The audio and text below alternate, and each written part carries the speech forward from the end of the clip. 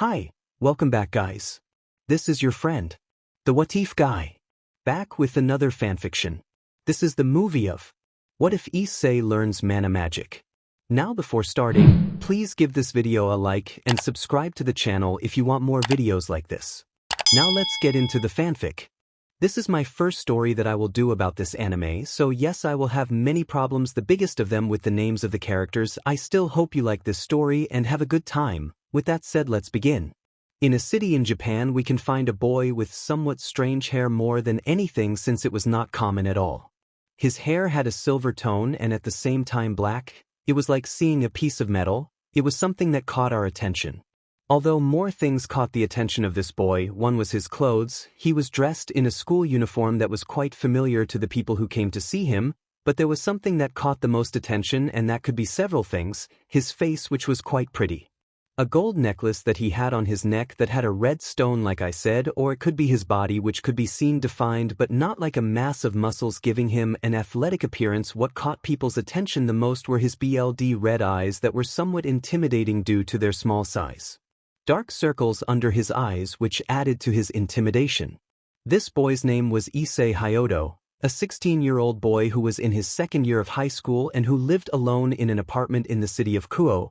A fairly normal and pretty city, of course, but with something that made things stand out. In that city, that entire city was being controlled by demons. Demons?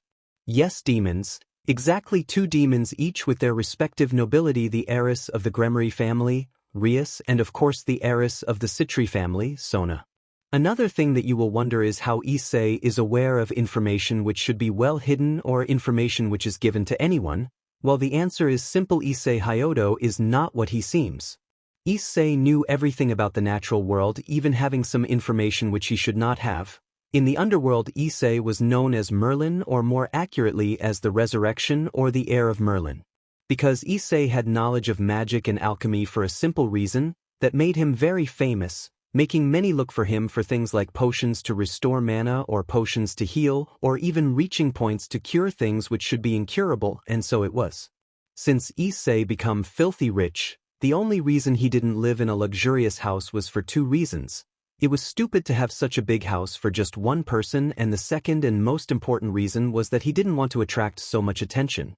But because Issei found it so funny that they called him that, with that nickname, because it was quite simple to explain, it made him laugh at the fact that each of those who came to talk to him actually talked to the one and only Merlin, the same one from the stories, the same one who was born in the medieval era, the Middle Ages, the same one that occurred between the 5th and 15th centuries. He was hundreds of years old. But he could survive. It's simple to answer. Issei was not a demon, angel, or fallen angel. He was a simple human. He didn't even have a sacred gear. The only reason he survived is because of one of his inventions, one of the best. With his hands he raised the necklace he had up to his eyes as he looked at this same one with a smile. Issei, the philosopher's stone, or as others call it, the sorcerer's stone. A legendary stone which granted Issei immortality among other things, and is just a set of magic and alchemy together with incredible things like dragon and phoenix. Many people, even in the supernatural world, think that the philosopher's stone is simply a story, a legend, but he did not create it at the age of 16, not these 16, his real 16, a year after his magic teachers let him leave for good. Your account to study what interests you is when he created the philosopher's stone, which stopped his lifetime as if it were a clock. Making it simpler, if the stone breaks, he does not die, it just makes his lifetime run again, as if you put new batteries in the clock that kept showing 12 o'clock. His stone also gave him other aspects, such as the fact that it gave him infinite mana, meaning he could do as much magic as he wanted, that he would never run out. It allowed him to know when someone wanted to use magic on him and even protect him from this. Removing his hands from the necklace, Issei put it back where it was and continued on his way while he continued thinking about his plans. Issei was not sad or envious of those who had sacred Fesser for several reasons. One of them was that his mind was prodigious, his magic was his sacred gear, there was no existing magician who was a type of risk for him, none of them reached his level, and besides, the philosopher's stone could be considered in itself a sacred gear created perfectly for magicians. His years of life allowed him to learn many things, including many different styles of martial arts as well as the use of the sword, Not only because he needed it in his era but because he loved them. One of the reasons why he created Excalibur, yes, as they heard, he created the legendary sword Excalibur. It bothered him that the factions believed that the creator of it were the angels and God could accept that his God could create great things, but his Excalibur, please, he had a goal in mind apart from others. Of course, one day he will prove that he was his creator. Colorado? It was easy. Excalibur has her own consciousness, but at the call of her creator or father she would reach him, and with a few simple words, all its fragments would come together again, forming what was once the sword that he created and left in the hands of Arthur, thus being carried by its creator and by its legitimate bearer. Arriving at the entrance to the school where several students were gathered, entering this wall, and next to the entrance there were two girls, both with black hair, one shorter than the other, but the one that caught his attention the most was the one with short hair. She was the shorter of the two and had glasses and violet eyes. While Issei was passing by, he watched as Sona made signs with her hands for him to come with her, but just in case, Issei looked back and to the sides and then looked at his Sona, pointing to himself in the form of a question. That action made Sona smile because of how funny it looked, but as soon as it arrived, the small smile left and she gave a nod to Issei, who approached Sona. When he arrived at her side, she greeted him with a small bow, which was copied by Sona. It's a pleasure. My name is Sona Shitori and I'm the president of the student council. You're Issei Hyodo, right? Say, the pleasure is mine, and yes, I am Issei. Sona, well, come, I'm going to show you the facilities, so follow me please. Say, of course. Issei was mentally grateful as he looked at his left hand, more precisely to his middle finger. He had created something else. Yes, another invention with alchemy and magic, a stone similar to the philosopher's stone, only smaller, which was in a gold ring on his finger. Canceling that ring gave him the aura of an ordinary human, so unless he used magic it was impossible for anyone to think he was anything more than a human. Otherwise, surely the moment he entered the city he had put everyone in fear. Despite having perfect control over his magic, allowing him to go unnoticed, the philosopher's stone gave him so much power that it was impossible to hide it. So when he created that ring, it was only a few weeks after creating the philosopher's stone. Walking with Sona, she showed me things, the clubs that she was interested in. By the way, the kendo one. She also showed him the cafeteria, the student council room, the address, and a few other things, and then took him to where his classroom would be. Sona, this day you have given me a good impression of you. You arrived on time, you came dressed as the regulations dictate, and you have good manners. I hope you don't break that good impression that I have. Issei, I'll make sure not to make you president. Knocking with her knuckles twice on the door of the room next to her, Sona bowed again, which was copied by Issei. Sona, it was a pleasure meeting you, Issei, and remember, if you have any questions or problems, go with me to the student council room. Issei, the pleasure was mine. I hope we can be good friends. With a small smile, Issei began to walk away while the classroom door opened, showing a teacher. Teacher, you're the new kid. Teacher, well, wait. After a few minutes of waiting outside the classroom, the teacher called him, so Issei slowly opened the door and then entered and stood next to the teacher, who told him that he would introduce himself. Issei, my name is Issei Hyodo. I am a foreign student. It is a pleasure to meet you. I hope we get along well. Teacher, if you want to ask questions, ask them, but quickly, we have to continue the class. At that, a girl raised her hand and then began to speak. Girl, where are you from? Issei, I'm from the United Kingdom, exactly from England. Girl, great, do you have a girlfriend? Teacher, that's enough, let's continue the class. Please sit in that empty seat. Moving around the room, Issei found his seat, which was next to the window, so taking it he began to listen to the class with boredom. In his classroom the only people who attracted attention were 6 people, 3 girls, 3 boys. The 3 boys looked at him with hatred. Why? He didn't know it and he didn't care. One of the girls thought it was strange, but he knitted glasses and pigtails, and the other 2, well, one of them had brown hair and the other had pink hair. They were paying attention to the class, so he was too. Started to pay attention. Pay attention to the window or anything other than a man telling you things you already knew. After a few hours passed, the lunch bell reached Issei's hatred, who from his backpack took out a lunch that he himself prepared to eat. When he was about to eat it, the door to the classroom opened and a white-haired girl entered for later. Approach him and ask him to accompany you.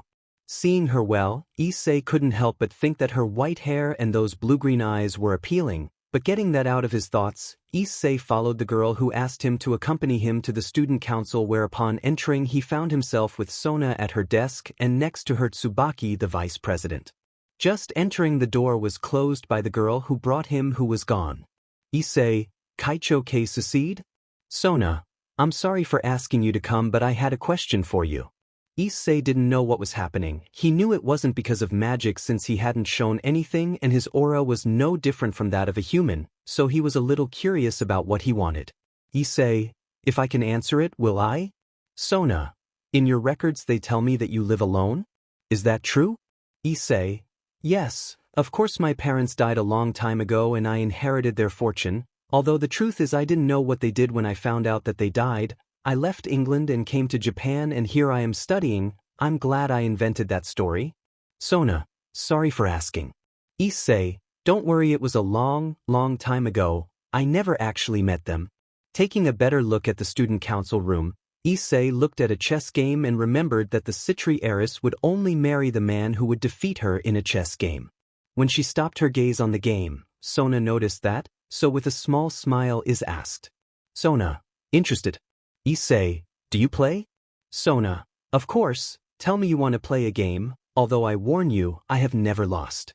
Upon hearing that, Issei smiled at him and gave him a nod, so Tsubaki went for the game and put it on the table that was between the two armchairs, so Sona sat on one and Issei on the other, with Tsubaki behind Sona. Issei, I will show this girl that she should not be trusted. I was when chess was created in the 6th century and this girl thinks I could defeat myself. Ha! Let's play Kaicho. 3 Doritos later. Sona's glasses were poorly placed, her eyes were wide open and she looked at the game in disbelief and then saw Issei, who had a happy smile. Issei, it was a good game Sona, but this is checkmate for me. Sona, impossible. Looking at the time on a clock that was in the room, Issei realized that it was almost time for lunch to end, so saying goodbye to Sona, he went out to be able to eat before it was over, leaving a surprised and quite depressed Sona in the room. Tsubaki, Kaicho? Sona, yes Tsubaki, he beat me and now he's my fiance. With a rather surprised look, Tsubaki thought about that for a while until the other members of Sona's nobility arrived and were told what had happened. But while that was happening in the council with Issei, he was happy eating under a tree. Issei, now I must be Sona's fiance. Haha, the face he had was very funny, it was worth it. With his day continuing after the break, Issei finished classes and was about to go out until a girl came to ask him to go to the council again. The girl had reddish hair which was in 2 ponytails which reached her shoulder, pretty but not that appealing. What does the girl with white hair sound like? When he arrived at the council he found Sona again, who had her hands clasped in front of her face like Sasuke, looking seriously at Issei, who had a calm smile. Issei, hello Kaicho, what is offered to you? Nobody apart from Sona knew why Issei came. Some even had the idea that Sona wanted to eliminate him either peacefully, meaning by erasing his memory, or in a non-peaceful way, eliminating Issei. Sona, I want to suggest you join the student council.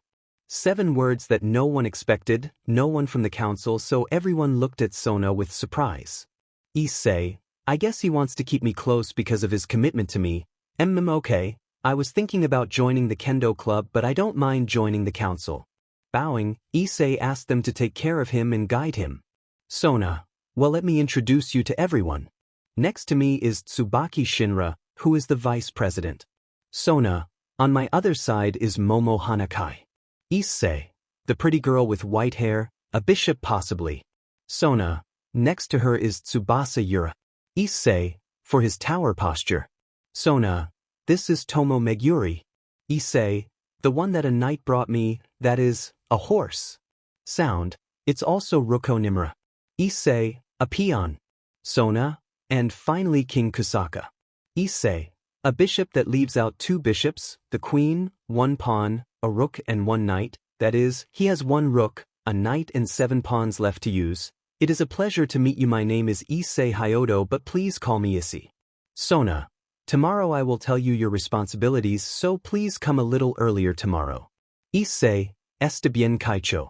Sona, Please just tell me Sona. Issei, it's okay Sona-san. Sona, no honorifics please. Say, Sona. Sona, perfect good now you can leave have a good day Issei. Issei, thanks and equally to everyone, goodbye. With that said, Issei began to leave the facilities while the entire council stared at Sona, still surprised not only by having joined the council but also by the familiar way in which she let him call her and how she called him. Sona, I made a promise to my parents, and since we are now promised we must get along well. Tsubaki, it wouldn't have been a good idea to tell him about that. Sona, I want to have a better relationship with him before that. Momo, because he joined the council. Sona, having him around even though it may not seem like it, his presence is pleasant, and it will also be nice to be able to play chess with him more often. With Issei leaving school, he was thinking about something very important. Issei, I would like you to add me to your nobility? Wouldn't it be the best? I'm a magician and you already have 2 bishops. I think it would be better to stay as we are or not. Well, time will decide.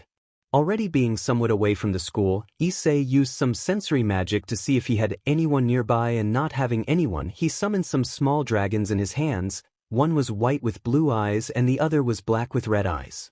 Issei, little ones, I need you to do something. The sound of a small growl that was super cute and cuddly was heard by Issei. Issei, well Kuro, I need you to watch over the fallen angels of the abandoned church. At that the dragon turned around in his hand and then took flight with its small wings and left. Issei, and Shiro, I need you to keep an eye on a guy who has sacred gear. He's from my school, I know you saw him. At that, the little white dragon liked Issei's hand and then flew away with its small wings. When he saw them walking away, Issei simply continued walking until he got home, where he entered. He prepared something to eat and started watching television, until he got bored and decided to go watch anime or play video games. While all this was happening on a bridge, there were 3 people and a dragon. One of the people was a human who had a sacred gear, the other was a girl who was a fallen angel, and the last was a demon girl. While the good dragon, he was white. When the fallen angel and the boy with sacred gear finished talking, the demon girl left the place while the dragon followed the boy to his house, where just seeing him enter, he left the place teleporting, leaving only some small colored powder or glitter. Blue. When he reappeared, he was on one of Issei's shoulders who was playing video games, but when he saw his little dragon, he put the games aside. Seeing that the little dragon began to make movements on his shoulder, small tender growls and more cute things. Issei, so they are going to play dating? Well Shiro, good job, you earned a cookie. Taking out a cookie from nowhere, Issei gave it to the dragon, who ate it happily and then went to a small bed which was next to Issei's bed and on top of a nightstand. On that little table there were 2 beds, one on top of another as if it were a litter, one black and the other white, one on top and the other on the bottom. As always, being against parts Shiro and Kuro, black and white, one was more about using magic to attack and defend himself, and the other was more about going to the physical for attack and defend themselves. Although both could use magic and use their physique, both always tried to be different from the other, being their counterpart. They in a way were following in the footsteps of Drake and Albion. While one created the power of increase, the other created the division. When Issei saw that Shiro lay down on his bed and went to sleep, he noticed that his dragon looked weakly like him, so following in the footsteps of his dragon, Issei decided to turn off the game and go to sleep. After all, tomorrow would be serious. A new day. When a new day came to Kuo, Issei got up and looked at how Shiro was in his bed, but Kuro was missing, so he knew he was watching the fallen angels. Getting up, Issei decided to take a shower and then change. With those 2 things already done, he had a quick breakfast and prepared to leave his apartment, leaving Shiro there, who was still asleep. Say, how I envy him. Arriving at the entrance of the school, Issei met Sona, who greeted him and asked him to follow him. While they both walked through the school in the direction of the student council, Sona began a conversation. Sona, Issei, you believe in the supernatural? The question, although it was obvious where he was going, Issei thought of something to play with her a little. Issei, yes, once a cookie disappeared from my kitchen and I didn't know where it was. In the end I never found it, the culprit Shiro and Kuro. What Issei said made Sona smile, which disappeared instantly. Sona, I don't mean that, I mean if you believe in demons, angels and fallen angels. Issei, well I guess so. I don't believe in them because I know it's something that exists, Sona, I see. Arriving at the door of the council, they both entered, finding a Tsubaki in the room cleaning Sona's desk. Sona, we were thinking about what you would take care of. Tsubaki, really? Sona, just like Tsubaki, you will stay by my side helping me with whatever I need. Tsubaki, really? Issei, of course it's fine. Sona, well now go to classes that are about to start. When Issei left, Tsubaki looked at Sona with doubts in her eyes, which was noticed by Sona. Sona. His presence, as I said, is pleasant, he is a good strategist, he showed it to me in chess and, in addition, he is intelligent thanks to the grade he got in the entrance exam. Tsubaki, the chess thing could have been luck. Shaking his head, Sona looked to where Issei was before. Sona. If it had been luck, I would have been able to face him and the safest thing to win was not luck. It was strategy and a very good one. Tsubaki, are you seriously considering having him as your fiance? Sona, we are already engaged. Also as I said he is nice I can accept it and if we talk in a more physical way it is nice. Tsubaki looked at the ceiling thinking about Issei and what came to mind the most were his red eyes so she shook her head at her thoughts. Tsubaki, I didn't think you would fall in love. Sona, I'm not but there is someone who has the possibility of achieving that besides, the one my parents wanted me to have is better. That demon was stupid and arrogant, it only showed that he was not worthy of me. Tsubaki, he was also ugly and perverted, he had no talent and was mediocre at strategies, he knew little about companies or anything like that, he had no skills in which he excelled and he didn't even know how to play chess and he thought he could beat you, he loved you. As a trophy only you're right, Issei is better than that even though we don't know him very well, the fact that he is respectful and has beaten you in chess proves it. Sona, you went too far with the poor devil. Tsubaki, well yes a little. Sona, I think I should tell Rias that I already have a possible new member of my peerage. Tsubaki, do you plan to join it? Sona, yes, rook, knight or pawn. I think a pawn would be better. Tsubaki, on peon? Sona, although he has a good physique. At that Tsubaki's smile was directed at Issei again but now at her body which made her blush a little and although it was noticed by Sona she didn't say anything. Sona, as I said, although he has a good physique for a horse or a rook, I think a pawn would be better so that he could promote himself with his mind. I wouldn't be surprised if he could become good at magic. Tsubaki, you're right but how do we tell him to join? Sona, the right time will come. When Issei arrived at his classroom he was greeted by his classmates except for the three who he now knew were the school's perverted trio Matsuda, Motohama and the other guy and the one who had the sacred gear which was not known but he had one like that he was a target of both demons and fallen angels. From what Shiro told him, a piece of the Gremory nobility was watching Issei, so he knew that Rias wanted the guy for his sacred gear, he surely wanted him. Let him die so he can be reincarnated as a demon. Issei, will I allow it? I could take away his sacred gear. I know that Sona wants me in her nobility after all, I would F with Rias that way because of what Shiro said on Sunday he will have a date with that Yuma so that guy will die day. Taking out a small purple crystal, Issei looked at it while he was sitting in his seat.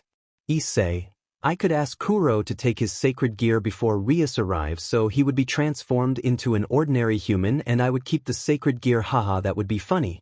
Sitting in his place, Issei began to make a mental image of how Rias would feel knowing that the person who wants to reincarnate does not have sacred gear and that, as I suppose, by not having anyone watching me, the person he is not interested in has sacred gear. And if that were not enough, he is an absolute genius.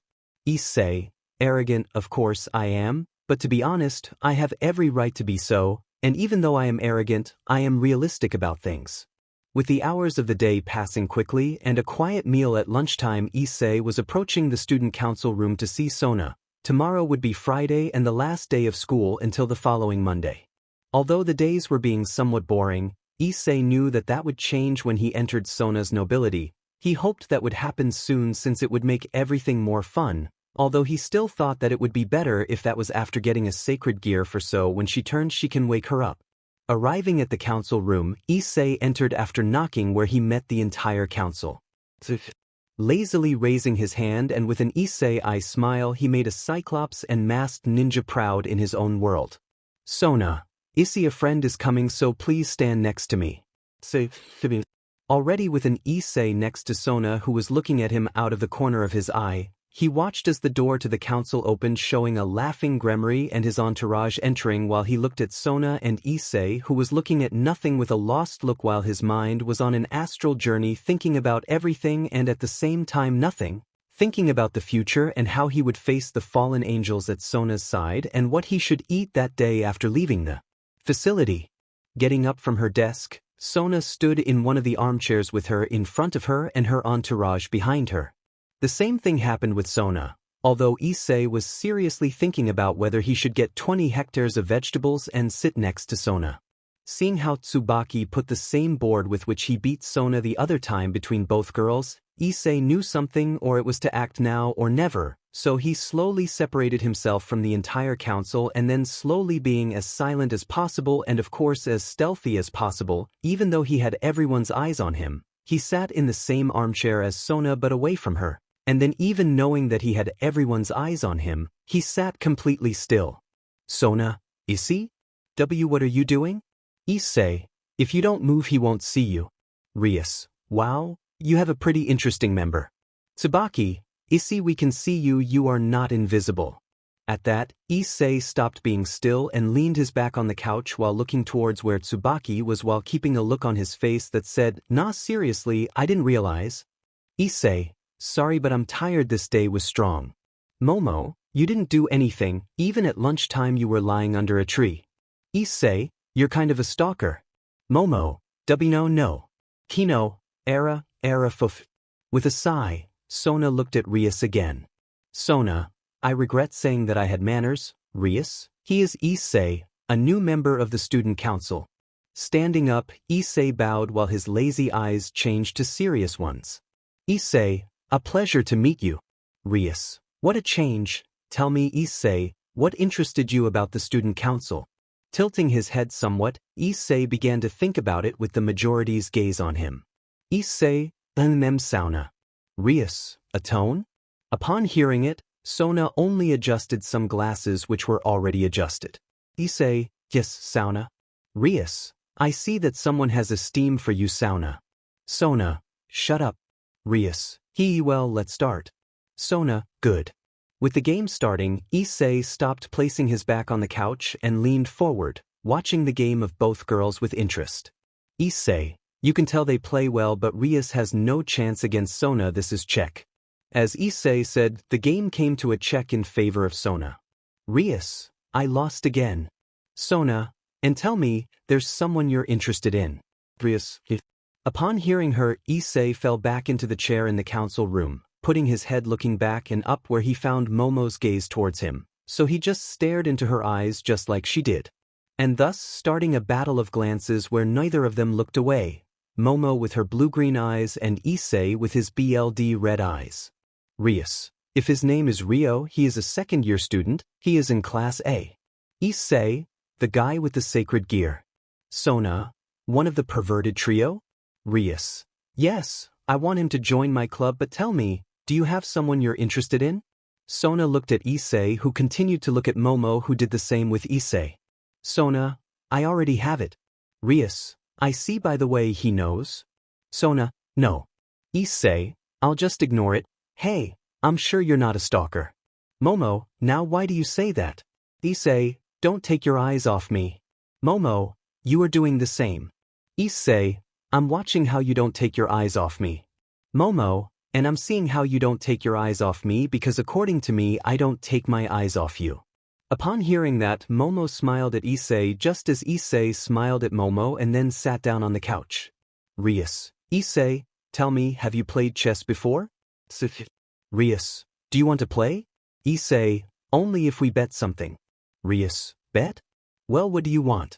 Issei, I don't know, I just said it for the sake of saying it.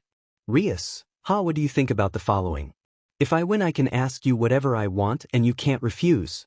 Issei, what if I win? Rias, the same but with me. Issei, fine, I accept. Sona, wait. Getting the game ready, Issei smiled as if he had his prey in front of him while Rias had a confident look. Checkmate. Rias, only 10 seconds later? Rias's surprised and lost look suggested the affection of losing against Issei, who was laughing a little at Rias's face, which was slowly taken out of the student council while repeating how he lost in just 10 seconds. Sona, I understand your loss, Rias. The same thing happened to me. What are you thinking about asking him? Sona, and why did you accept? Issei, it was fun and now I have a favor which I can use at any time. Sona thought about Rias's biz for a moment and looked at hers and then saw Issei who was talking to Momo. Time skip 3 days. It was Sunday morning and as planned, Issei was lying on his bed with a cup of hot chocolate in his hands while in front of him a movie was playing on the television he had in his room. Above Issei was a plate of chocolate chip cookies and next to him was Shiro eating one of those cookies while on the other side. Kuro doing exactly the same while they, like Issei, were watching the movie. Issei, it's been a long time since we saw V for Vendetta. At his words, his dragons made cute sounds in confirmation, but after a while of watching movies, eating cookies and some food, which was pizza, Issei gave Kuro a purple pebble when the sunset was already approaching. Issei, you just have to get close to the body of the one who followed Kuro and let this stone touch it and that's it. After that without being noticed you leave, okay? Issei, how can I stand so much tenderness?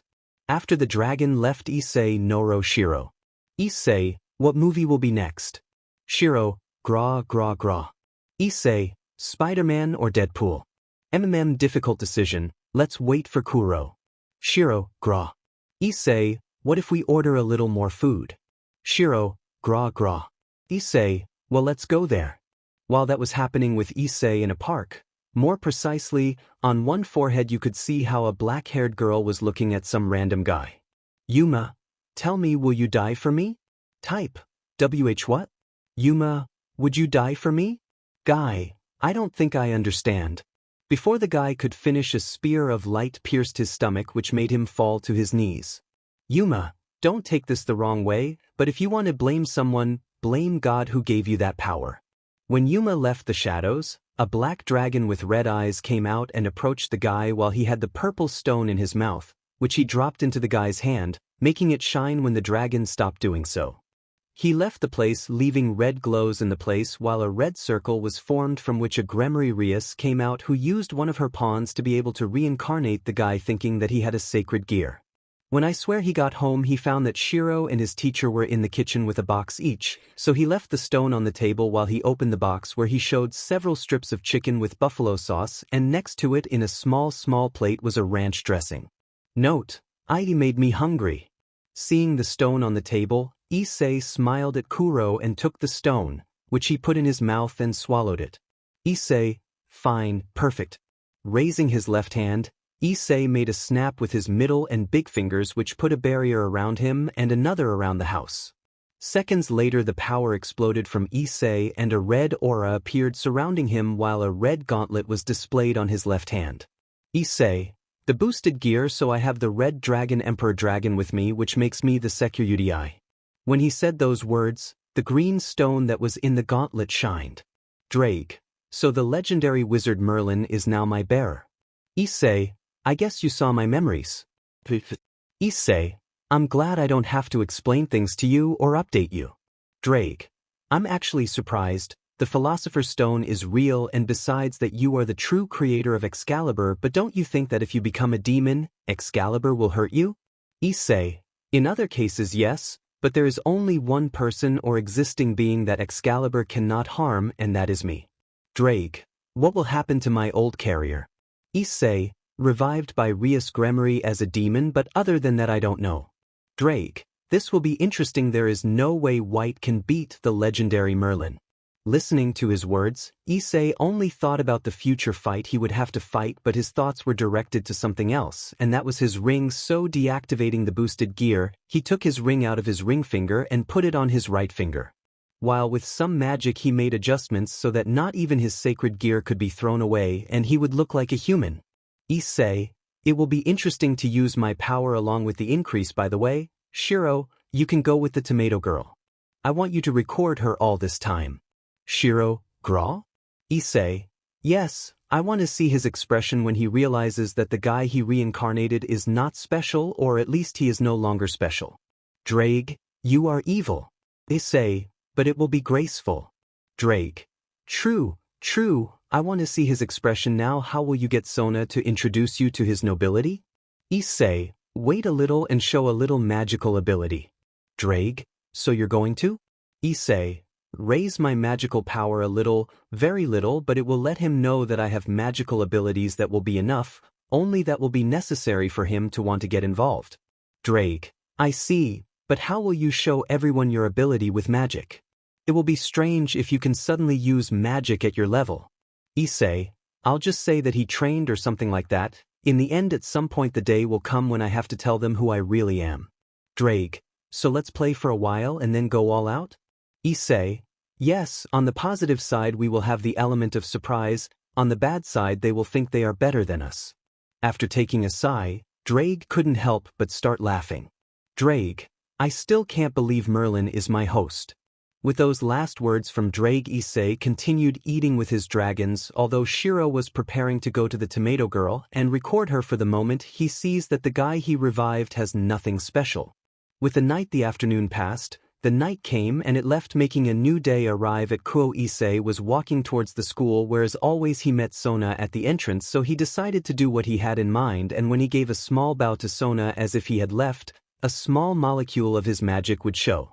Longquack achieved his goal because Issei watched as Sona's eyes opened full of surprise. Issei, what's wrong, Kaicho? Do you feel bad? Do you want to go to the council room? Sona, no, everything is fine. Can you come with me to the student council room? Issei, sure, mission accomplished. Drake, DMN, this guy is a DMN manipulator. On the way to the council room, Issei was talking to Sona about tribal things. When they both arrived at the room, Sona called Tsubaki, who arrived in a matter of seconds and stood next to Sona, who sat behind her desk. Sona, do you remember when I asked you if you believed in the supernatural? Of course. Sona, good, because the reason why, well, this is more difficult than I thought. Issei, what's going on, President? Sona, you see, I'm a demon just like the rest of the council. Issei, I didn't know he was a Kaicho joker. Sona, no joke, I'm a demon and I wanted to know if you wanted to join me reincarnate as a demon. Issei was thinking about how funny it looked for Sona to be so nervous about not knowing how to tell him about the demons. Issei, I don't understand well.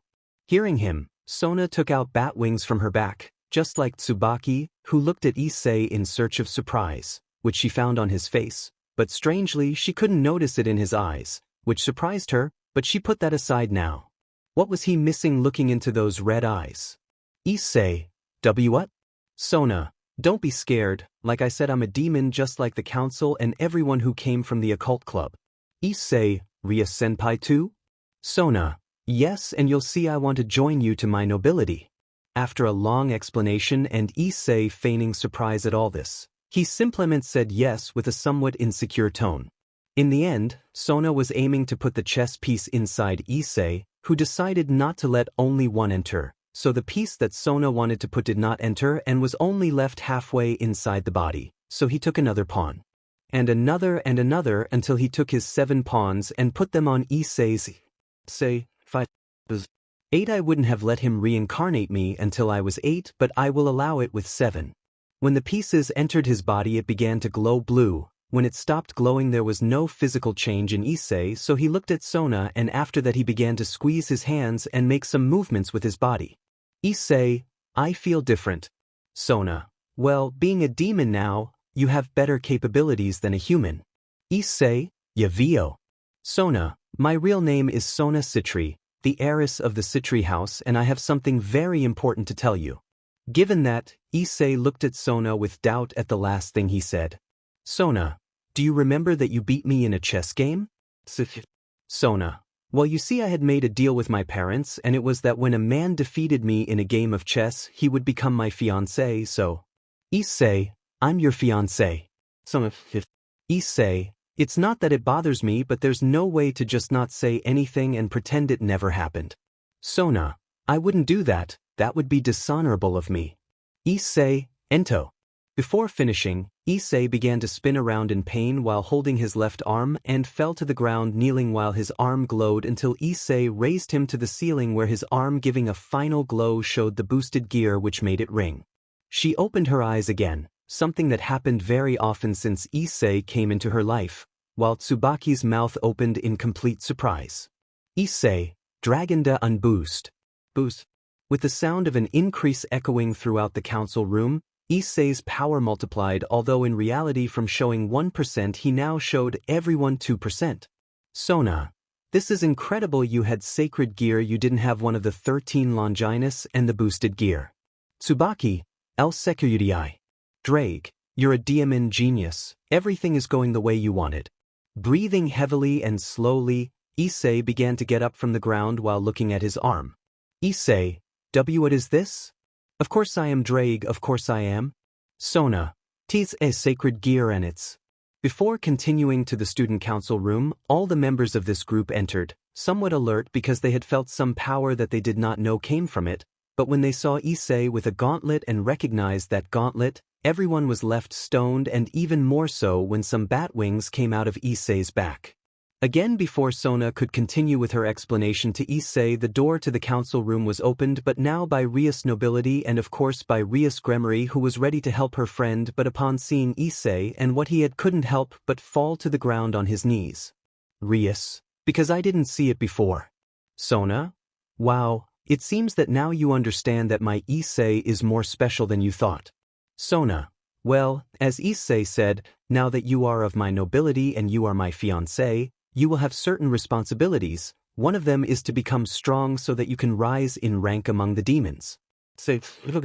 Rias, promised. Sona, right, Rias, I didn't tell you Issei beat me in a chess game. Akino, Era, what's wrong? Are you bothered by Sona's cute fiance? Issei, I like her. Drake, me too. Rias, then the power we felt was. Sona, Issei to Issei. Rias, well, taking advantage of the fact that I'm here, I have to tell you that I already got my pawn. Sona, who seriously? Rias, yes, his name is Rio. Sona, how many pawns do I use for you? Rias, 1. Why? Sona, not for nothing. Rias, how many do Issei occupy? Sona, will I tell him? Well, why not? 7. Rias, what? 7 pawns. 7 pawns because I didn't pay attention to him before. I could have had the Red Emperor in my nobility and with the certainty that he would get out of my commitment. Issei, I know that face, the face of knowing that you could have had something better if you chose better and not just the first thing you saw. And the best thing is that you don't know that Rio is still just an ordinary human. Rias, well, it's just to be hoped that Rio awakened his sacred gear. Sona, Rias, seriously, does he have one? Rias, what do you mean? Sona, when I saw him walk through the door, I didn't feel anything special about him. Rias, of course he has something, it's like Issei doesn't feel it, but I know he has something special. Issei, yes, it's special. He died by a fallen angel and the best wizard in existence stole his sacred gear. Drake, you are too arrogant. Issei, as I said, I'm within my rights. I'm a walking legend. You might think I'm arrogant. Afang pedantic BS duty. I think I'm amazing. Drake, this will be problematic. Issei, well, although I like these meetings of appealing girls. Why? Looking at Kiba with doubt in his eyes, Issei turned his gaze to his appealing fiancé. Issei, I have to go to class. Sona, you can calm down and go, no problem. With a smile on his face, Issei waved goodbye to all the girls and left the student council room, leaving the rest of the entourage of both Rias and Sona in it. Kiba, what did I do to him? Sona, sometimes it's weird. Tsubaki, it seems like he has several personalities. Akino, wow, how interesting. Sona, who was looking at Akino, who had one of her hands on her mouth, preventing herself from giggling, was about to say something, but Rias spoke quickly. Rias, please Sona, tell your fiancé to help me. Sona, why would that be? I don't understand why you ask me that. Laughs? Rias, it's just that with him, I'm sure I'll be able to leave. I'll be able to be free, please. Please Sona, please. Sona, let's talk about this better.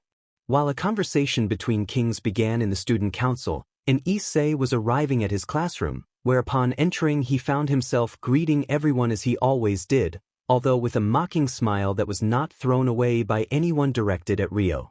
When he sat down in his seat, this myth to his left where his classmate Aika Kiryu was, who was looking at him and aimed to talk to him. Say, Ola. Being again in the student council room, Issei was sitting on the couch with one of his legs crossed over his other leg while looking into the eyes of Soma, who was sitting next to him with a blush while she had her hands on her back. Sona. Be well? Issei, well, although I don't want to get too far from you, I suppose it is a request that I can fulfill after all. I am a knight and you are my princess. Getting up from his seat, Issei stood in front of Sona and looked up while Issei put one of his hands on his chin, raising his chin. Issei, I think I'll take advantage of the situation a little. Sona? Before saying anything else, Issei approached Sona, who blushed a lot, but unlike what she thought would happen, she received an embrace on the cheek. Issei, what's wrong, did you think it would be on your lips? The blush that increased on Sona confirmed that to Issei, in which he gave him a smile. Issei, I'll claim that after all the riots are over. With those last words in the air, Issei separated from Sona and began to walk to the door and then stopped before leaving the room. Issei, I will go with Rias to inform him about my acceptance of the plan. Closing the door after leaving, Issei began to walk to the building where the Rias club was. Issei, why would they give him such long names? Don't they know how to give short names? Taking one or another look from the people as he walked, Issei arrived at the building where he entered and started to where the club should be. When he arrived at this place, he entered as if it were his home and greeted a woman who was at the desk. Issei, I already talked to Sona about your little problem. Accept. Rias, thank you for accepting. Issei, I want something in return. Rias was surprised by that, but she didn't see anything wrong with this. After all, it was something that wasn't that rare. Rias, what do you want? Will he ask for something that has to do with me? My body? Or something similar? Issei, I want all the information you have or everything that has to do with Sona that you have. That left a vein highlighted on Rias's forehead, which she looked with a blank look at Issei since she expected everything. Rias, really? Issei, I would like to know more about her. What can I say? I would like to be a good fiance. Sighing, Rias only felt at Issei's request, who smiled at her and bowed, placing one of her hands on his Issei and the other on his back with his right foot in front. He bowed while the left was behind, making so a more elegant bow. Issei, well, I'll make sure your problem with the phoenix goes away. Rias, are you sure you can? Issei, in fact the chances of losing by my side are 0, you leave the work to me and I will make what you dream come true. So please just call me Issei, or if you prefer Salvador. Rias, you are arrogant. With the sigh that Rias Issei let out, he just laughed and gave him a calm and kind smile. Issei, can you blame me? Rias, the truth is that no, it is very common. Leaving the place, Issei left, although he told Sona that he would train and learn what the books that were given to him about magic and knowledge had to give. Although he would not use them, he would only open them and flip through them. Something after all he did not need to train to be able to become strong when he already is. Plus his opponent was Razor Phoenix, a simple demon from the House of Phoenix, had nothing to do against him. Not only because he was at the level of the Mao, the Seraphim or the Cadre, although he was sure that before he could fight them, now he was sure that when he was at a good level with Drake he could defeat them. Also, the other thing is that if the Phoenix knew how to use their flames better, they would be opponents worthy of being named as a filler character in a book, which is not the case since they did not know how to use their flames well, and that would be made clear to them when we'll face Razor. While he was walking, he came across a funny scene in the park in which Kuro took away Ryo's sacred gear. He was while a spear of light impaled him, and above him was a fallen angel. Issei, hey, fallen angel, you shouldn't do that to a demon, especially when it is under nobility. That can be considered an act of war and can have consequences. Fallen, that wouldn't be bad besides. Before continuing, he was literally eating dirt while Issei was sitting on his back, who looked boredly at Rio, although his gaze went to a red circle that appeared next to them, from where Rias appeared. Issei, oh, Rias, Issei? What step? Issei, our friend, he crossed your pawn.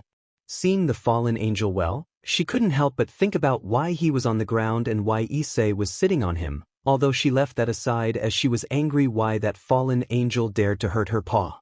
Rias, what do you think you're doing, fallen angel? Issei, wait, let me get up from my seat so I can talk. Getting up slowly, Issei patted the back of the fallen angel who stood up with a face full of anger.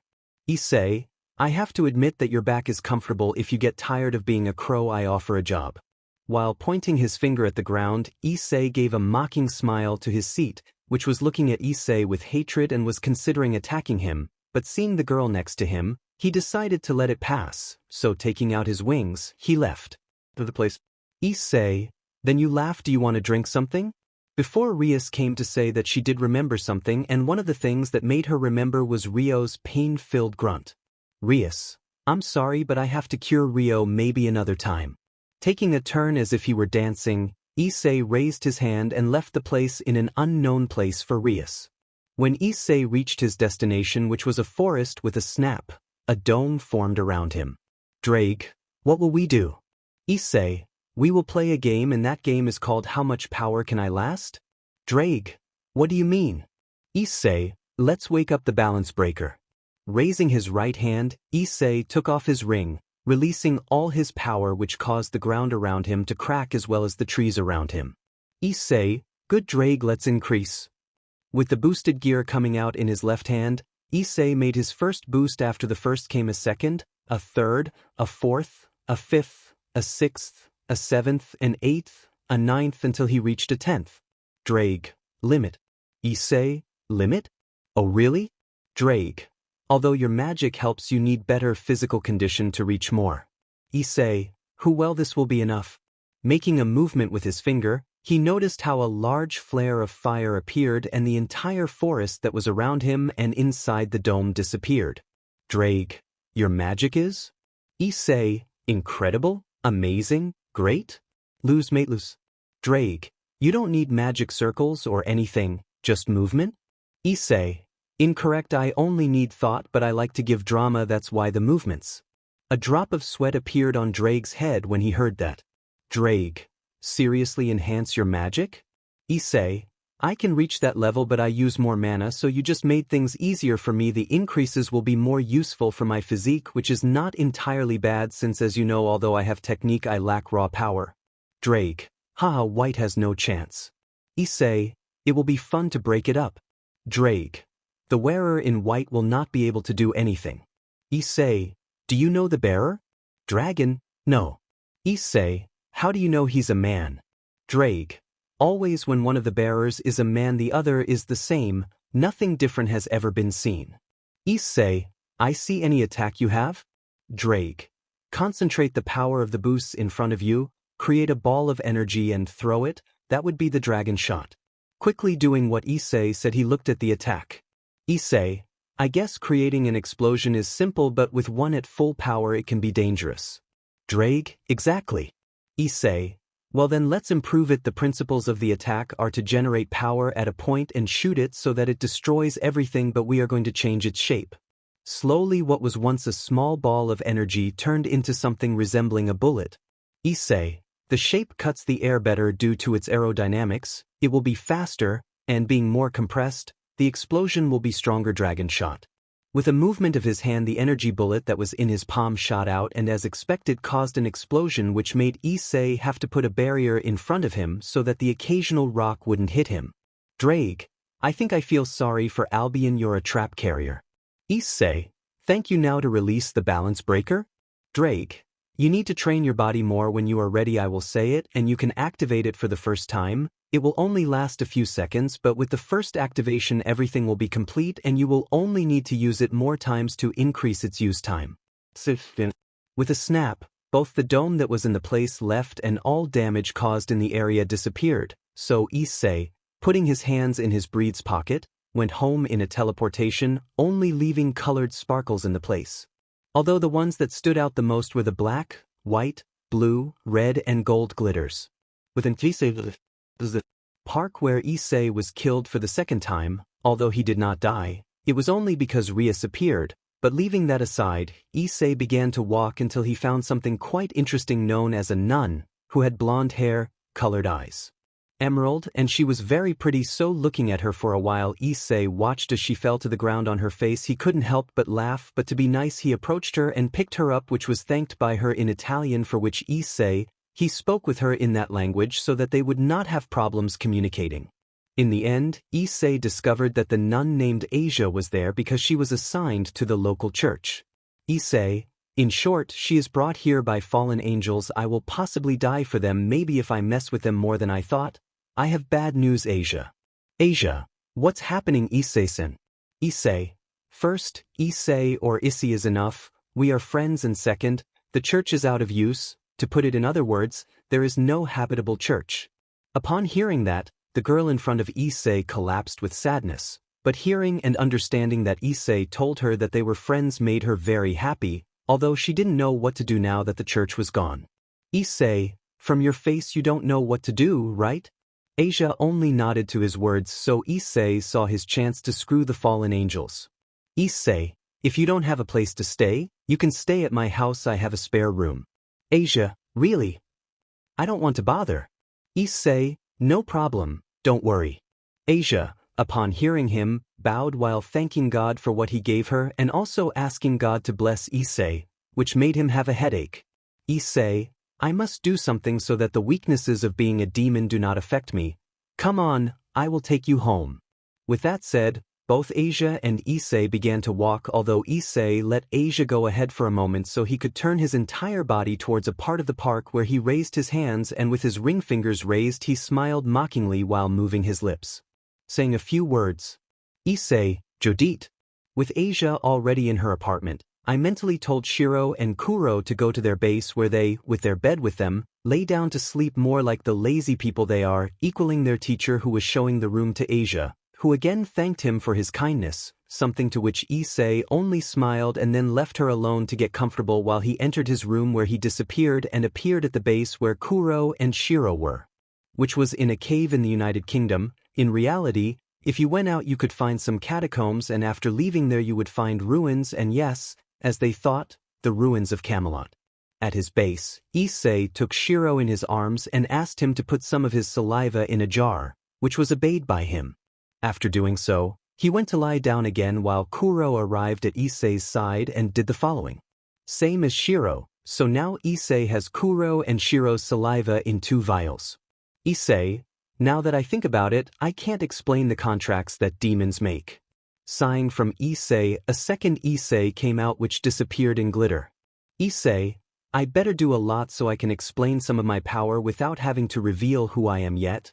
While the real Issei, who knows that his clone was in Sona's house, how he knew where Rias was, gave him the information, gave him many things about Sona, and was thinking of using them when the real one was with her, but before that's why he decided to knock on the door. When it was opened by Sona, who was surprised to see it there, Issei's clone greeted her with his hand. Sona, how did you know I live here? Issei, Rias told me I wanted to ask you something. Sona, what's happening? Would you like to come inside? Issei, it won't take long, I think it's about the contracts. Sona, did Rias also tell you about them? Sona, you better come in, I'll saturate you with information. Issei, this girl doesn't have even 1,000th of what I have. Entering Sona's house, she sat Issei on a sofa and she went to prepare tea, although Issei's gaze fell on her clothing, which was short shorts that reached above her thighs and a loose white shirt. When Sona returned with 2 cups, she sat in front of Issei, although when she bent down to put the cups down, Issei noticed that she was not wearing a bra, so she was about to say something, but she better save it for when she was about to leave her house. Sona, well, let's start. The boring talk later. Issei, I understand, then I wait until tomorrow when I am changed to the nobility of Rias to start making contracts. Sona, yes, but remember, don't get attached to her, you will only be with her until the razor thing is over. Issei, celosa? Sona, no, it's just a warning. Issei, it's not necessary to be jealous, I only love you.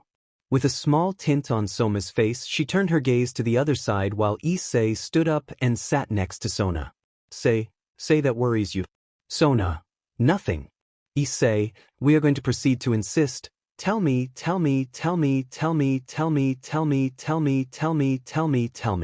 Sona, Okay, okay, but stop. Issei, now I understand why little children do that. Sona, what happens is that I'm afraid that you want to stay with her, being. Issei, Alcer? Sona, having a more developed body. Issei, confidence problems with his body when having such developed friends. Sona, I know it's stupid. Issei, of course it is. Even though you don't have a body like Rias's, it doesn't mean I'm left with tomatito. I have different color preferences. Taking some of Sona's hair in his hands, Issei looked into her eyes while his other hand grabbed Sona's chin so she wouldn't look away. Issei, leaving aside the jokes, you're pretty, I won't leave you for laughs.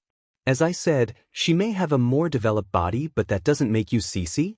Attractive was the word. Sona, but I don't have one. Looking down at her BRSs, Issei rolled his eyes. Issei, it's not always about Spider-Man BRSTS. Sona, spider? Issei, how would I'm saying you have other attributes, others that make you who you are? Sona, like that? Pulling out a piece of paper out of nowhere, Issei looked at Sona with a mocking smile. Issei, you have appealing legs, nice thighs, perfect hips, an equally good butt, your height gives you a cute touch, you have appealing violet eyes, your serious face is very pretty, but the most important thing, you are incredibly cute when you're blushing. Throwing the piece of paper she had in her hands as if it were Yu-Gi-Oh's letter on the table, Issei showed Sona a photo of herself blushing while wearing a magical girl outfit, which made her blush extremely. Issei, seeing your different expressions besides the serious one is something intoxicating and quite addictive, your appealing face being dyed red or with different emotions. Now Sona's face was redder than Hinata's when she saw Naruto. She was so red that she had stopped dead for a little longer and fell to the ground fainting.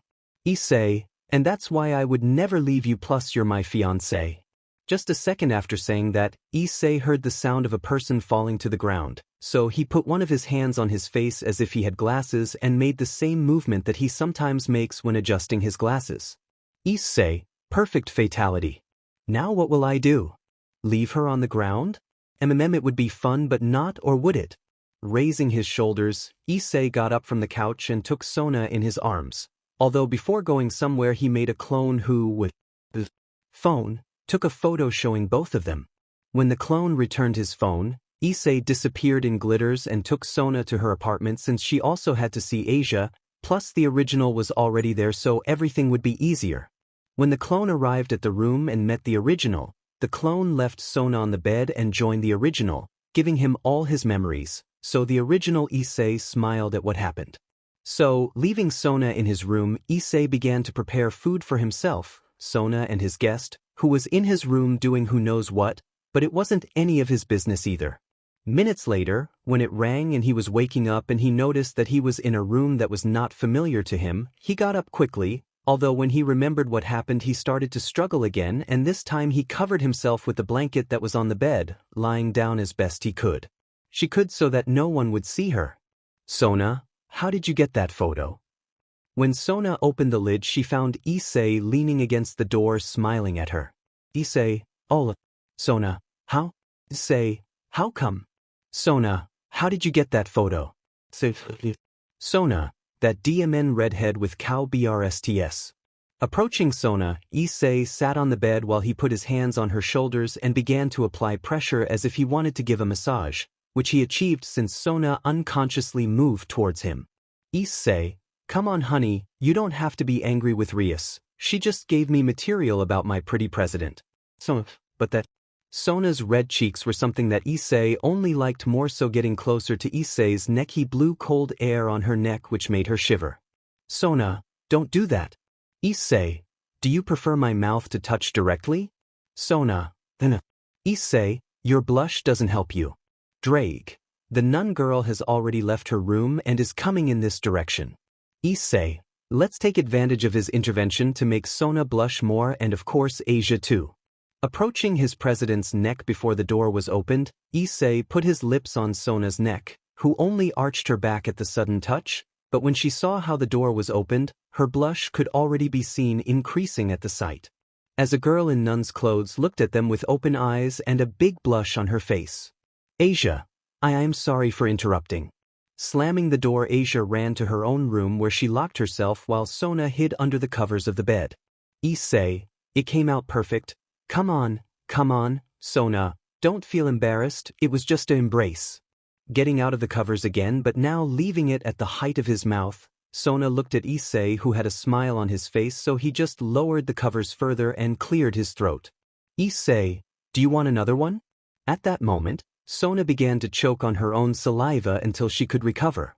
Sona, whwhwh, what are you saying?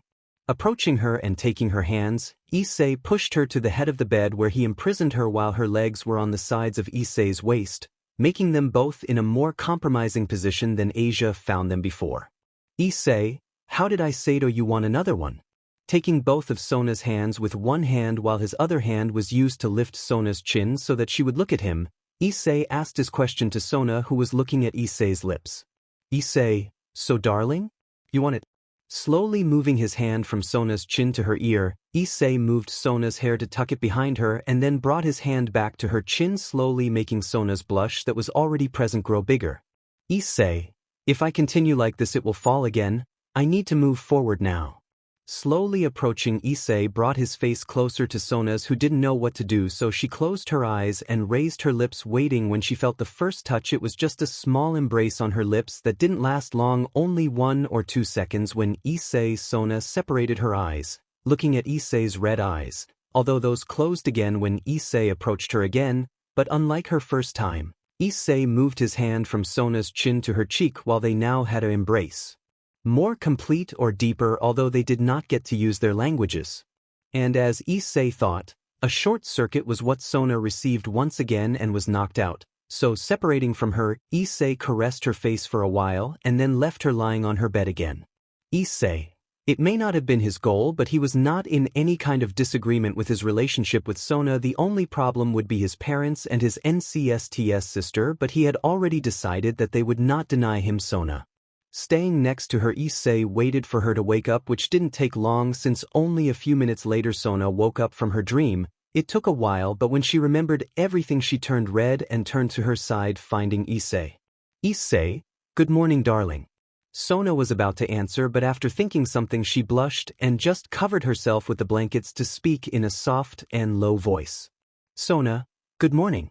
When Sona got out of bed with the help of Issei, he informed her 2 things. One of them was that it was already night, and the second was that she was at home, more precisely in her room. So looking around her closely, Sona was surprised by how clean the room was. He expected something more messy, but in the end he had the opposite of what he thought. Issei, by the way, dinner is here. Come, let's have dinner. I also forgot that we have something to talk about, but before that. Giving an embrace to Sona Issei on the cheek, he got out of bed again, leaving a red Sona who only stared at him. When Issei left his room, Sona got up, but seeing how she was still dressed, she only crossed her legs a little, remembering Issei's words about how I liked these. So she started to look through Issei's room until she found some of his clothes, and after, without anyone noticing or her thinking about it, she smelled some of Issei's clothes and then put them on. Unfortunately, according to her own thoughts, she didn't have much of Issei's smell, so sighing something, that's why she put the clothes from Issei, which were sports breathes, while upstairs, after taking off the nightgown she was wearing before and being left with absolutely nothing, she put on a black sweatshirt. Approaching a mirror, Sona looked at how it looked on her, although her gaze passed to her lips and her eyes. Lips to a red mark that she had on her neck, which made her blush, and quickly approached the mirror where she checked if what she saw was really what she saw. Sona. He left me a hickey. How will I explain it to Tsubaki? How will I explain where I was? Separating herself from the mirror, Sona began to see her body in the mirror, remembering everything that Issei told her that he liked, so again with a blush on her face, she patted her cheeks slightly while showing a smile, knowing that even if she didn't have the body of her friend, was still pretty to someone. Approaching the door, Sona opened it and looked around until she began to walk down the hallway, arriving at a kitchen which was attached to a room where there was a television. It was a larger apartment than usual, but it was not exaggerated enough. Enough for 2 or 3 people to live comfortably. Sona, maybe I could take it home. After all, Tsubaki also stays in an apartment.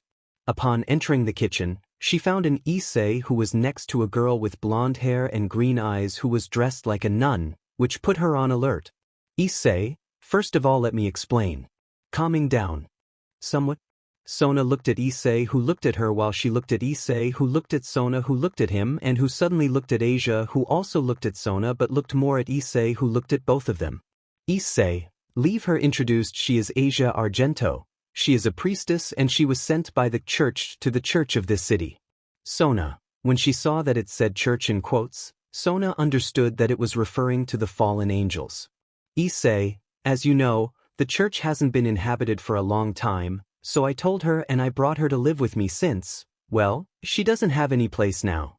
Sona. Issei, and he has a sacred gear.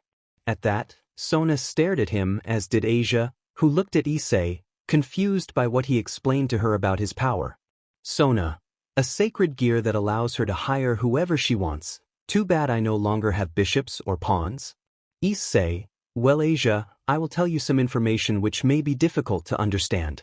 Getting up from his seat, Issei approached Sona who he thought would tell him about them being demons. Say, she is my fiance. That made Sona blush, who looked at how the girl in front of her blushed equally and looked away from both of them. Issei, and we are demons. That made Asia's gaze return to Issei who took out his wings and made them flap. Issei, although I admit that angels have prettier wings, even the fallen ones have prettier wings, but well apart from that I'm not complaining. Asia stared at Issei who continued to flap his wings so he sighed and began to explain things until he reached the part of the church where Issei took the floor and began to explain to Asia. Issei, the church you went to, although it is in good condition, is inhabited by fallen angels who surely want to kill you for your sacred gear. For that reason I told you that there was no one there. Asia, then they loved me. Issei, one of 3 dead or captured. Asia, you said 3. Say, Aaron 2. After a few minutes of silence, Issei moved to where Asia was and put one of his hands on her head, which he began to caress. Issei, don't worry, I'll protect you. Pointing his thumb at himself, Issei said confidently to Asia, who looked at him in surprise. Issei, after all, I am the strongest and besides I am your friend. Moving away from her and passing by her, Issei approached the pot that was on the stove. Issei, now let's eat because this is already very hot and I don't know about you but I like my food to not be too hot so my tongue feels weird if it burns. With Asia and Sona's gaze on Issei, she served him both a plate of what she made and put it on the table where they both sat. Although they were talking about all that about how they were engaged, it started with an embarrassed Asia who couldn't see Sona was very happy to notice the mark on her neck which was being hidden by Sona or at least she was trying to. When Issei sat down with both of them, he looked at Sona with a smile. Issei, you wearing my clothes and seeing yourself in them is strangely satisfying. Starting to eat, Issei only left Sona blushing while Asia did her best not to fall faint on the table. But with the afternoon passing and the night falling, Sona went home while Issei and Asia said goodbye to her, although Issei asked her if she wanted to enroll in his school, which she accepted. Issei, entering his room after saying goodbye to Asia, took out 2 earrings that he had kept in a pocket dimension, which he put around his ears. Both of them were gold and at the end they had a gold cross which had a stone in the center of it. Black and white respectively. Issei, my God, no, let us fall into temptation and deliver us from evil. Without any side effects received, Issei smiled and simply went to his bed where he lay down so he could sleep. When the night passed and the day came, Issei was walking with Asia to school. When they arrived there, they both went to the student council where upon entering they found all the girls surrounding Sona and asking her about what she had on her neck, so Issei, giving Asian a slight push, closed the door and touched it, making everyone they looked at a scared Asia who looked at the door trying to open it and leave but she couldn't do it since Issei placed a chair that he took from who knows where, blocking the door. When Issei arrived at his classroom, he greeted everyone and sat down where he always did to wait for his teacher, although that wait never came when Rias's knight arrived to call him, so walking next to him, Kiba took him to Rias, who greeted him. Rias, we already made the exchange and now you are in my peerage and I also took advantage and explained to Rio about everyone. Issei, has he already noticed? I see well, Sona, I already explained the contracts. If you want me to make some, just give it to me and I'll make them. Rias, Well, since you know, you just have to do them and everything will be fine. Say, of course. Slamming the door, Rio entered the club room quite tired. Rias, what's wrong, Rio? Rio, what are you doing here? Issei, I am them a favor as promised. Rio, are you engaged to Rias? Rias, actually. Issei, you don't need to know. Rio, Dimen. The popular ones deserve to die just like Kiba, you deserve death. Issei, popular? Rio, shut up. Issei, well laugh, since we are here, I have a question, what is the sacred gear that Rio has? Rio, me sacred gear? Rias. You see, Rio, what happens is that we believe that you have sacred gear, which is a weapon given by God to humans. Issei, in short, they revived you because you have it. Rio, so that's just why they revived me. Issei, don't feel bad, that's life and it's not like people can intervene in the universal laws about life and death whenever they want. It's sad but you can't revive everyone, reality is cruel. Rio, so you have a sacred gear. Taking out the boosted gear he showed it to Rio. Drake, who dares wake me from my lethargy? Issei, ti presento a Rio Drake. Drake, how boring, I'll go back to sleep. The drop of sweat that appeared on Rias's head and the vein of anger that appeared on Rio's head were ignored both pre-Drake and by Issei, who said goodbye to Drake. Issei, so in the end you do have it? Rio, knows it. Issei, would you laugh? Rias, knows. Issei, a dragon? Drake, I don't see anything special about him, unless his sacred gear is so weak that he doesn't feel like he has it. Rias, then Rio? Issei, he doesn't have sacred gear. Although there are many sacred gears, there are none that are so weak that you can't feel them. If they exist, they leave a trace. That trace must be seen by Drake. I'm sorry for this, but I have to tell you that Rio doesn't have sacred gear.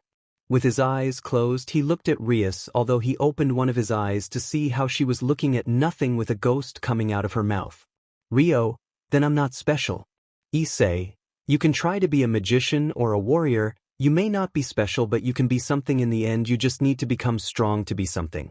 Turning his gaze to Rias again, Issei took the contracts that he had told him there were, and since he was bored, Issei took a large pile and left the club room while Rias was still in shock knowing that Rio did not have any sacred gear. When Issei left the occult club building, he approached the nearby trees where he created many clones of him who took the contracts that he had in his hands, which were like 23, and each one disappeared in sparkles to make them. Drake, that will make you stronger. Issei, and it will allow me to rise in rank from being a low to medium class level then to high and, finally, to higher, Mao level or supreme level. In the end it is the same. Issei, I may have the power but I need other things that are annoying, but it is only a matter of completing contracts to go up and up, or unless the Maos raise me I have no option to go that way. Drake, I don't know what to think about the fact that with each one of them you will get stronger. Issei, who knows Drake, we may even reach the level of the dragon gods. Drake, that would be great. Issei, what do you think of the red dragon god of domination? With classes ending, Issei began to walk to his apartment. Although they stopped walking and Issei, in a magic circle, sent everyone to Asia and then looked to his right where a girl with black hair and purple eyes was looking at him. Issei, you know little crow, just because you're pretty doesn't save you from being a stalker. Yuma, you should leave the girl if you don't want to have problems. Issei, girl, you have no chance with me. If I wanted you dead I would have already killed you more than 1,000,000 times. Yuma, you are just a reincarnated human. Issei, yes, I'm just that. Let me introduce myself. My name is Issei Hyodo and I am a legend, so if you want an autograph you will have to wait because I have better things to do. That said, Issei was about to disappear, although he stepped aside, dodging an attack from his seat. Issei, look who we have here at my seat. Tell me, have you decided? Donasik, my name is Donasik. Issei, good for you, but who asked you? If you accept your seat, I want you to prostrate yourself before me and, well, just do it to have superiors in front of you, Rainer. Rainer, how do you know my real name? Issei, it's not important. Well then, bow down before me or I'll bow down before me, you decide. When both created spears of light in their hands, 2 circles appeared from which both Sona and Rias emerged, which looked at the fallen angels. Rias, this is already a second attack. Issei, and several harassments received by fallen angels. I feel special that our appealing fallen angel is interested, but I already have my fiance, so I kindly reject your interest in me. While Rainier was getting more upset, Sona was blushing and Rias was preparing her power of destruction. Donasik opened his wings and took Rainier away. Issei, you know I would like to tear off their wings. Sona. Issei, stop getting into trouble. Issei, whoever I do is the one who follows me, I'm irresistible. Rias, you're giving me problems, right? Issei, yes, even if those angels stopped being a problem, they already had enough of me. With the three Rias disappearing in a magic circle and Issei and Sona in another, which took them to Issei's house where Asia was waiting for Issei, but when she saw Sona she blushed because she remembered how she had found them yesterday. As the hours passed and the night came and went, Sona and Asia went to sleep. Issei put on different clothes than normal, one that few people saw and that those who made it and survived were already dead from old age.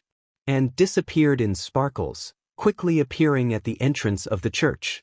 Entering the church quickly, Issei found himself surrounded by fallen angels and an exorcist, more precisely by 4 fallen angels and a few exorcists, including one he knew as Fred. Issei, good night, I come to ask you if you want to talk about our Lord Ha. Donasik, yes, you have to be stupid to come here alone. Calawarner, he probably went crazy thinking we would attack him. Issei, what a shame that 2 such appealing women are in this place. With his gaze on both Rainier and Calawarner, who looked at Issei with a smile and a spear of light in his hands already created. Issei, tell me, have you danced with the demon under the moonlight? Donasik, keep it. When the exorcism approached Issei, he just made a snap with his right hand which made each of the exorcists except Fred who knows where he was explode, creating a rain of BLD. So Issei took out a white hat from his dimension, he put it on his head and lowered it to cover his eyes as he bowed and had a mocking smile. Issei, so you guys dance too? With a flash of red his hunitalit and sacred gear appeared on his left arm so that in all places only one thing could be heard before hell came to the Church of God. Booth. Sona. Thinking about Asia, she blushed a little. She had complete and absolute trust in him as he was her first friend, the only person who cared and the only person who cared about her when she arrived at this place. Already dressed, Asia put a necklace with a cross on her neck and then left the room and arrived at the kitchen where breakfast was already prepared along with a cup of coffee, and next to her plate and cup was her savior, her friend. And of course her loved one who looked at her with a kind smile. She knew she was blushing, but she could no longer deny the fact that those feelings were for Issei. Sitting next to her, Asia began to eat while watching the news, just like Issei, who was drinking his coffee. When they both finished their breakfast, they both left Issei's apartment and began to walk to school. When they arrived at school, as always, they went to the student council room where they greeted all the girls. In the middle of their conversations, Rias arrived at the council room where she was introduced to Asia, who greeted Rias respectfully. In the middle of the conversation, Issei loudly asked Asia something. Issei, hey Asia, wouldn't you be interested in becoming a demon?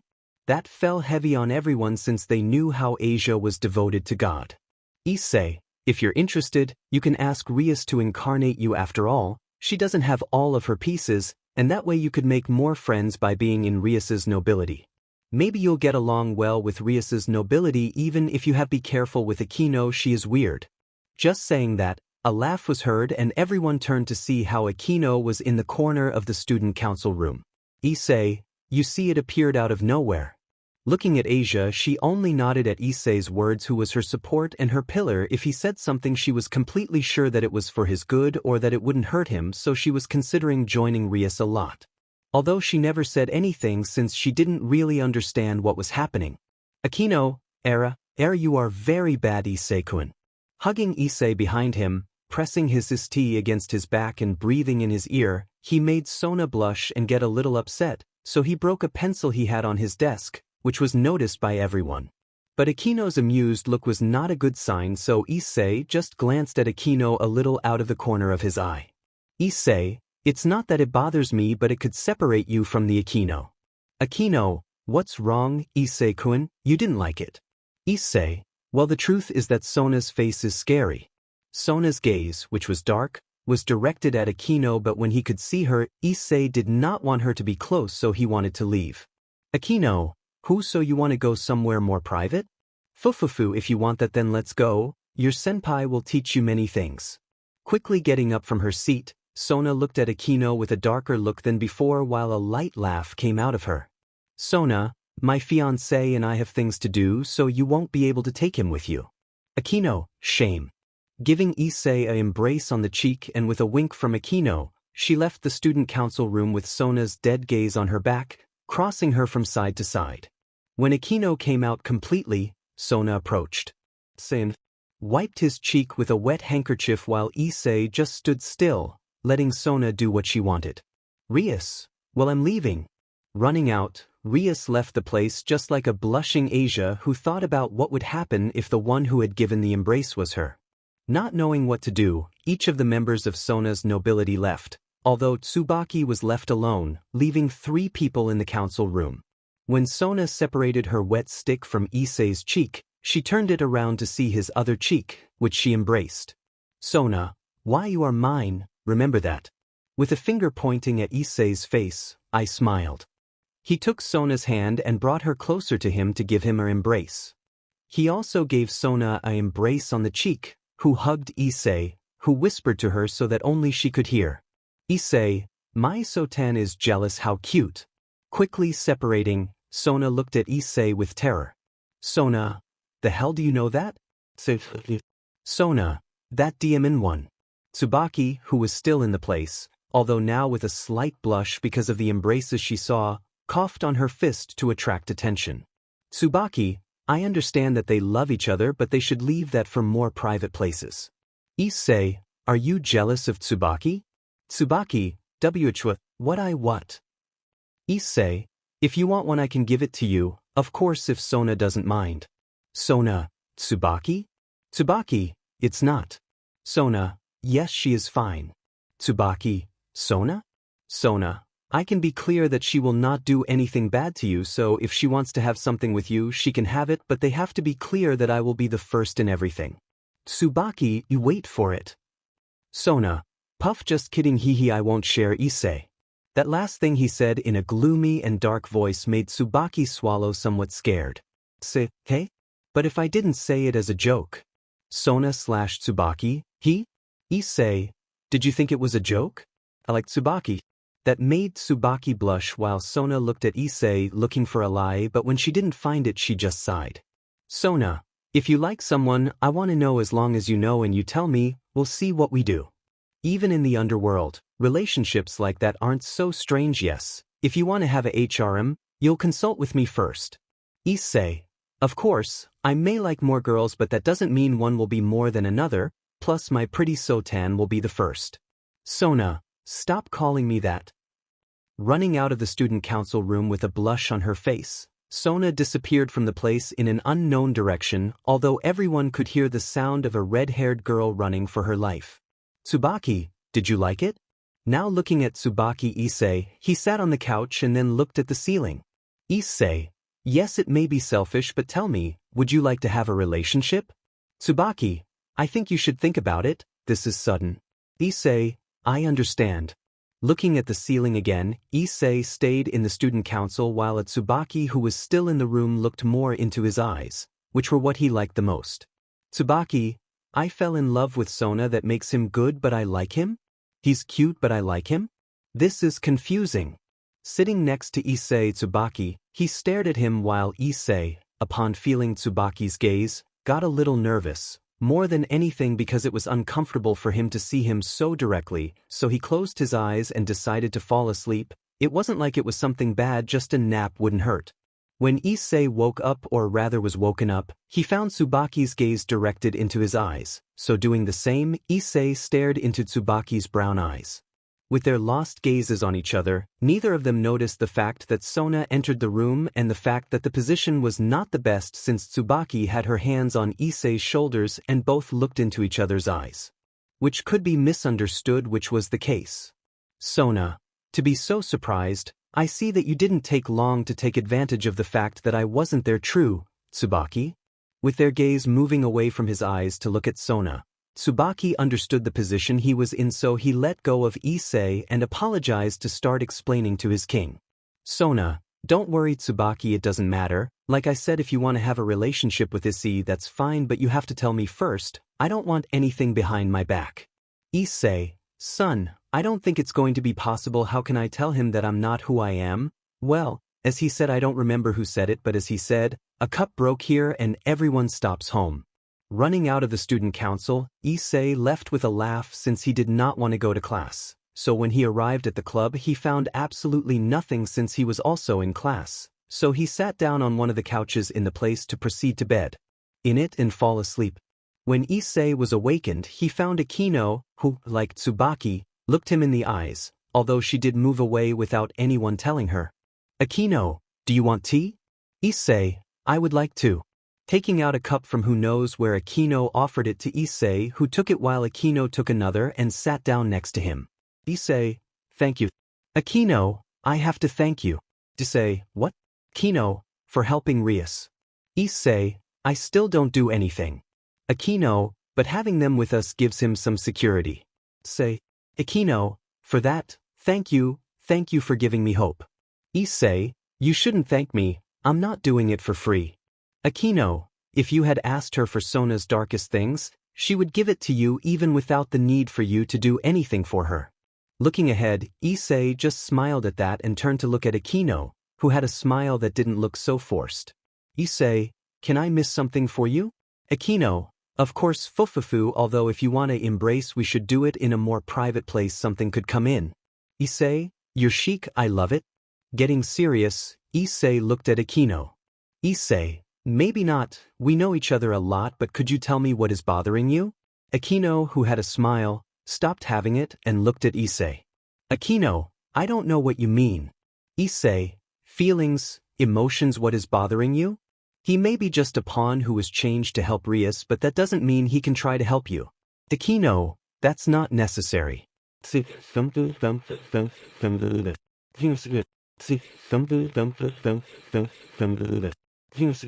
Issei, so stubborn, tell me about your past. Drake, do you want me to do something? Issei appears and talks to him, reminds him of his origins as a half-fallen angel, that will allow me to bring up the topic. Upon hearing it, Drake appeared on Issei's arm. Drake, fallen girl, you should listen to him or he won't shut up. That surprised Akino, not because she said she wouldn't stop saying tell me, but because the Red Emperor knew about her being a fallen angel. Akino, how do you know that? Drake, I'm a dragon, I can tell people's aura. It's the same way I discovered that Rio doesn't have a sacred gear. Say, then? Akino, I don't want to talk about it. Taking Akino, Issei's hands made her look at him. Issei, if you have problems, always tell me that you have something for yourself, and even I can try to do something to help you. Akino, thank you. Issei got up and approached the door and stood next to it because just after doing that a Rias came through the door. Rias, hello. Akino, hello Rias. Rias, what's happening?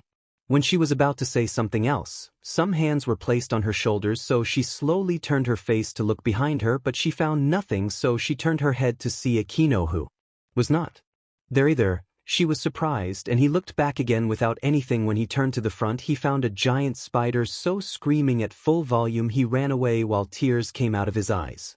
Issei, mwajajaja. Both Akino and Issei coming out from behind Rias' desk with Issei laughing evilly while Akino laughed with her hand over her mouth to cover her laughter, although she couldn't help but think of Rias' terrified face when she saw a giant spider. Akino, you know that when you laugh, the moment he finds out it was you, he's going to try to do something to you, right? Issei, it was worth it and there's nothing to do, I'm not afraid of anything.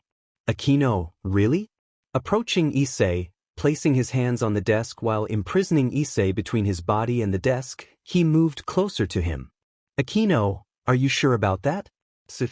Bringing his face closer to Akino's with a confident and deeper voice than normal, Issei showed his confidence while Akino also approached him and smiled at him with a smile that showed some of his SDSM. Before anything else happened, the door opened, being hit by a red-faced Rias while he had a look full of hate which was concentrated on an Akino and an Issei who were looking at Rias' hateful face with a smile. Using some of his mind control power, Issei made a spider, which he bought from who knows where, begin to descend in a spider web, so when it arrived it was in front of Rias's face, which turned blue and then fell to the ground, although he managed to destroy the spider with his power of destruction. A few seconds later Akiba and a Kaneko arrived at the room where they found an Issei drinking tea, and Akino sitting doing the same while a Rias was on the floor passed out while Tomatito was written in front of her with a marker. Seeing that Akino was not doing anything, Kiba and Kaneko did not give importance to Rias's situation, so they also sat down like the other two in the group. Issei, I have 2 doubts about this battle. How do you know about it, and when will it be? Akino, Rias's brother informed us that Lord Phoenix and Lady Phoenix were talking to Rias's parents to make the wedding faster than before, which was destined to happen when Rias will finish university. Kiba, he told us that if this was confirmed then he would do everything possible so that Rias could get out of this commitment with a Ratten game. Akino, do you know what it is? Issei, one of Sona's books talked about them and their rules, so yes. Akino, well, as for when it will be, we have no idea, but according to the words of Rias's brother Kaneko, it won't be long. Issei, well, it will be interesting to face a phoenix and test its immortality. Of course the BSTRDS in the past couldn't survive even when it gave them an advantage. The cheap copies won't be able to do anything, too bad they no longer exist. Akino, are you confident? Confident? You should remember that he is a high-class demon. Issei, power is not just about having good skills. What good is power if you don't know how to use it? Now that I think about it, what happened to Rio? Akino, he is making contracts most of the time. Issei, well, you know, does he have something special? Is he good at magic?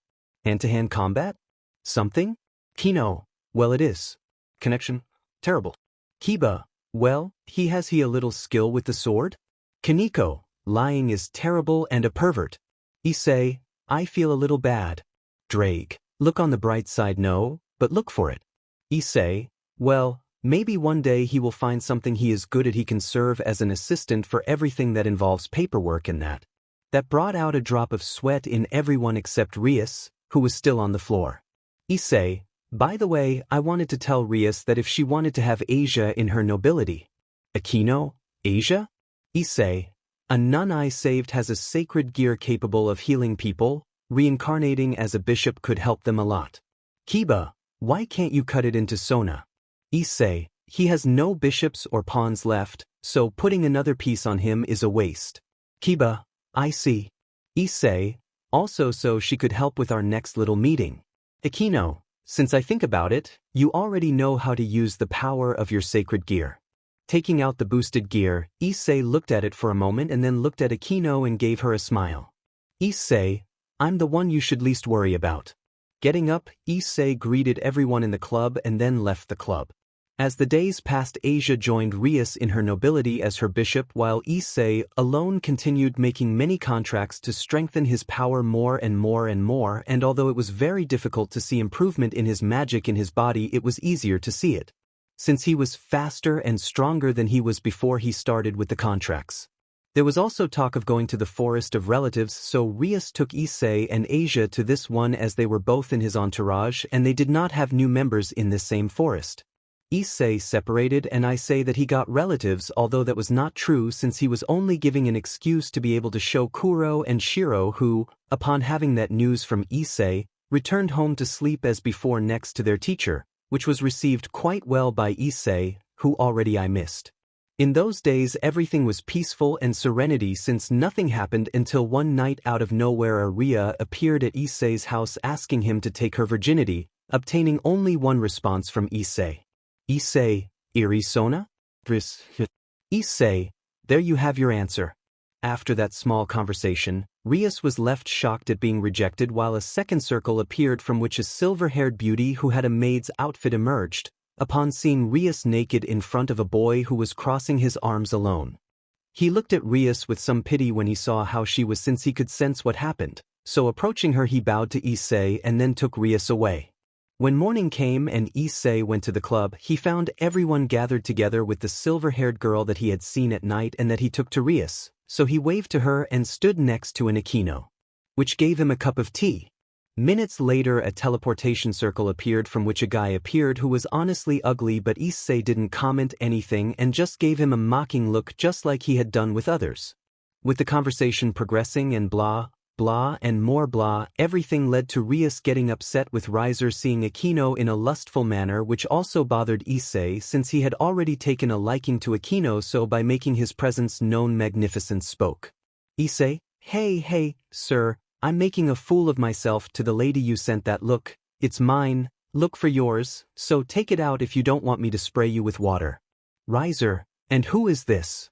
Say, your dad how he sees her. Riser, I didn't think a half-breed commoner would be one of your pieces, I thought your pieces would have a little more class. Issei, you don't need to describe yourself, just by looking at you, we already know what you are, Mr. KFC. The smile that Kiba had, like Aquino's, was noticed by Riser, who was upset because, in his own words, the commoner in front of him dared to act funny with his superiors. Snapping his fingers, a circle appeared behind the sofa from which the entire Riser nobility emerged. Riser, this is my nobility and… Issei, nobody asked you about chili. The laughter could not be avoided except from an Aquino, although Asia's somewhat worried look did not go unnoticed by Issei, who gave her a reassuring smile while guiding her. Riser, how did I say this is my entourage and… Issei, I feel like I'm in trouble. Riser, shut up please. Issei, then why do you keep talking? Touching her hand, the silver-haired maid drew the attention of everyone in the room. Graphia, from what I could see, Rias here disagrees with the marriage, so I have a proposal for you, make a rating game. Rias, I accept. Riser, but you don't see that you don't have a complete nobility, besides you have a guy who doesn't show much power. With a look at Rio, who was only there as an extra who was forgotten even by him, that is, the writer. Riser, a commoner who has no education or class. Issei, exclaimed the flying fire rat. Riser, shut up. Graphia, Riser-sama please Issei equally. Issei, I keep thinking that you're looking at me. That was the last straw for one of the Riser pieces, who with a strange stick in hand launched herself at Issei, who looked at her with boredom, so with a simple touch of her finger she made the stick fall to the ground for later, with his foot breaking it in half while his bored face was still on his face. Graphia, calm down everyone. Riser, since I will be generous with you, Rias, I will give you 10 days to train. Issei, how stupid. Riser, so I'm waiting for you. With that said, together with her Riser nobility, she left, leaving only the nobility of Rias, herself and the silver-haired maid. Say, well, the plan worked. Rias, plan? Issei, fufu. Laughing as Aquino, Issei raised one of her fingers in the air. Issei, yes, you laugh. My plan was not only to laugh at that guy for a while with insults and things like that, although it had a lot to do with it, it also had something else, and that was that I wanted to make him have more reasons to accept that rating. Rias, and those are the reasons? Issei, being able to use his words, put myself in my place. Graphia, I'm going to retire, get ready for the rating game, and I hope you can help Miss Rias. With a bow towards Issei, the maid disappeared. Issei, hey Rias, does she have a partner? Rias, yes, my brother. Issei, well, I hope you prepare well for the game and train a lot. Goodbye. Rias, wait, you're not coming with us. Issei, nope, I do my training alone, plus Drake is training me, we're going to sleep a lot these 10 days. Drake, great, I needed a nap. With Issei leaving the club and the people who were left starting a plan, the days began to pass until the rating game would begin and the day Issei would kick, hit, pierce and destroy Riser Phoenixes, but, well, and also his body. Time skipped 10 days, days that flew by for an Issei who spent most of the time with his 3 dragon friends sleeping in his house.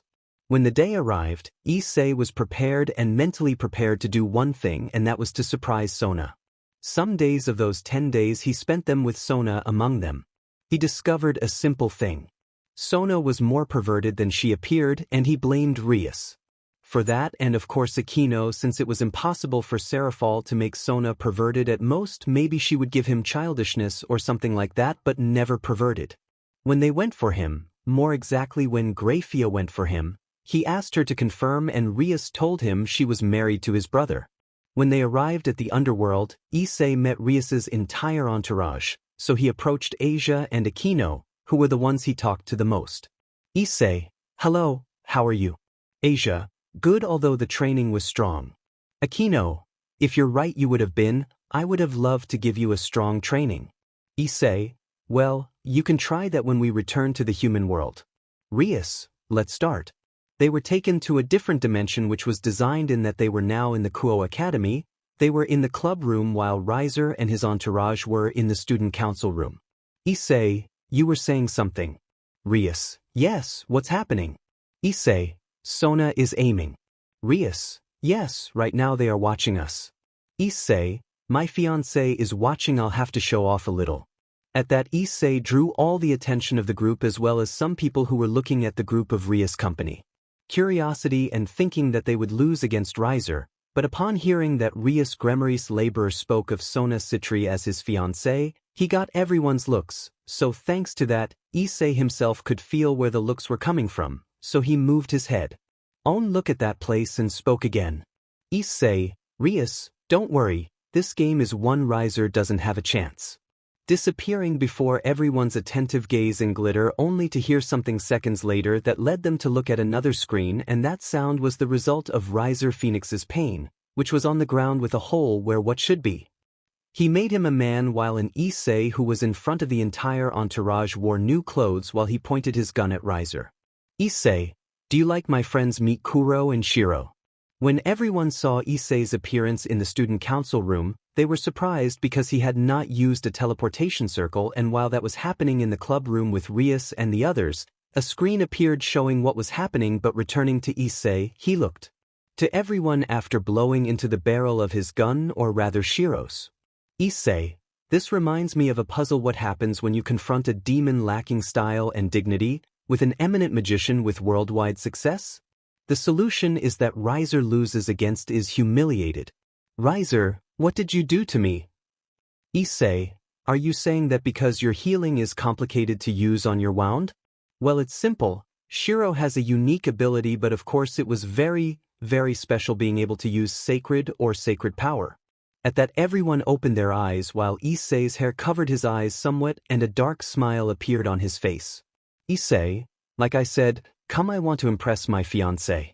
Putting away his guns, Issei raised his left hand in which the boosted gear appeared with a loud boost so that it became bright in color when explosions sounded. All that could be seen with the spectators is how the student council room exploded, sending everyone flying. When everyone saw that the smoke had cleared, an Issei with now a white hat and a red scarf which was made of something strange pointed to Riser, who was lying on the ground trying to fix what made him a man. Issei, let the game begin. With most of the Riser pieces already recovered from Issei, they launched themselves at Issei. The first were the pawns, which apparently were arriving as the twins of the chainsaws left when, with a simple turn, Issei passed by them, where he took his chainsaws and destroyed them with the boosted gear by squeezing them, after which he took the girls by their heads and threw them who knows where with all his force, which made them fall, although it didn't seem like it was close to the ground. Room of the occult club, where Kaneko and Kiba ended up receiving the announcement from Graphius saying that 2 Riser pawns were defeated. Issei, OMG, this is going to be epic, Papoose. The next to disappear were the cat girls. Blue cat girl was thrown away when a blow with the boosted hit her in the stomach, and pink cat girl left when a Kuro bullet went through her leg and then received a Kuro hit in the face, what left her KO. Issei, come let me show you my power. When Issei said that, some of his aura was shown, although it was nothing compared to what he showed when he first used the boosted gear, and he even used several magnifications, so what he showed was little foot. Just doing that, 2 voices were heard, and when he looked back, Issei met Aquino, Kiba and Kaneko. Kiba, we have arrived. Issei, the truth is I was thinking about fighting alone. Aquino, Era, you wanted to keep all the fun. Issei, well, I'll order the fried chicken. Kiba, fine, we'll leave it to you. Kaneko, I'll take the other pawns. Aquino, I'm going for the queen. Issei, eliminated the bishops. Kiba, I'll stick with the horses. Everyone moved to fight with their own opponents. Issei only looked at his enemies for a moment and took out Kuro and shot them both in the head, eliminating them both in a very short time. Again sounding throughout the field that 2 bishops were eliminated, Naruto smiled and approached Riser, who was already beginning to heal since Shiro's sacred power was already fading, so Issei approached Riser, who looked at him with hatred. Issei, yes, very angry, you must learn that arrogance will never help you, although it is hypocritical for me to say it, but you understand what I mean. Again when the voice sounded warning about the removal of more Riser pieces, Issei looked at him with some pity. Issei, the truth is I don't know what training they did, but to beat them one of 2 or your pieces need training or the Rias ones have a lot of potential. The sound of explosions and the sound of clashing metal could be heard around them until Issei had to move a few steps to the right so that the flying body of a girl would not collide with him, which was a piece of Riser which she was eliminated according to Graphia. So sighing she looked at Riser, who was already healed and was getting up. Riser, you dirty commoner don't understand the marriage between Rias and I is necessary for the underworld. Issei, of course I understand, the problem is not understanding it, the problem is that I don't care. With more explosions sounding behind them, Graphia's voice rang out where she was, informing her of the loss of Kaneko or Rias Tower and Rias's horse, Kiba, so looking back out of the corner of her eye, she found Akino and Riser's queen fighting. Riser, you can't win, my queen will win and you're just a pawn. Issei, Riser, you don't understand, right? I haven't shown almost any of my power. Clenching his fists, Riser got up from the ground and approached Issei to hit him, but he dodged it and put his foot on him, which made Riser fall again. See, God bless the Riser. With a sound of pain and a Riser holding his head, Issei looked at the Riser out of the corner of his eye as he began to watch the fight between both queens. Issei, I may be a pawn, Riser, but you are in check and it doesn't matter what you say, what you do, what you beg, what you dream, or what you long for. You have lost. The only reason why the one who didn't eliminate you is because I want to see how Akino fights. Getting up again, Riser looked at Issei and began to prepare a large fireball while Issei just looked at him with boredom. Issei, it is not necessary to show more than what I have shown is more than I should have shown, but having all the demons knowing that I am powerful will help me with my relationship with Sona, Riser. The sound of 2 queens leaving the game was heard everywhere, implying that it was a double KO. Just as the fireball grew and grew, Rias along with Rio and in Asia appeared in the place waiting to see Issei, who looked at them and gave them a bow and then looked at Riser, who threw his fireball at Issei, who she let herself be consumed by this, somewhat scaring Rias, Rio and the more trendy Asia since she was fond of Issei for having saved her. With a movement of Issei's hand, although this was not seen by anyone, all the fire around him disappeared as if someone had extinguished a piece of paper which was burning with a simple blow.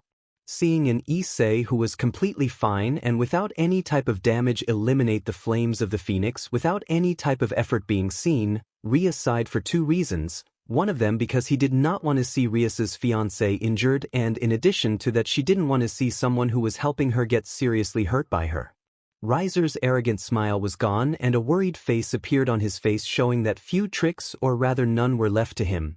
Issei had eliminated the power of regeneration with his gun, so receiving damage could and could not recover well as he shot him with that white gun, and then to top it off he could eliminate the fire of his clan easily. Issei, when your smile changes from hope to despair. Getting a dark smile, and although his eyes were not shown because of his hair, Issei noticed a small red glow through his hair. Issei raised both of his weapons in the air while the boosted gear disappeared. Issei, it's a real pleasure for me. A few seconds after pulling the trigger, a blonde girl appeared and stood in front of his Riser, a blonde girl that Issei recognized as Revel Phoenix and therefore Riser's younger sister, who looked at him with fear. Revel, I won't let you hurt Oniai-sama. Say, Revel, so put down your weapons. Issei, your brother doesn't have the same thought. Turning her gaze back, Revel found that Riser was preparing a second attack aimed at Rias, but that he was destined to pass through Revel, who, although she had her regeneration, knew that it would be painful to be attacked by her brother's fire. Lowering his weapons, Issei just looked at Riser with boredom while the ground began to shake, and from below Riser a water snake appeared that swallowed Riser and attacked, taking him to the sky where the water snake disappeared, leaving a Riser wet and without attack in the sky. Before he even started to go down, 3 shots hit his crotch again and the others hit his arms. When the risers started to fall from the sky, Issei looked at Ravel. Say, I'm sorry. Before a riser crashed to the ground, a shot pierced his skull, causing riser to be eliminated, and therefore the winner was Rias for having been able to defeat his king.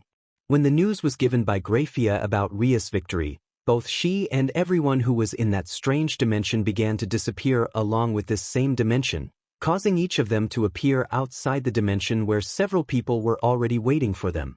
Between them sounds so moving, Issei approached her with a calm smile, until he reached her in with both of them looking into Issei's eyes.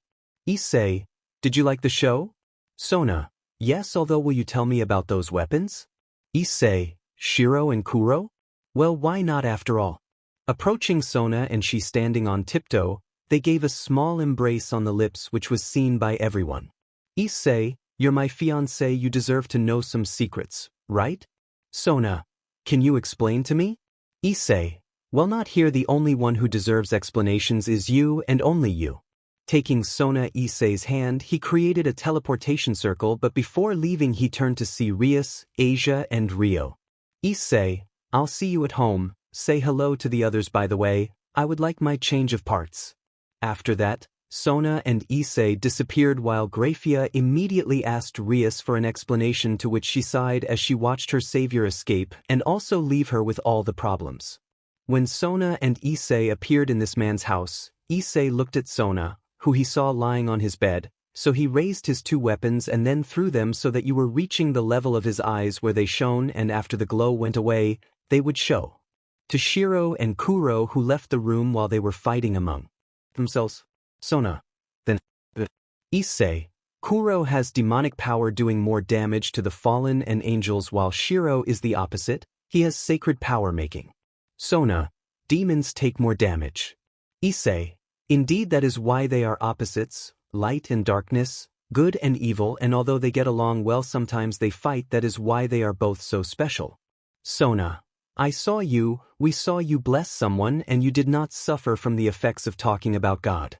Issei, Kuro and Shiro gave me an ability, although it was because of my earrings where I used their saliva to make the stones with alchemy, that ability allows me not to have the weaknesses of demons. Sona, you magic? Issei, special, apparently I have natural talent. Sona, 2 sacred gear? Issei, I'm doing well, but my magic is at a higher level at the moment. Well, it always will be, no offense, Drake. Drake. I'm not offended, it's impossible to be offended when the person you're saying is Merlin. I have my pride, but I have to admit that your magic could even defeat me or Blanco. Sona, this will cause problems. Issei, the Red Emperor who has strong magic, and with weapons that you have sacred power, the same one that does not affect him if it will cause problems. With a sigh from Sona and a final laugh from Issei, Sona settled on the bed to be sitting on the backrest, which Issei took advantage of to approach and give Sona a embrace on the lips. Issei, don't worry, no matter who causes problems or what does, I will always be with you and protect you. Sona, thank you.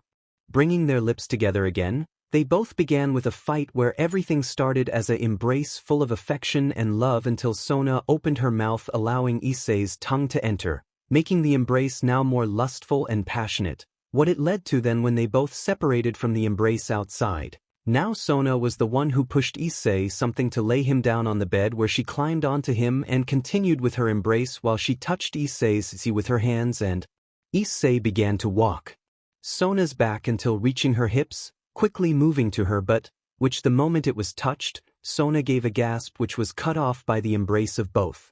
Separating again, Sona looked at Issei and called his name once she approached Issei's neck while embracing him. Issei, isn't it different? Drake. Comrade, you are releasing pheromones, it could be the cause.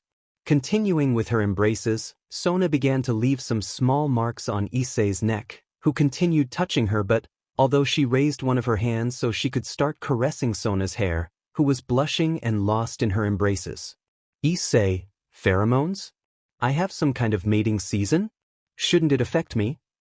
Drake. Yes and no, you don't have days, it only happens when you are with a partner, and the other thing is that it doesn't affect you because you are too strong mentally, your body is feeling it but your mind is keep calm. Issei just stayed silent as he watched how Sona unbuttoned some of the buttons on her shirt after taking off her trench coat. Who knows what? Although what Issei had in his thoughts was that he should stop her after all, he didn't know if it would be a good idea to arrive. To the point that they both had X. All thought left when a light was present in his room, and with it a teleportation circle from which a Graphia emerged who had Rias next to them, who saw a Sona embracing Issei's collarbone, who was looking at them while that Sona had been frozen in position. Issei, it's my fault, it seems my pheromones affected him a lot. That only caught everyone's attention, so Issei quickly sat on the bed, still having Sona on top of him, who was now hugging him, embarrassed for having been seen. Issei, do you need something? A red-faced Rias simply looked away while Graphia was in shock as the Citri heiress was embracing Rias's pawn in an overly lustful manner, but the problem was that it was the Citri heiress who was doing it, which was strange. Maybe it wouldn't have affected him so much, but it sounds. Graphia, we serious ones are the most passionate. Well, Surzek's Lucifer wanted to see it. Issei, Sona, are you okay? Getting up from Issei, Sona looked at everyone while her face was redder than Rias's hair and slowly left the room without saying anything at all, so sighing, Issei also got up, adjusted his clothes and put on his trench coat to approach Rias. And Graphia. Issei, it will be better to give him some time to calm down. With that said, Graphia nodded and took Rias and Issei to the Underworld to see Surzek. When they appeared, they found themselves in some type of court with several old demons, so Issei knew what this was quickly. When everyone looked to the east, he completely ignored them while he concentrated on two people in the estuaries who were next to him and on his brother who was in front of them a few meters away. Issei, may I know why you called me? Demon. You should have more respect towards Lucifer-sama. Issei, respect? Respect? Why should I respect someone? Surzek, well, we called you here since we have certain questions to ask you. Say, well, you asked. Surzek, we all noticed that you are the security, but what caught our attention is that you have magic. Issei, I have a natural ability for magic. Surzek, we also noticed two important things. Issei, the lack of effect of the sacred on me and my weapons? The first is related to the second, and the second I don't see the need to say anything about it. Old man, if you know something you should tell us. So, because I should say something about that, it would be like explaining how boosted gear works. It wouldn't have any kind of long-term effect, it wouldn't serve any purpose, it would just keep us all in this place. Old man, because if we can recreate similar weapons or have your immunity to the sacred, we can be above the fallen angels or the angels. Issei, first, if what you want is to recreate weapons, it is impossible, and second, having immunity does not make you stronger, it only makes you more resistant. Resistance will not give you victory, it will only prolong defeat. Old man 2. Are you saying that the demons would lose against the fallen or the angels? Issei, I'm not saying that if you want power you should look for power, not resistance. Surzek, Issei, could you tell us about your weapons?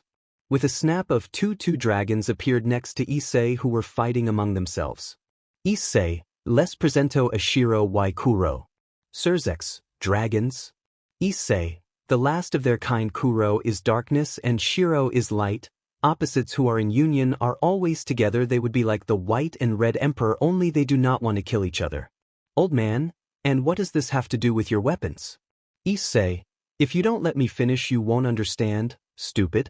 Drake, stupid. Today/verb. Rias, silly. Surzek, what an idiot. Say, as I said, Kuro and Shiro. When he said their names, both dragons stopped fighting to approach Issei, who raised his hands, so both dragons began to glow. After the glow went away, he would show that he now had the weapons in his hands that he showed in the raiding game. Issei, Shiro has sacred power and Kuro has demonic power, therefore Shiro is a weapon that kills demons and Kuro is a weapon that kills angels and fallen. That is why they are contrary, and that is why I am immune to the sacred, and yes, if I became an angel I would be immune to the demonic. With the room remaining silent and an Issei making the two dragons return to their dragon forms, which went around the place while they fought. Surzek, I see you said they were the last of their kind, right? Surzek, could they have offspring? Issei, impossible. At that, all the demons in the place who were sitting stood up, and before they could speak, Issei put his palms open as if he wanted to show something, but the only thing that happened was that both Shiro and Kuro put themselves in his hands. Issei, it is impossible for them to have offspring. With just those words, Kuro and Shiro shone, and seconds later they now showed two girls on the ground who were looking at Issei. Issei, as I said, the last of their kind, and they are both girls. Everyone's gaze was once again on the dragons, although now they were only on the girls, who at least could be said to be 15 or 14 years old, who hugged Issei, who smiled at them, who imitated the action and smiled at him. To Issei, who turned to look at the demons while Rias approached to touch them, to which both began to show some power which pushed Rias away while both looked at her with a frown. Old man, are they girls? Because they can't have offspring. Issei, because they were referring to each other and thus form a combination of both, but it is not possible both are girls. Lowering their hands to start caressing the heads of Shiro and Kuro, both of them only stopped seeing Rias, stopping showing power to just stay hugging Issei. Surzex, I see. To say, are you whole? Surzex, no, there is still something to clarify, that is what happened to Rias and your commitment to Sona Citri. Issei, or so she beat Sona in a game of chess, and she told me that I became her fiance since she told her parents that she would marry the person who was smarter than her and beat her in a game, and with Rias, well, she asked me for help so I became her pawn. It is not necessary to inform that they changed me to Rias's entourage after being in Sona's. And well, after that you know what passed. Demon, I still think we shouldn't call off the marriage. Surzex, Rias won so nothing can be done since House Phoenix accepted. Demon 2, boy, you don't understand the need for Rias and Riser to have gotten married. Issei, like I told Riser I understand, but that doesn't mean I care that you guys are so desperate to get more pure BLD. Demons is not my problem. That you want to force my friend to marry someone she doesn't love is my problem, and she faced the problems she faced them to fix them. At that, Rias looked with a blush at an Issei who had a mocking smile on his face while the two girls he had hugged shone to become dragons again.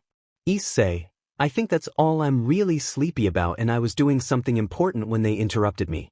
At that, Rias blushed and Graphia turned away. Surzex, I control the situation quite well. Even the council does not know how to proceed. At least he bothered them something. They deserve it. You can go, Red Emperor. Thank you for coming. With his dragons on his shoulders, Issei took a few steps back where a magic circle appeared, which at the moment Issei touched it began to disappear, although before leaving completely a mocking and arrogant smile appeared on Issei's face while he bowed, and he disappeared from the room where all the old demons and, well, the Mao were, although strangely only Lucifer spoke. He assumed that the others had no questions, although it was strange that Sona's sister had not made any movement. When he appeared in his room again, he found a Sona who was waiting for him. Issei, hello, are you better now? Do you want to continue? The words continued to make Sona nervous, who turned her gaze so as not to see him, which was used by Issei to approach Sona and sit next to her, who was hugged by Issei. Sona, I made dinner.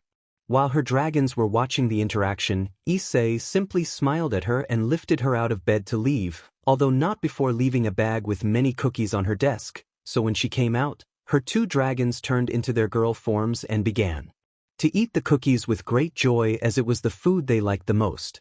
With the exit, Issei and Sona left the room, and with a cookie in their hands, the two dragons took the bag and went to lie down on their MSDR's bed, where they turned on the TV to see if there was anything interesting. Shiro, the teacher releases pheromones. Shiro, the teacher does it a lot with that girl. Kuro, is he your partner? Shiro, it has not been marked. Kuro, maybe nothing is formalized yet. Shiro, that I don't like it. Kuro, I understand you. Shiro, should we tell the teacher? Shiro, so what do we do? Kuro, I don't know, this hasn't happened before. Shiro, Kuro. Shiro/Kuro, I don't like it. While both girls were having doubts with their thoughts, Issei was next to Sona eating what he had prepared.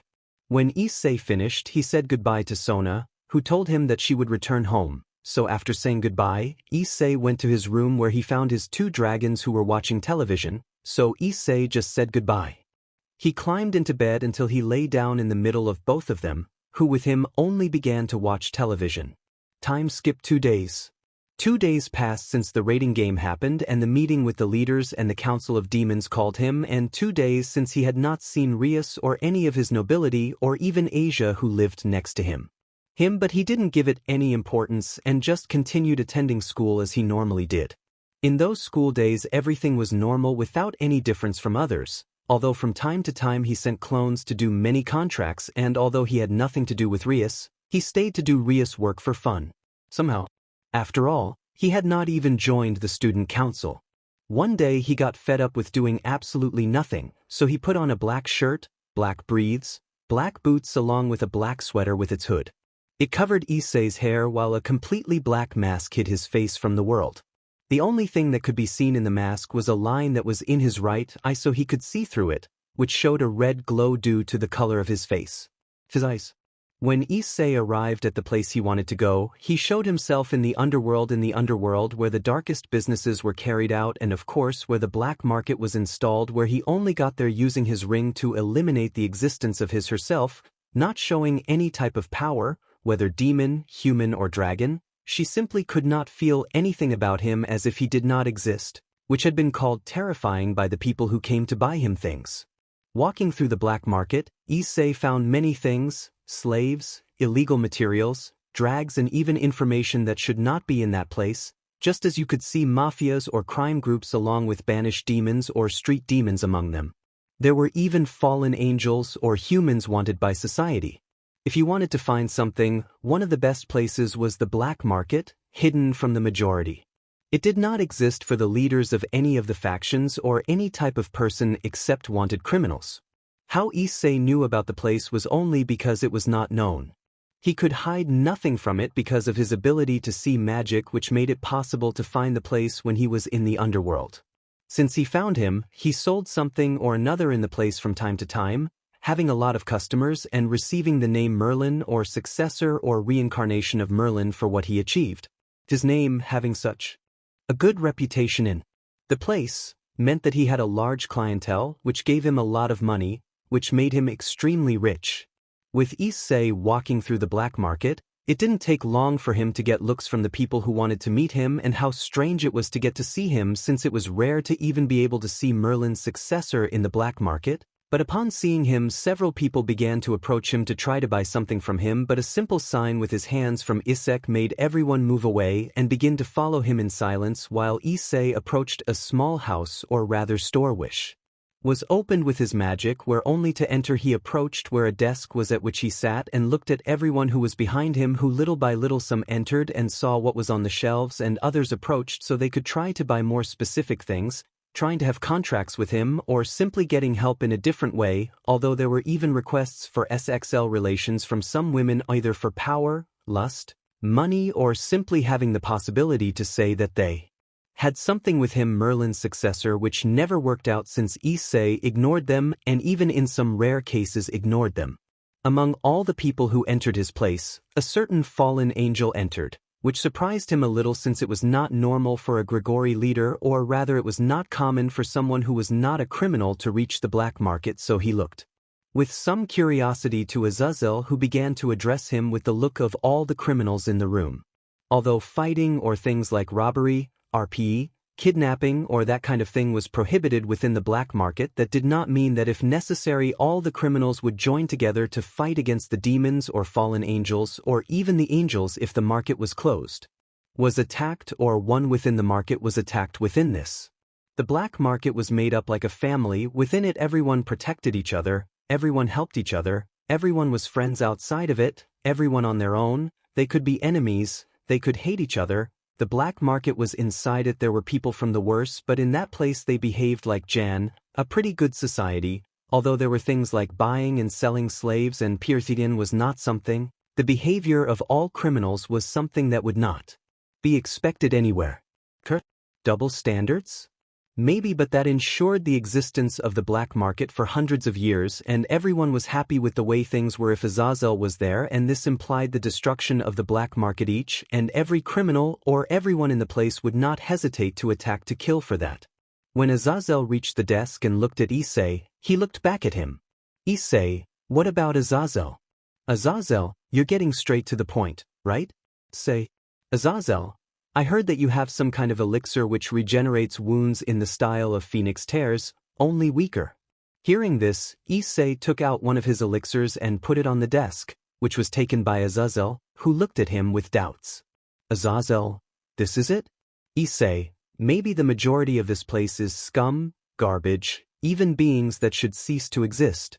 At that, everyone in the place began to laugh, even feeling proud of those words, and some women only winked their eyes at Issei, who ignored them. Issei, but in this place we are all legal with what we sell or buy here. There are no robberies, there are no kidnappings, murders or rapes. This place is cleaner than the society of humans, demons or fallen angels. There are no betrayals or surprise attacks or betrayals here.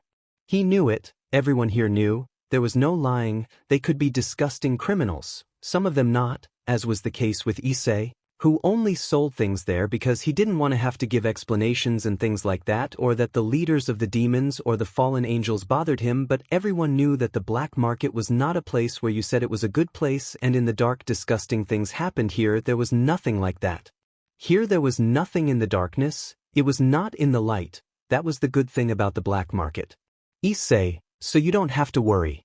Azazel, what else do you sell? Issei, many things: elixirs to regenerate health, others mana, others help with special wounds such as wounds from sacred things, others with poisons or demonic things, others help with dragon-killing weapons for the dragons that have sometimes appeared. I have a lot of things. I even sell weapons whether they kill demons, kill angels which affect the fallen, or even weapons that kill dragons. I have a lot of things. Azazel, do you sell slaves? Azazel, shopping? Issei, no, I'm sure, but I would say that I know all the people here. I'm one of the most legal. Everything I sell is legal. I could sell it anywhere without having problems. The only thing I would receive would be too much attention, and with that a lot of hassle, and that's the reason why I don't do it. When a girl approached who could tell that she was a fallen angel who had a gothic girl's outfit which revealed a great cleavage and showed her legs, and she put a sword on the desk while looking at Azazel, who looked at her and recognized why she was an ancient warrior. Azazel, Alexandra. Alexandra, our Merlin is right. Of all those who are here, it could be said that he is the purest, although we wanted to take away one of his purities. The others are intact. You want someone legal who is not a criminal and is clean. Merlin is the name. Issei, do you want that weapon? Ale, of course Merlin, although I would also like your sword. Ignoring her, Issei took the weapon which was checked by him. Issei, a DMN can? Are you going to kill someone? Ale, no, but the bats have been bothering me, so it will help me if they decide to attack. So, when Ale gave the money to Issei, he gave the gun to Ale, who took it and kept it and then said goodbye to both of them with a smile which showed lust to Issei, while he gave Azazel a mocking smile. With the girl having already left the establishment, Issei turned his gaze to Azazel, who was looking at the elixir. Azazel, I want 10. Hearing this, Issei just nodded and told him the price that was paid for Azazel, who left his establishment while everyone else just continued with their business, calmer by not having one of the leaders of the fallen angels so close to them. While the day passed calmly and the purchases in Issei's establishment were as always when he went to the black market, everything was sold quickly in the human world. Rias's entire entourage had already arrived, and she was quite thoughtful about what she had discussed with her friends, parents and brother, but leaving Rias aside, we focused on an Asian woman who was in her room while 2 dragons were looking at her, curious about how she was doing. Asia, would you believe me if I told you that Rias's parents want her to marry Issei? At that the dragons had a visible movement of discomfort which was noticed by Asia.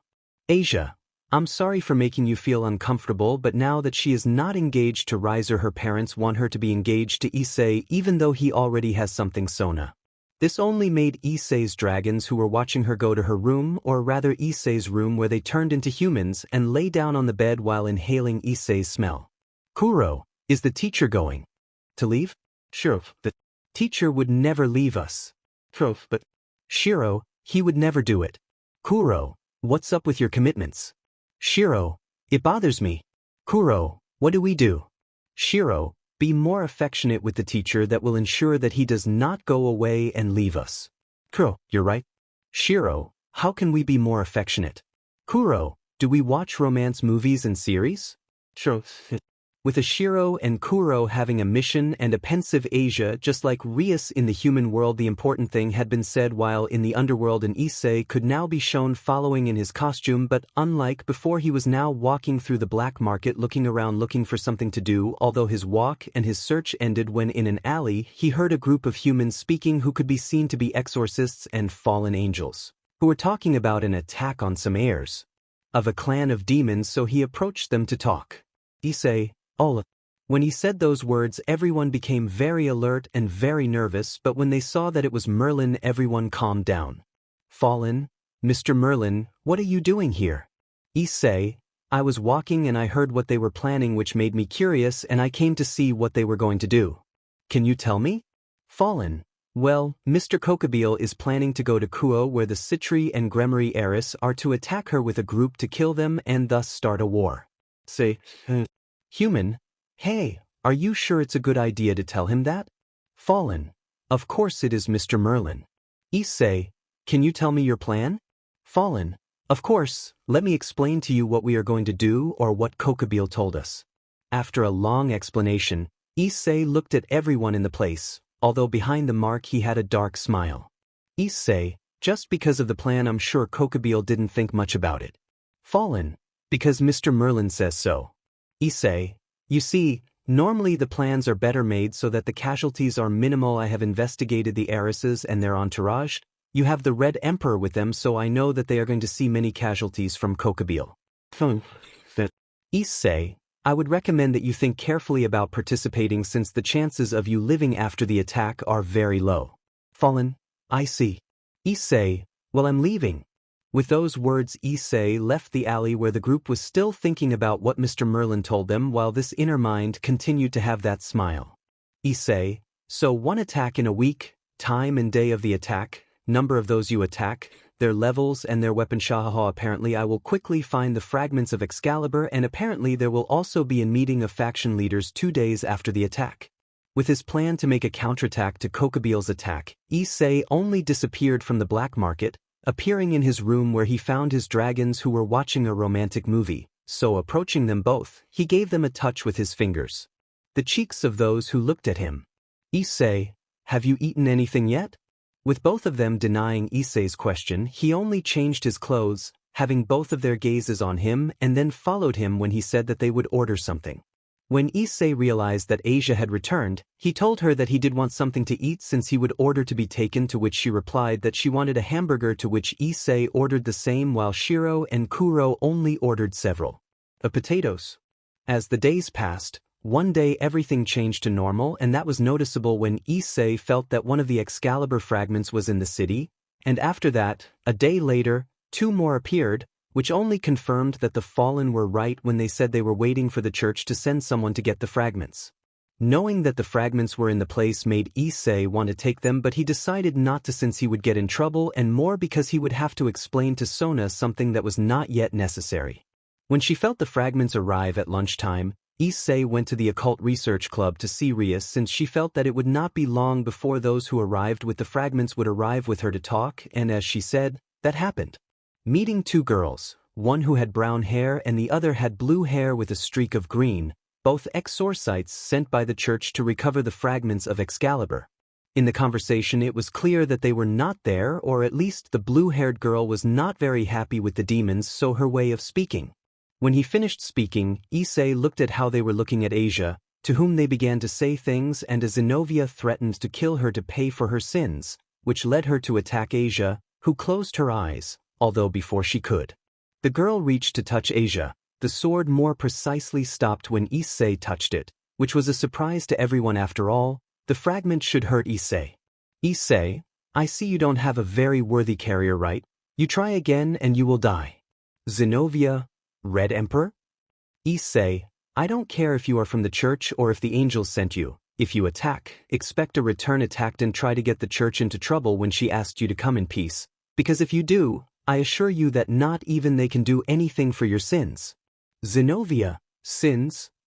For him to say that a demon is. Issei, silly? Please, when you understand that your stupid church has committed more sins than they themselves have come to reflect on, You will realize that in the end the demons, the church and humans are not so different if you do not accept reality. It is your problem, but like I said, attack and you die, don't attack and everything will be fine. Simple to understand, don't you think? Clicking her tongue, Zenobia withdrew her sword and together with Irina she left the orc. Although not before saying a few more words and leaving, fearing the murderous instinct that Issei concentrated on, who with fear and sweat left the place. The news that Kiba was attacked by an exorcist with a sacred sword was the next thing they talked about, although what Issei had most in his mind was that was the night that Kokabile would attack. So after leaving the Rias club, he headed to the student council where he asked Sona on a date at night to keep her close to him. When night came and both Sona and he were at the cinema watching a movie, Rias's call caught the attention of both of them. Where she was, she told them about the attack, to which they both left in a teleportation circle, appearing next to them. Of Rias and Sona's entourage, which was already in place making a barrier. Kokabile, perfect, the second heiress has arrived. With many fallen angels behind him and one or another exorcist, Kokabile was in the air looking down on everyone while Rias and Sona's entourage were looking at him with some nervousness apart from the fact that there was also the duo from the church. After a conversation where Kokabile explained why he wanted to start a war between the factions, he took out 3 Cerberus from some magic circles while still sitting on a throne. Kokabile, well, play with my pets. Issei, Sona, go with your entourage and maintain the barrier. Sona, yes, what will you do? Taking a few steps forward, Issei snapped his fingers, making Kuro and Shiro appear in front of him, who looked at the Cerberus. Issei, Shiro, Kuro no se Contengan. With that said, the 2 dragons began to fly against the dogs while everyone looked at Issei's. Dragons? Rias, Issei, they won't be able to beat them. Kaneko, they are too strong, senpai. Issei, Shiro, Kuro, aura.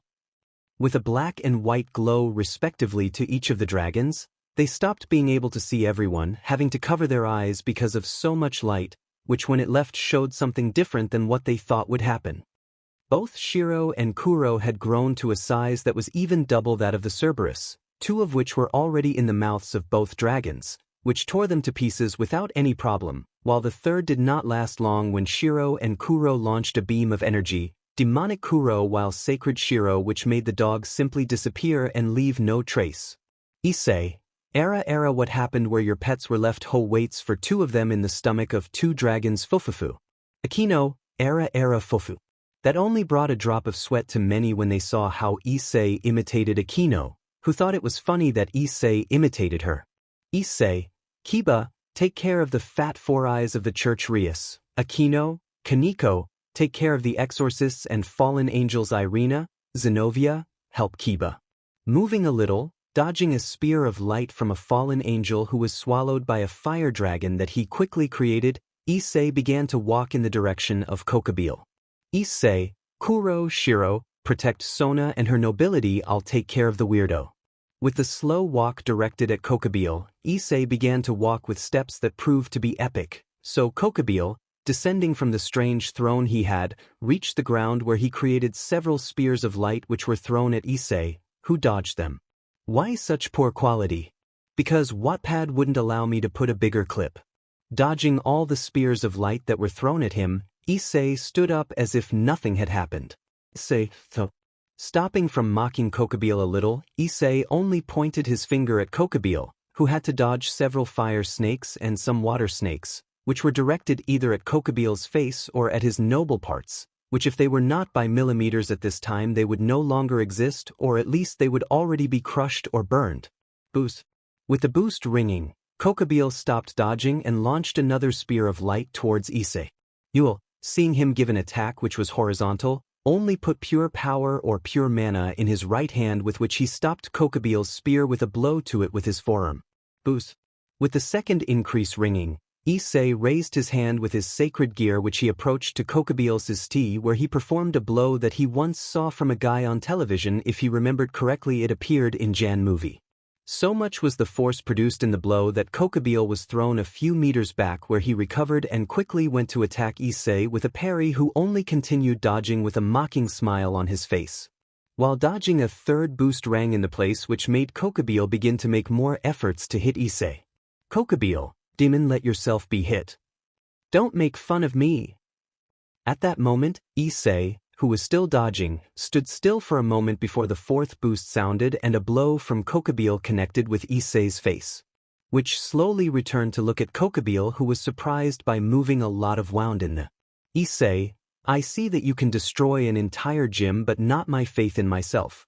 Taking his arm with his right hand, Issei pulled Kokubile towards him and with his left fist he gave an uppercut which hit his stomach, which made him spit saliva. Even with his hand grabbing Kokubile's arm, Issei turned around and put the arm on his shoulder. He lifted Kokubile's body and threw it to the ground, which caused Kokubile's back to crash on the ground. Boost, which caused the ground to break and cracks in the shape of a spider web appear in the place. Jumping back, the attack of a fallen angel was dodged, which just reaching him was sent flying by the blow of a loli which was thrown from new against the fallen angel. Boost. While Issei looked forward to where Kokubile should be, which had disappeared, raising his head, Issei's gaze fell on Kokubile with a giant spear. Boost. Drake. Comrade, what are you going to do? To stop that you need more power and you have the eyes of many on you to reveal yourself. Issei. Do you know what happens when positive and negative forces come together? Drake. Positive and negative forces. Issei. Indeed, you see, Drake, let's give an example of yin and yang. Both are energies, both can prevail together, both can coexist, but never come together. The fusion of both means taking things to a different level. With a blue power sphere in his right hand and a red one in his left, Issei began to put the two together. Boost. Issei, I present to you the void. Note, this has something to do with Satoru Gojo from Jujutsu Kaisen, even though it is not the same and the whole explanation do not take it too much into account. It is something that brought me out of nowhere. I didn't think about it much. Bringing both spheres together, a white light began to be created which could be seen to be full of power, which was noticed by everyone and everyone who was in the place, with the majority of fallen angels defeated and many of them scared by the power. What was shown in that attack? Rias and Sona's entourage looked in disbelief at the power shown by that energy manipulation that was in Issei's hands. Drake, shouldn't it be purple? Issei, it is pure energy. The color was only a form of example in the face of the difference in power, negative and positive. The color was irrelevant. With everyone looking at the power of the energy that Issei was showing, he only gave a sigh, since in the end he would have to talk to Sona faster than he wanted to talk. At least he wanted to wait a little longer. Gathering the energies a little and manipulating it better so that a sphere was formed which became so small as to look like a small marble on his index finger, which was pointing towards Kokubile while his hand was in the shape of a gun. Issei, I present to you the void, but the important thing is not that you know it. It is if you can survive. This spoiler is impossible. While the energy sphere was compressed more, this Issei only looked at Kokubile with some pity. When Kokubile noticed the energy sphere, he knew that he was completely defenseless, so taking out his 5 pairs of wings with which he had planned to quickly leave, he took flight while Issei's finger, which had the energy sphere, continued pointing at him because of how he was hanging. Moving this same. When all the power was concentrated or reached the point where Issei already had it clear to launch it, he only said goodbye like Goku to Kokubile before firing his energy sphere, which began to eliminate the place where he passed. Before it reached Kokubile, he created a spear of light to try to stop the energy sphere, but while that was happening on the outskirts of the same dome, there was a white suit of armor that had blue spheres in certain parts of armor which rose to the sky as quickly as possible while descending at the highest speed he could use to destroy the barrier. Somewhat annoyed and impatient, since he had entertained himself thinking about the great fights he would have with his rival, which distracted him, and now I was looking as little by little an attack of immense power approached the stupid Kokubile, who, instead of escaping, the rat that he was giving power to a spear of light to stop something that even he knew he couldn't stop, so destroying the barrier. The White Dragon Emperor entered the battle zone, and after seeing as if it were a simple sheet of paper the white attack pierced the spear of light, he stood in front of it using the ability of his sacred gear to try to stop it. Divide. Trying to reduce a little of the power of the energy sphere, the Hakuryuka found that he could not do anything, so moving out of the way so as not to lose any part of his body or even die, the Hakuryu let the attack continue, which managed to make the attack will pass through the same cadre who in the middle of his fall to the ground strange marks began to appear from the wound caused by the energy of what Issei called it the void which looked like lightning burns which were black. When Kokabeel reached the ground where he simply collapsed, raising a small amount of dirt slowly his body began to be consumed by the black marks which were seen by the Hakuryuku who would quickly take him in his arms and then say goodbye and begin to fly. At full speed, moving away from the place, although in the end, to his misfortune, he only watched as Kokabeel's body turned into black dust which disappeared into the air, which made him click his tongue. While Issei was looking at where the Hakuryuku went, he just kept his hands in his breed's pocket. Issei, so Drake. They don't have a chance. White knows it even if he thought that the power you used was just a coincidence or something similar, so he probably won't stop trying to fight. Issei, well it doesn't matter, in the end there will only be one result, my victory. Drake, comrade, now you have another problem to solve? Issei, lose, this is annoying. Stopping looking at the sky, he turned his gaze to the flying figure of a Sona which was approaching him quickly in search of explanations. When Sona arrived at her side and she opened her mouth to ask her question and to start looking for explanations for things she didn't know, but before she could do so, a finger was placed on Sona's soft lips, who only looked at Issei, who then after smiling at him he looked at the angels and exorcists who were left in the place with boredom. Issei, Rias, I'll leave them to you. After that, Issei took Sona's hand and with her they disappeared in black glows, leaving Sona's entourage and Rias's entourage in place with the task of taking care of the leftovers, which made Rias somewhat upset, and they only left her. More work from which some could be saved if Issei and Sona were in place. When Sona and Issei appeared at Issei's apartment he couldn't help but think of something. Issei, I must buy a house. But leaving his thoughts aside, Issei looked seriously at Sona and took her to the sofa. He sat her down. Issei, well this will be complicated, pay attention and keep an open mind because your mind will explode, although it shouldn't be so strange considering the existence of demons and other races in the world.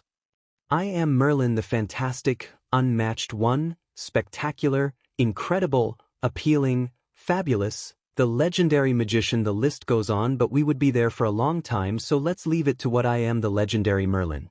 With a drop of sweat in his head, Sona began to listen to how Issei began to tell him a story which seemed to be taken from an anime. A story, a legend, or just a fantastic story that was told to children about magic, adventures, action, dragons, kings and kingdoms. It was not difficult to create because of the supernatural things, but still hearing all that was strange, and even more so when your fiance told you that he was not a common 17-year-old human boy but that he was a legendary magician. Which was believed that it was just a legend or a myth about a legendary magician who had lived in ancient times, times where King Arthur, the bearer of the Excalibur, lived, times lost in time where humans and supernatural beings coexisted. A more natural. While the story continued to be told by Issei to a Sona who, although she seemed to be quite mentally calm, was completely fascinated by what she was hearing, but while that was happening in another part, more exactly in a part of the underworld, a Hakuryuku arrived at Gregorian where he met his boss, the fallen angel, the cadre in charge of the fallen angels, who noticed how his protege had arrived with absolutely no one in his hands, so he was surprised since he should have had Kokabeel next to him. Azazel, well? Valet. He died while they killed him, well more than they killed, he killed him. Azazel, killed? Valet, the Security made an attack never seen before. It was strange. Killing him is not enough. The correct word is destroy him, eliminate him. He left nothing of him. Azazel, was it difficult for me to do it? Valet, when I saw him he was completely fine, he didn't even look tired. Azazel, so the Security is at such a high level, so much so that you couldn't do anything to stop it. Averting his gaze and clicking his tongue, Valet looked at Azazel's office window. Valet, use La Divine Divining. At that, Azazel stood up from his seat and looked towards the sky of the underworld.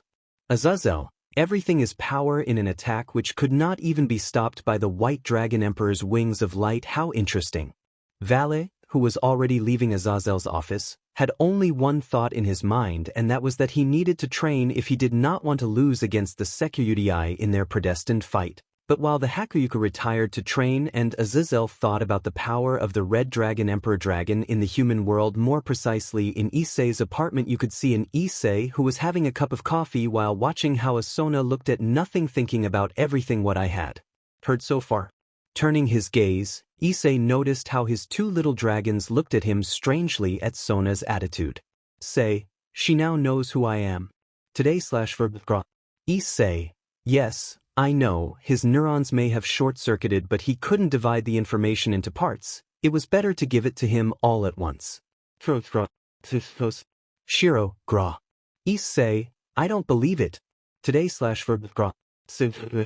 With his eyes on both dragons who went to his room to sleep, Issei turned his gaze to a Sona who looked at him with a seriousness in her eyes that Issei knew meant only one thing: questions.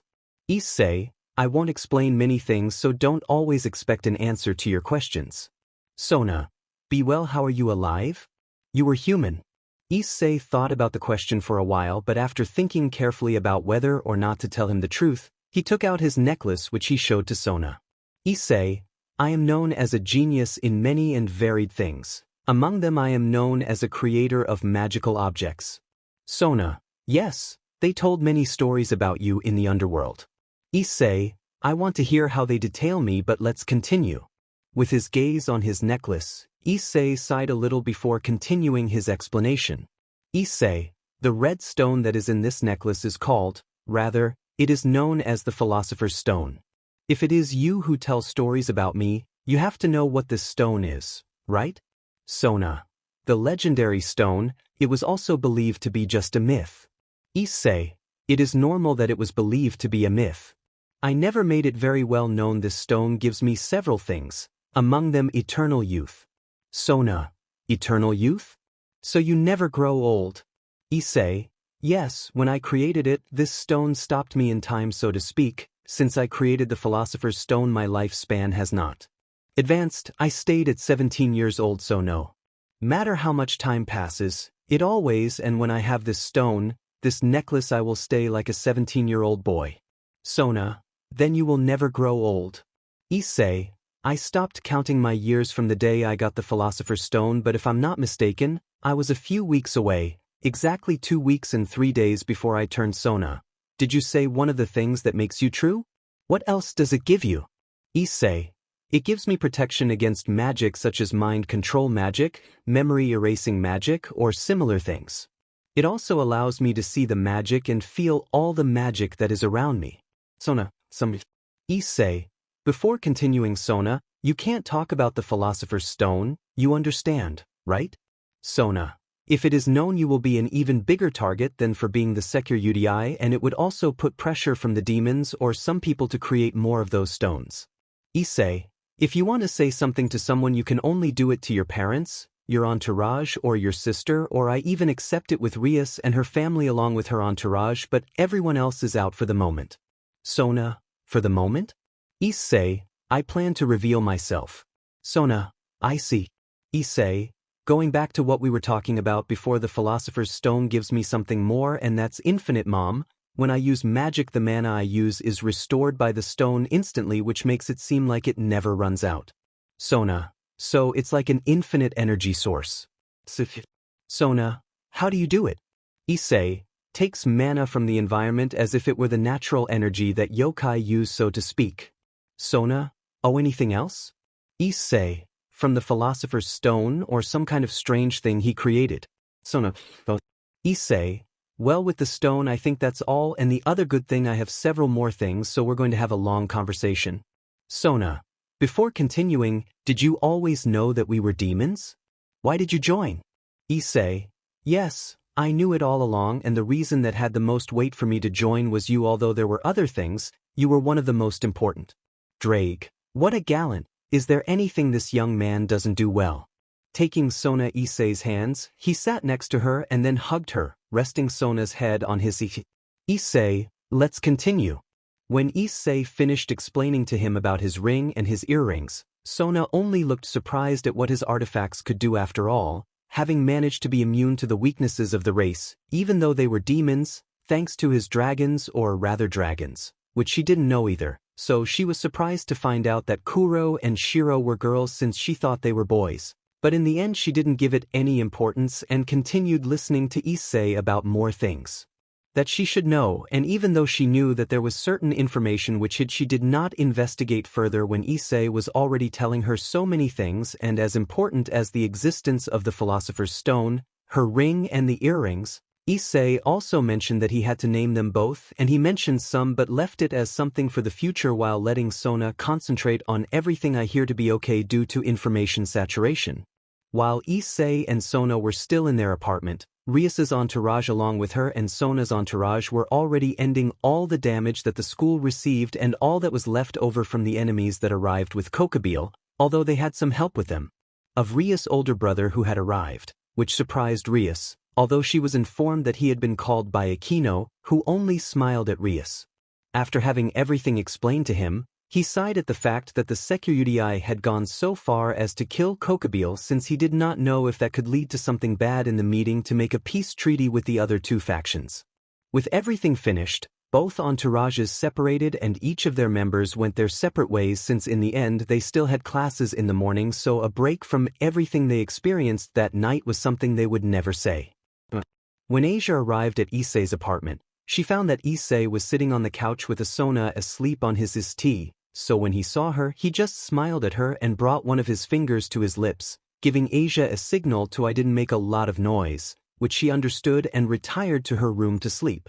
When Sona began to open her eyes she found that she was in a bed, although not alone since next to her was Issei, who continued hugging her while she had her head on his although her tranquility and happiness left when she remembered that that same day would be the day in which the parents could go to their school, and although it did not bother her parents she knew that it was not very possible for them to go, so leaving only one option. She knew that it would be an annoying and tedious day. So he turned his gaze to the side of the bed to see the clock that he had seen the last time he was there, realizing that there were only 30 minutes left until classes would start. So quickly getting up, Sona began to quickly touch Issei's cheeks with her finger, which began to wake up. Sona, we're going to be late. Get up. Issei, okay, go take a bath. Getting out of bed, Sona entered the bathroom that was in Issei's room while Issei alone performed a magic that I think for occasions where he was too lazy to bathe like this, cleaning himself of all traces of dirt, sweat or anything with his cleanliness. Issei casts it alone. He got dressed and then left his room to prepare breakfast. When Sona came out of the bathroom in Issei's room, she already had all her clothes on, although her hair was still a little wet, so when she came out and Issei looked at her with a movement of his finger, the wind dried Sona's hair, which she continued to comb her hair. While Issei finished breakfast for everyone. With Asia, Issei, and Sona appearing in an alley near the school, we began to walk together towards it, whereupon entering each one took different directions. Issei and Asia went to their class while Sona went to her own class. As the hours passed, Issei's group had to make a sculpture for when the parents arrived at school, so using his artistic skills, Issei created a figure where Drake was roaring into the air. When his parents arrived at Issei's classroom he was sure that he wouldn't have to wait long to leave after all his parents had died hundreds of years ago, so it's not like they would be able to go to his class. In the middle of all the waiting he was having, a voice caught his attention when he heard his name come out, so looking back he found two people, an incredibly appealing woman with brown hair and purple eyes, with a relationship to Rias, quite large, and a woman who had black hair and violet eyes who was quite pretty, who looked somewhat like Sona, although her hair was somewhat long like Seraphal Butcher's was tied up in a ponytail. Upon seeing them, Issei was able to quickly guess who they were because of how much Rias and Sona were appreciated, so he got up and addressed them. Issei, I guess they are Rias and Sona's mothers, right? At that the two women smiled and took him out of the classroom, where they began to talk about many things, but among what was most discussed were about Sona and Rias respectively. Among many questions were those of, what do you think about Sona/Rias? How is my daughter with you? Do you like my daughter? And more questions like that, which Issei had no problem answering. While Issei was showing them the school, the group of three encountered a scandal in the gym. So upon entering the gym, Sona's mother was embarrassed while Rias's mother only began to laugh since in front of them was a Seraphal doing poses in her magical girl costume while having photos taken. At the sight, Issei could not help but have a smile since Sona would have problems knowing how her sister was with her or at least how Sona told her, but taking a few steps forward, Issei with a serious tone decided to intervene. Issei, everyone go back to your classrooms in order and stop making such a fuss. Upon hearing him, everyone turned to look at him but the students, upon seeing who he was, decided to listen to him. After all, in the student council, he earns respect and of course a reputation. Among those who had it the most were Sona, Tsubaki and Issei, who were often he was in charge of separating, controlling and eradicating groups of people who made too much noise at school, the reason why some were too smart and tried to attack him only to have the fate of falling to the ground by an Issei who looked at him without any expression. When the large group of students left, a Seraphal who looked at Issei and recognized him ran towards him, hugging him while saying things about sister thief and things like that. Although her whole show calmed down when the voice of Sona's mother and Seraphal was heard calling with a serious tone to Seraphal, who slowly turned her gaze to her mother and therefore also to Rias's mother. After Seraphal had a scolding from her mother and she joined the group of 4 people went to the student council in which they only met Sona's entourage and a man with black hair and glasses who he looked at those who entered but especially at Issei, who only greeted him while he saw how a Seraphal was launched into a sauna which was able to escape and quickly went to where Issei was, whom he used as a shield and stood behind him. While a Seraphal cried for having been rejected by her sister who was holding tightly to Issei's arm, who only smiled at all this. When things calmed down, Sona's father approached Issei, who raised his hand, being reciprocated by Sona's father, who began a chat with Issei while out of the corner of his eye, he looked at his daughter escaping from his other daughter using Issei's body. Issei as protection, which made the father of both of them feel angry since they were behaving like little girls. When the conversation ended, Sona calmed down and began to talk to her parents with her sister. So Issei looked at Venelana, who asked her if she wanted to go with Rias, to which she nodded, so they both left the council and began to walk through the corridors towards the club where Rias and her entourage were. Venelana, by the way, Issei-kun, your parents aren't coming? Issei, my parents died. Venelana, I'm sorry, I didn't know. Issei, don't worry, it's something I've accepted for a long time. Venelana, Issei-kun, don't you like yours? Faced with that question, Issei stayed still for a second but continued his walk again with Venelana's gaze on him. Issei, I haven't spent as much time with Rias as I have with Sona, so no, I can't say that I like Rias the way I like Sona. Venelana, and do you find her attractive? Issei, well yes, why the question? Venelana, just curiosity, just curiosity. Arriving at the club, they both entered and as Issei thought, he met Rias's brother and what he assumed was Rias's father, who the most notable thing was that he had a beard, just like Sona's father. Issei greeted the father of Estuaries with a handshake.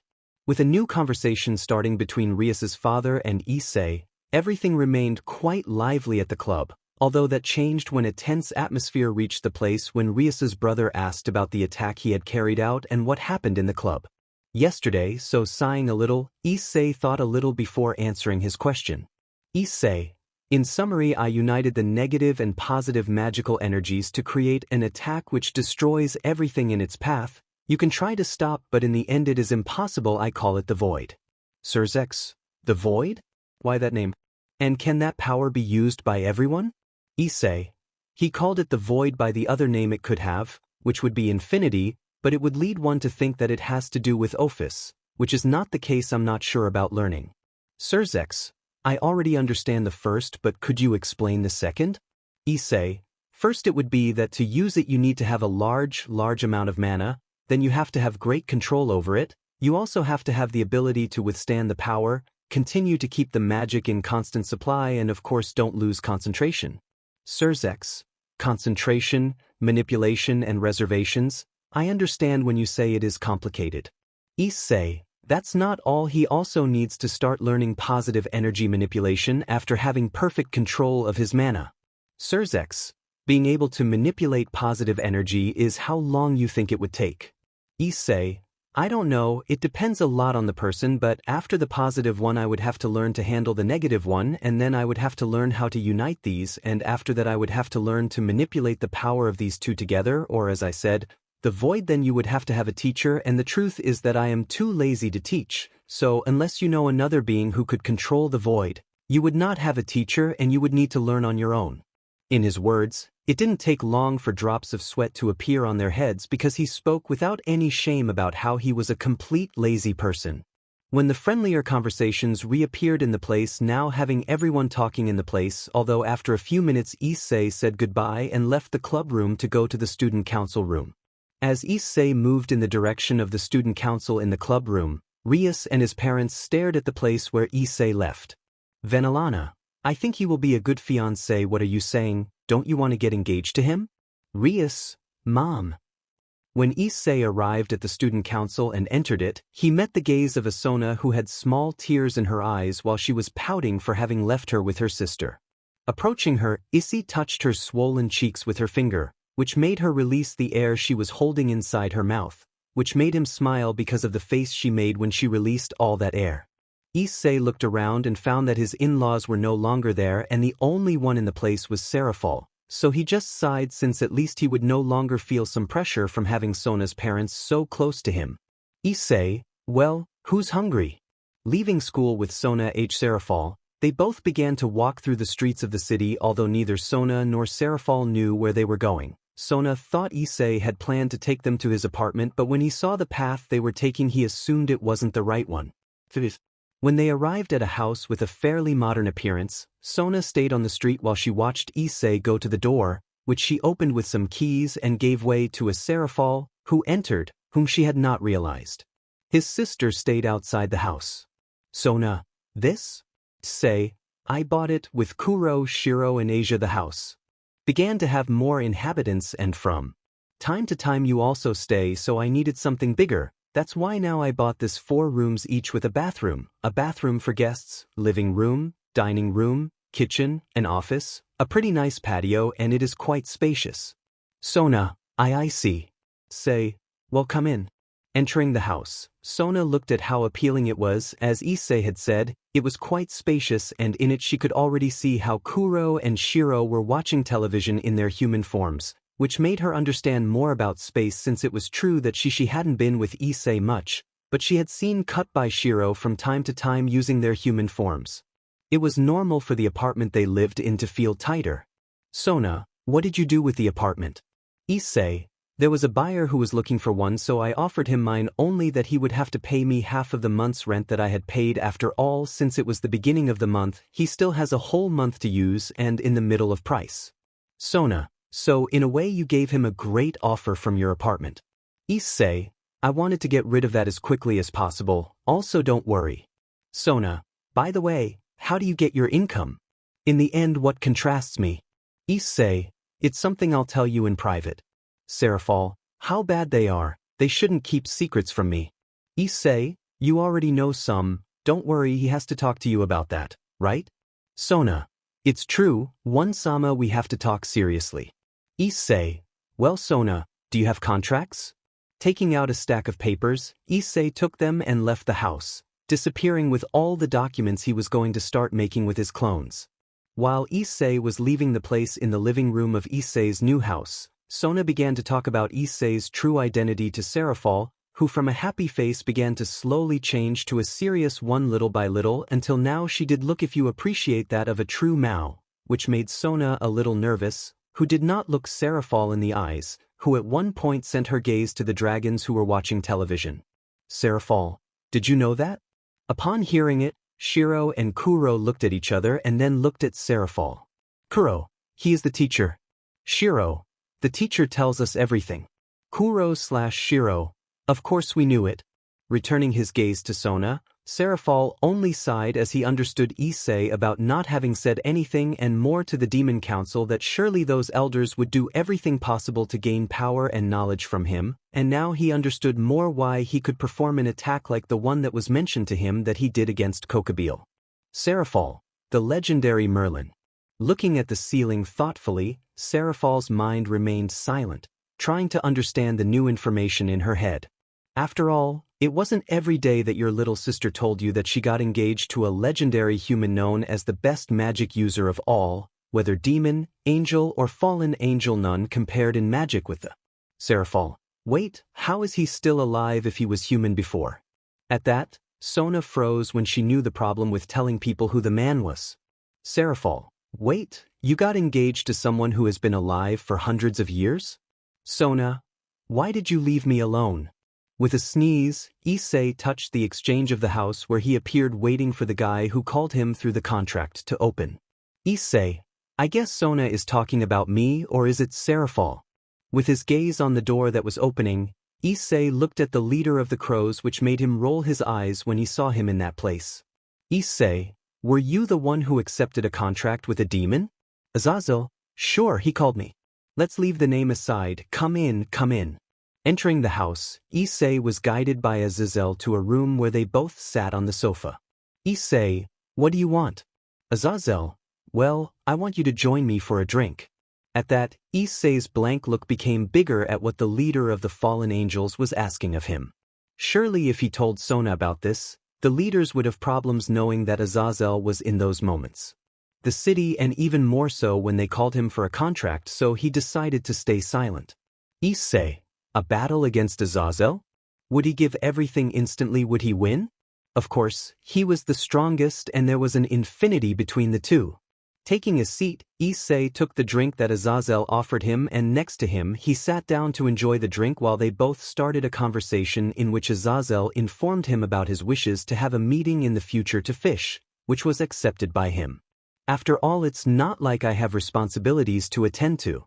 As the day went by, Issei noticed how his power increased, and although it was in such minimal quantities that it would not be possible to notice for someone who had perfect control of his magic, he noticed how his mana increased a little, although the amount he could have was useless when he had the philosopher's stone. Knowing that his magic grew meant that his physical power did too, which was what he was looking for. When Issei left Azazel's house, he simply started walking down the street until he found something funny, which was a Rio who was on what seemed like a date with a girl from school. Seeing him so happy, although from time to time when he made a perverted face when he saw the girls, Issei decided to have a little fun by following them. Issei realized that there was a Kaneko doing the same thing, so he quietly appeared behind her and began to caress her head, which made him purr and jump forward, so looking back in surprise. Kaneko, Issei-senpai? Issei, I got lost on the path of life and I came across a kitten. Tell me, what are you doing here? Kaneko, what are you doing here, Issei-senpai?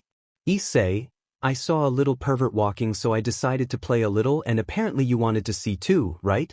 With Kaneko's silence, Issei approached her and looked at Irio from behind a bush, just like Kaneko, who watched as Issei raised his hand and pointed his finger in the shape of a gun at Rio, who suddenly fell down. Making the shooting movement, the sound of a pew came out of Issei's mouth, who lowered his hand and just watched as Issei stood up with a red face while he heard the girl who accompanied him laugh. Kaneko, you are a demon. Issei blames Sona for that. Using Issei magic, he made his voice become gloomy and had a touch of echo in it, and with more magic he managed to make the only ones able to hear his words be Kaneko and Issei, so giving a touch of remoteness to his voice. Issei Maifo to Rio again, while Kaneko looked askance at Issei since she noticed the magic he used, since he didn't try to hide it from her. Be careful. When Rio turned his head in all directions, both Kaneko and Issei could hear how the girl asked him if he was okay, to which they heard how Rio asked him if he had not heard. Kaneko, Issei-senpai, what are you trying to do? Issei, be treated like crazy. Kaneko, can try. Putting one of his hands on Kaneko's shoulder, she took a breath. Kaneko, help me please. This time they both could see how a chill came to Rio's body, in which he once again turned to all sides hoping to see where that voice was coming from. Removing his hand from Kaneko, Issei and Kaneko saw how next to the girl Rio sat on a bench in the park where they were, so snapping his fingers made Rio's eyes and body lose their strength for a moment, almost falling silent, but he immediately stood up quickly with a look on his face. Horrified as she breathed heavily, and you could tell that she seemed to be starting to sweat as she had panic in her eyes and looked everywhere as she trembled. Kaneko, what happened? Issei, illusion, an illusion of a girl who was chained to the wall while asking for help with empty eyes, eyes that expressed the longing to die, the longing for death. Did it affect you that much? With the girl standing up and touching Rio's shoulder, who jumped slightly at the touch, he looked back, meeting the worried face of the girl who saw him. Kaneko, Senpai, what else are you going to do? Issei, any ideas? Kaneko, what do you think?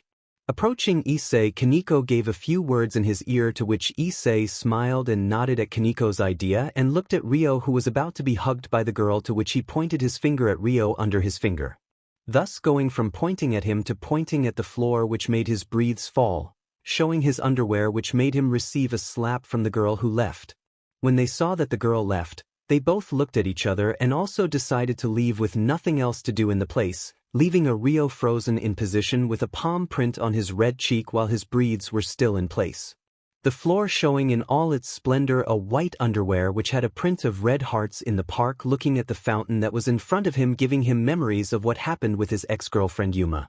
When Issei got home, he just opened the door and went to the kitchen to see if he was cooking, ordering something, or just eating what there was, in the end making the decision to just grab a bottle of water and start drinking it, while behind him appeared a Seraphal who took him by the hand and took him to the living room, where she sat him next to a girl who was nervous as she continued to see her sister's serious face. Seraphal, well? Say, well what? It went well for me, if you're wondering. Although he found me a weird guy, he reminds me of Crow's pretty shady. Although he had a cool trench coat, I had a drink with him and he invited me to spend a day fishing. Seraphal, you know what I mean. Issei, sorry, I know I've been a little cruel to Rio, but hey, there was no shortage of laughter. Slapping the table in front of the chairs, Seraphal looked more seriously at Issei for his jokes. Issei, wow, how delicate. Well, what do you want to ask the wonderful and surprising Merlin, honey? Winking, Issei gave Seraphal a smile that suggested he was mocking or at least enjoying the whole situation. Seraphal, well, I want to know many things, like how are you alive? Why did you join Sona's entourage? How did you join Sona's entourage with your power? What if the legends are true? What plans do you have? And many more.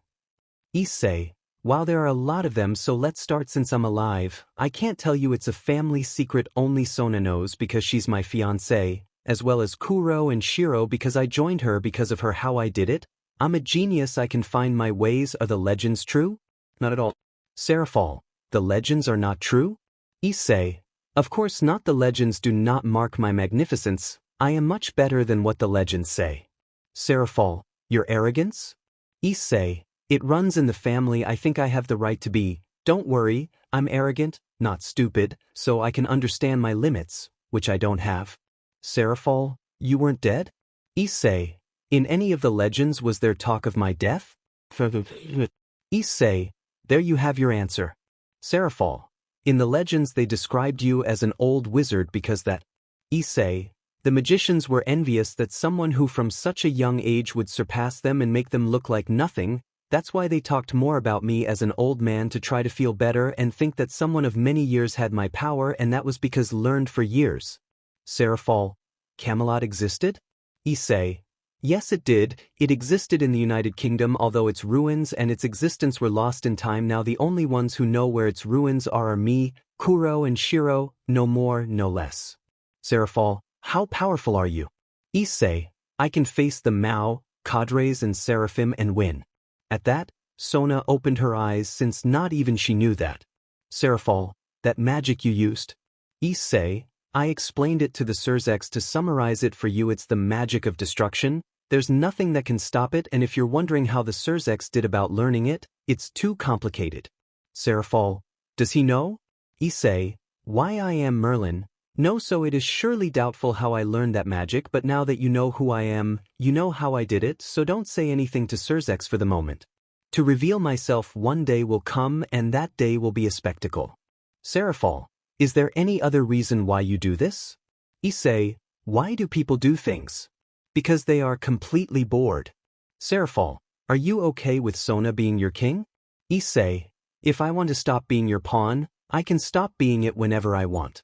Seraphal, can you do that? Issei, yes, it's easy. Seraphal, you don't follow logic, right? Issei, I'm someone who sometimes breaks universal laws, so no, I don't follow them now. I think that's enough. Clapping his hands, Issei smiled at Seraphal, who stopped making her serious face and approached Sona, who did not move from her place, so she was hugged without putting up any resistance. Walking towards the kitchen, Issei left the water bottle on the counter in the kitchen and then turned to see Serafal and Sona, who was now trying to escape from her sister. Issei, it will be tomorrow. Walking to where his room would be, Issei entered it where Kuro and Shiro were already in their own bed, so following in his footsteps Issei lay down and fell asleep waiting for interesting things to come. While Issei was sleeping on the outskirts of the Issei house on the cold night that there was in Kuo in the nearby park, there was a certain demon with the name Rio who was still looking at nothing, but now he had small tears in his eyes which moved to his shoulder where his black shirt was now stained by a strange thing that was white, but when you looked closely you realized that it also had brown and green, making it recognizable as pigeon droppings. With slow steps and a sad look, Rio returned to his own house depressed by how his second date in his life went, giving him to understand something, and that was that he had no luck with them. The first one tried to kill him and the second one left him after giving him a slap. When the night went by, Issei arrived home and after getting to his room to sleep, he only thought about his life and his dream of being the king of the HRM and if it would really be possible to achieve that. When the sun rose again, Issei was now deserted earlier than normal, so going down the stairs that led to the second floor and with it to the rooms, Issei entered the kitchen where he began to prepare breakfast. After everyone had breakfast, both Sona and Issei headed to the school where they went directly to the student council where, upon entering, Sona asked the same question that she had asked Issei yesterday, to which Issei took a lollipop out of nowhere. He just threw it into the air to catch it in his mouth. Issei, I have two things that my money gives me: treasures, gold and things from the past, and then the other I am a seller in a black market where criminals buy things. Sona, you are a criminal. Issei, not only do I sell things to them and they pay me for it, plus I get information about many things there, so I win and I always win. Sona, that's illegal. Issei, yes, no, a little more than anything it is something morally bad, but in itself it is not illegal. Sona, then you get things by selling things on a black market where criminals are found. Issei, if you can find everything, demons, humans, fallen angels, everything that is bad can be found there, and despite that, that place is cleaner than society since there is no backstabbing there. Even though there are bad people, things are done legally except the buying and selling of slaves and a few other things, but it's as if it were legal and that's it. There is no robbery, there are no murders, and there are no kidnappings and other things there. Sona, then inside you can't do anything bad. Issei, unless you want to leave half dead and have entry prohibited, no? Sona, what would happen if any of the races attacked that black market? Issei, inside everyone is friends, outside everyone is on their own, but if someone attacks the market everyone will join together to kill the attackers mercilessly. Before he could continue, a hologram appeared on Sona's desk from which Serafal emerged. Serafal, hello Sona, and I had forgotten, so I come to tell you that the meeting between the leaders was brought forward to the scheduled date, which was tomorrow, so we will be there in the afternoon. We've. Hitting his head while sticking out his tongue, Serafal said goodbye, leaving Sona and Issei alone again. Creating a clone for the first time in front of Sona, Issei sent the clone to the black market to look for information that could be useful to them about this. After all, wouldn't it seem strange that they would try to attack the leaders? Stupid? Of course it was. The leaders were the most powerful of the factions, but in the end it is not as if there was not someone who could try, so his clone which he would look for could give him the advantage if he knew plans for an attack. Sona, can you make clones? Issei, and much more do you want to try? At the clear insinuation and double meaning of his words, Sona turned red and looked away while adjusting her glasses. Issei, my clone will look for information on the black market because an attack on this meeting is planned. Sona, who will attack the leaders? Issei, idiots, arrogant, stupid, and of course criminals who have a created plan. Sona, why me? Issei, you don't have to be scared either. I'm here, and as long as I'm here it's impossible for anyone to hurt you, not unless I want to experience the end and the beginning. Walking towards Sona, Issei lifted her chin with his left hand and gave her a small embrace on her lips before moving away and placing 2 fingers on her forehead, pushing her back a little, leaving Sona behind as he left the student council. To go to classes. When Issei arrived at his classroom, he only greeted Rio, Asia, and of course Zenobia.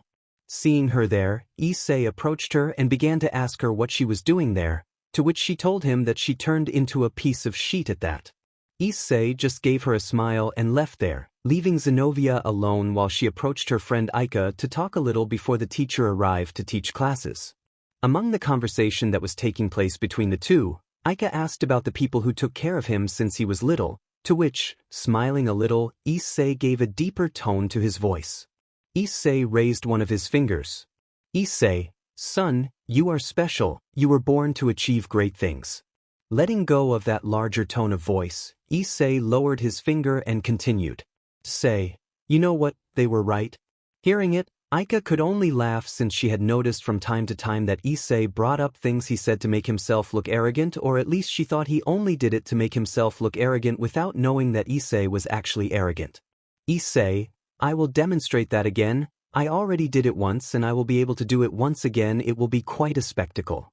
With the day coming to an end, Issei headed to the student council room so he could be with Sona, who was already with the rest of her entourage, and knowing that, Issei decided to do things faster, to which Issei alone sighed and disappeared in glitter to appear in the student council equally in glitter. In the middle of the student room where he quickly sat down on the couch while looking out of the corner of his eye at Sona's serious look. Sona, well, since Issei is here, let me tell you something about him. Knowing what was coming, Issei raised his right hand where he looked at his ring which he began to touch with his left hand, remembering the past. 1522 years ago, 6th century. Merlin, goodbye and thank you for everything, teachers. Leaving the house where he had been learning magic and his knowledge of alchemy and other knowledge, Issei continued his walk through the deep forests. When Issei was about to leave the forest, he stopped being a 16-year-old boy and changed his shape to that of an old man with a long white beard of about 70 years or more, who just by looking at him you could tell that he was something more than a normal old man. Issei, as my teachers told me, if you show some of your power, keep in mind that humans will not be the only ones who want to use you for their benefit. With his first foot out of the forest, the old man left completely after taking a few more steps from the forest, so breathing deeply, Merlin inhaled the different air that was outside the forest. Walking to some walls that were in the distance, Merlin began his journey, his first journey without anyone there, no one but himself. When he arrived at the entrance to the wall and some guards searched him, finding nothing more than some books, rare stones and strange colored powders, when they asked him what he wanted to do there, he informed the guards that he wanted to see the king, so that both of them, after looking at each other and telling him to wait, went to the king to ask for an audience, which they got. So they took Merlin from the door in the direction of the throne room where Merlin looked at the king and the king for the first time. Prince. While the prince was a young man of the same age with blonde hair, the king already seemed to be old because he had quite a bit of his hair white like his, although it was noticeable that there were some pieces which were still blonde. Before them Merlin presented himself as a magician, to which the king, after thinking about it and talking a little about business with Merlin, was given the possibility of being a magician in the king's service, so he was granted a study in the castle, although he change would have to be at the disposal of the royal family, especially magic, knowledge and even advisor. When Merlin said goodbye to both of them and was taken by the guards to where his study would be, Merlin took out all his things, including his books and his strange things, although after putting those few things he had in his bag. Remember, Merlin, always keep your true potential hidden. Making a transmutation circle on the ground, Merlin put several things on the ground, including metal and other stones such as ruby or obsidian. He even put some diamond. Among all those things he also put some of his magical power, so with his mana inside the magic circle Merlin gave a clap with his hands while he was in front of the transmutation circle. Merlin, remember what they taught you and use it. With the circle lighting up to such a point that it was impossible to see what was in the entire room that was given to Merlin. It caught the attention of some people who were outside, but upon seeing how that balcony-colored light faded, they continued with their lives. As the light disappeared, Merlin under his hands watched as all the materials disappeared from the circle, leaving behind a white stone that shone very brightly and was smaller than his finger. Approaching such a stone, Issei took it with his hand and observed it, although he put it away quickly when a knock on his door was heard. When he opened the door, he found a guard who asked him what that light had been about. Merlin, nothing important, just a trick to organize everything in the room to my liking. Merlin, You shouldn't worry so much. Don't worry, I'm careful. I have used magic and alchemy for many years in my life. Closing the door again, Merlin took out the white stone which he observed carefully without bringing it too close to his face and being careful not to let it fall. Merlin, the principle of equivalent exchange in exchange for a large part of my mother and precious objects such as stone and magical materials you are granted the Manna stone. With a piece of gold that he had on his desk, Merlin used magic on it, creating a ring-shaped object in which he placed the Manna stone, which he placed on his left ring finger. When he adjusted the ring completely it began to transfer its power to him, adjusting the ring to his right which made Merlin have to sit up. Looking around his room, Merlin noticed how his eyes were somewhat cloudy and he felt nauseous. When all the side effects stopped, Merlin looked at his ring. Closing his eyes, Merlin gradually let out his presence, watching as he didn't get any further than just an ordinary human. Merlin, teachers, I have exceeded your expectations. Getting up from the chair he sat in and approaching the window where he looked at how the sun was already setting. Merlin, I should rest.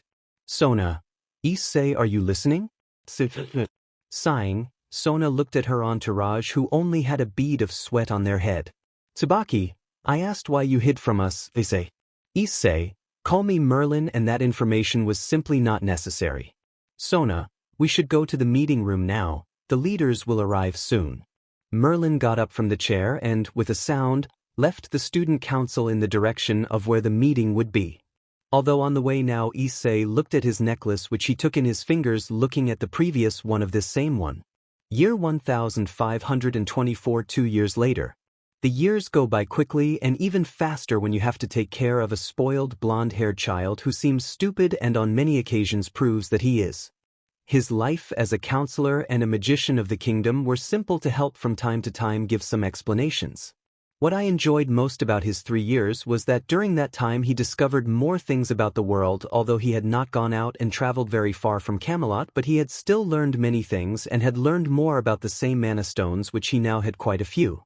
Variations like one which instead of appearing white was black, which was the best Manna stone that he created in all his time creating these. After all, it was the most resistant he had. It even had special properties, so he carried that black Manna stone with him. As the months passed, Merlin spent a few days traveling to his former teacher's house, telling them some of his adventures and the things that had happened to him during that time in Camelot.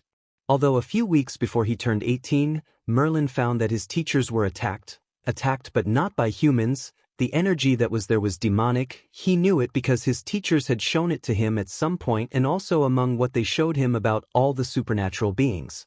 Upon learning of their deaths, Merlin created some graves for them and moved away from the house, which he hid with some magic so that at least she would be calmer after the attack she received. Before leaving his teacher's house, Merlin did something that had only been theoretical by his teachers, so he put his black stone in the middle of transmutation. Placing gold at the cardinal points of his Manna stone, Merlin finished the preparations and just sat on the ground in the shape of a lotus. Raising his left hand, a white energy ball appeared in that same hand which moved to the right of the black Manna stone, while a second black energy ball appeared in the right hand which went to the black Manna stone. Left of the Manna stone. Merlin, positive and negative energy, life energy and death energy together. With his hands flashing and Merlin raised together with his hands, which created a roar which could be heard throughout the place. So much was the sound that the rumbling of the earth in the place could be felt. As the transmutation circle began to slowly glow, the rays in Issei's hands began to glow brighter, with the rays turning from blue to black with white edges. When the power spheres of negative and positive energies began to rotate around the Manna stone, becoming what appears to be a tornado of both colors which began to enter the Manna stone, which began to shine in both colors until it consumed all energy and what made everything stay calm in the place. So Merlin began to stand looking at how the circle continued to shine although white. Just taking one step towards the transmutation circle, a rumbling was felt throughout the continent until from one moment to the next a great explosion was visible from Camelot. When the explosion was no longer visible, the only thing left in the place was a force field in the place which was next to what was once a transmutation circle. When the force field dissolved, a Merlin moved to a place that was glowing, and as he approached he took a black stone in his hands which he put on a gold necklace which he put on his neck, which slowly faded. Black color turned to red. The red Manna stone was surrounded by diamonds which gave a more elegant touch to the necklace. Merlin, you will be the stone that was created by me and my aunties. You are the stone of life, the stone of death, the philosopher's stone. The observation of his creation did not last long when he felt how different energies were approaching the place, just as he could slowly see how greenish-blue trails were moving through the air. Merlin, magic? Can I see it and feel it? Should I go? Disappearing from the place, Merlin ran to Camelot to be able to return to his studio where he would begin his work with his new creation. Having opened a door, Sona and his entourage with Issei arrived at where the leaders of the factions were already gathered, who looked at them since they were the last to arrive at the meeting. Putting away his necklace, Issei looked at the leaders, although he kept his gaze longer on two people in Azazel and the angels who were in the place.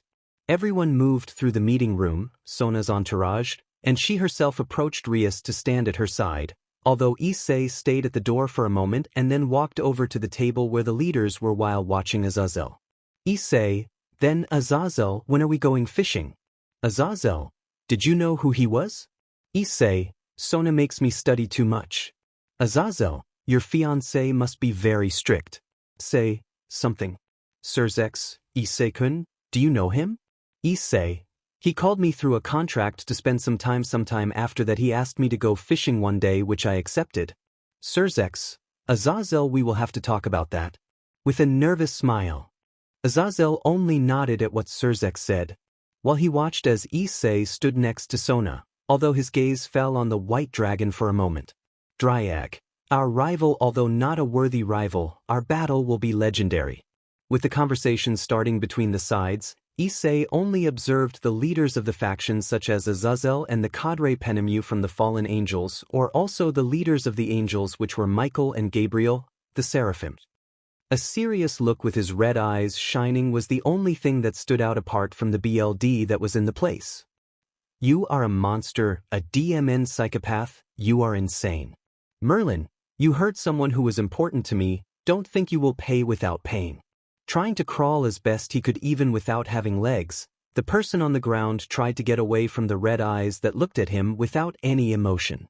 Merlin, I will do everything in my power not to kill you, at least until I get bored.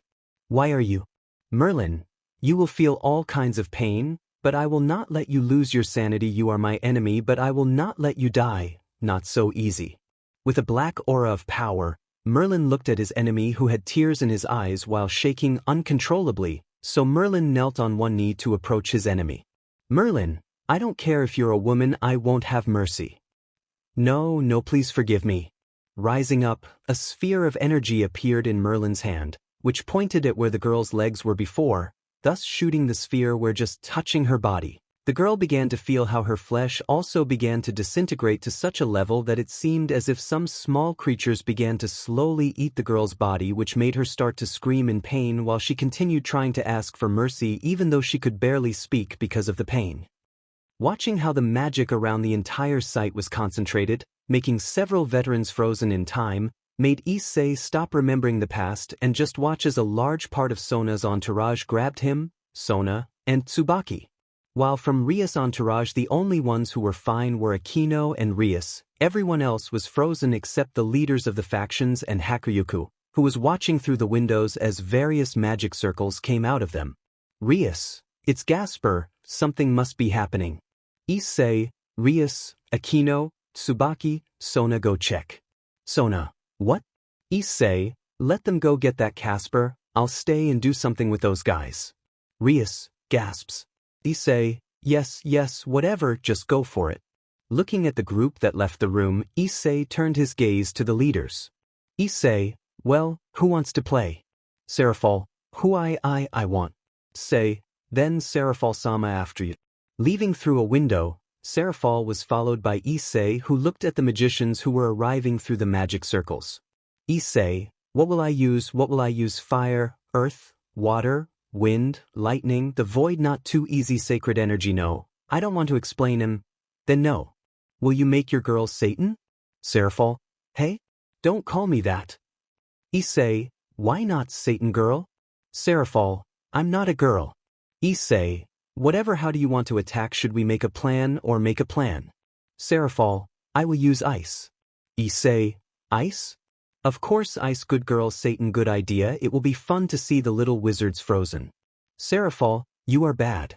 Raising his right hand, Seraphal, which was on Issei's right side, croaks a blue magic circle, which was imitated by Issei, except that contrary to Seraphal, he raised his left hand, and I don't think so, a magic circle, he just raised his hand.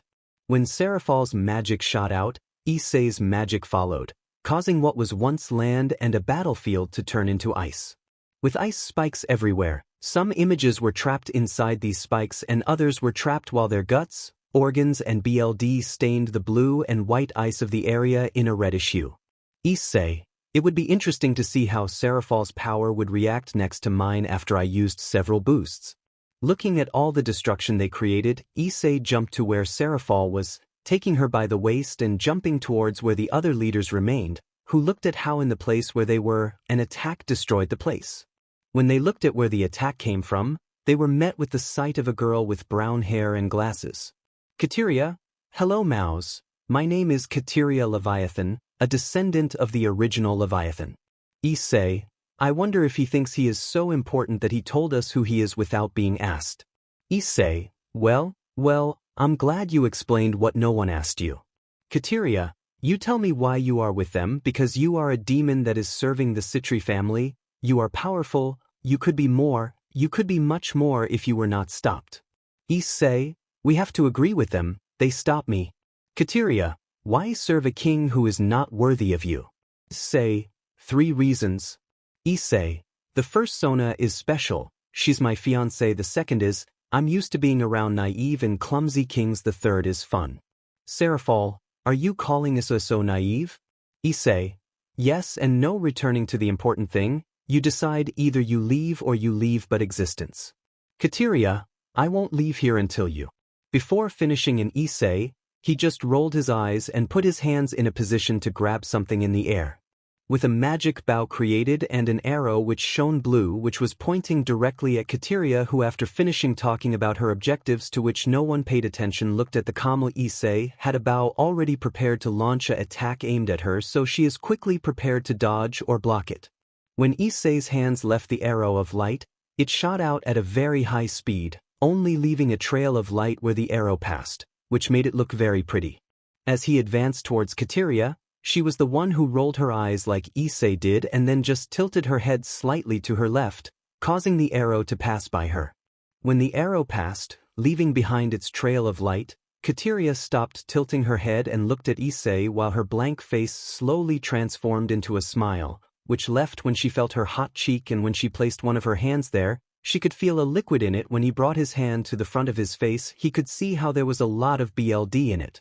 Although she couldn't look at herself, the leaders and Issei were looking at how Kateria had a cut on her cheek that ran from the beginning of her chin to where her ears ended.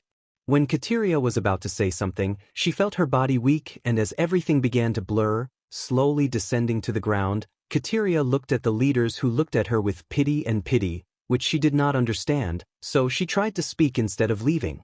Words, a large amount of BLD came out of her mouth as more of her strength fled, causing her to fall to her knees.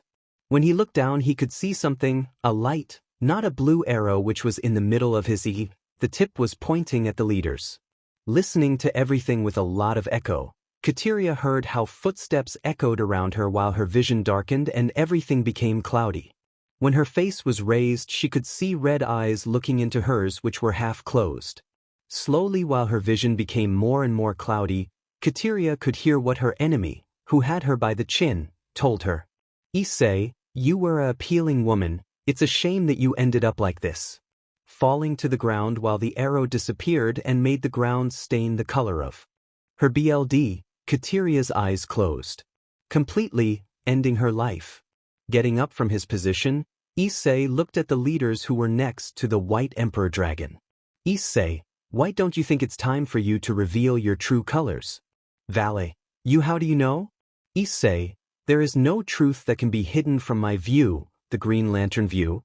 Then, moving to the front, Valet looked at Azazel, who asked him with his gaze what he was planning. Valet, my name is Valet Lucifer, a descendant of the original Lucifer. Azazel, roll here. Valet, I'm sorry Azazel. Making his wings appear, Vale looked at Issei, who only looked at him with blank eyes. Issei, will this group have a problem with always wanting to introduce themselves without being asked? With all the information that his clone had been able to get on the black market, Issei was just looking with a blank face at Vale, who was talking about things that didn't matter to him and about their fight or what he said. Issei, did you say something? With an annoyed look, Vale jumped while with his wings he stayed floating in the air while he saw how both the group of Rias and Sona arrived at the place, implying that they had already managed to arrive with Gasper, although that did not matter to Vale, who looked at Issei while his body glowed to show white armor. Vale, I hope you don't disappoint me, Red. Albion, be careful with him. Looking at the armor, Issei just gave him a smile and looked at Sona, who looked at him with concern, with a look from him. Sona calmed down. She also remembered something, and that something was who her fiance really was. She knew that the White Emperor had no chance. Before Issei, I will show you the meaning of domination. Balance breaker. Raising one of his hands, Issei with his armor, which was shown to the others for the first time, spoke with a tone a little more serious than the one he commonly uses. Issei, come on White, I'll show you what denomination is. With the gaze of both Emperor Dragons on each other, the tension in the place grew increasingly greater before the inevitable beginning of a battle between the two bearers of the Celestial Dragons. Of which, although it was difficult to say or see, the leaders had the feeling that Issei, or rather the Security, only took the situation as a simple game, although they did not know why, although Surzex and Azazel had a certain suspicion. When the White Emperor Dragon decided to make the first move, it shot out against Issei, who only stayed in the same place, waiting for the Hakuryuku to reach his position. When White approached Issei, before he reached the coach with his fist, he dissolved into smoke and appeared behind Vale, who just reached the place where Issei was before, stopped the rotary to be able to hit Issei, who he stopped the kick by raising his leg and stopping it with his knee. Boost. Giving him a blow on White's Issei, he touched Issei before shooting out. Divide. Say, come on White, that's all? Boost. Launching again, Vale had the plan to attack Issei with a blow to his face, which Issei avoided again. Issei, you would be powerful but you lack technique, power, skill and experience. You have the tools, you just need to learn to use them perfectly. Drake, you have no chance White. Boost. Albion, having a strong carrier will not decide victory. Letting Vale get closer, he used the split in him by grabbing his face, although his plan to smash him into the ground was not possible since Issei did not move an inch from the spot.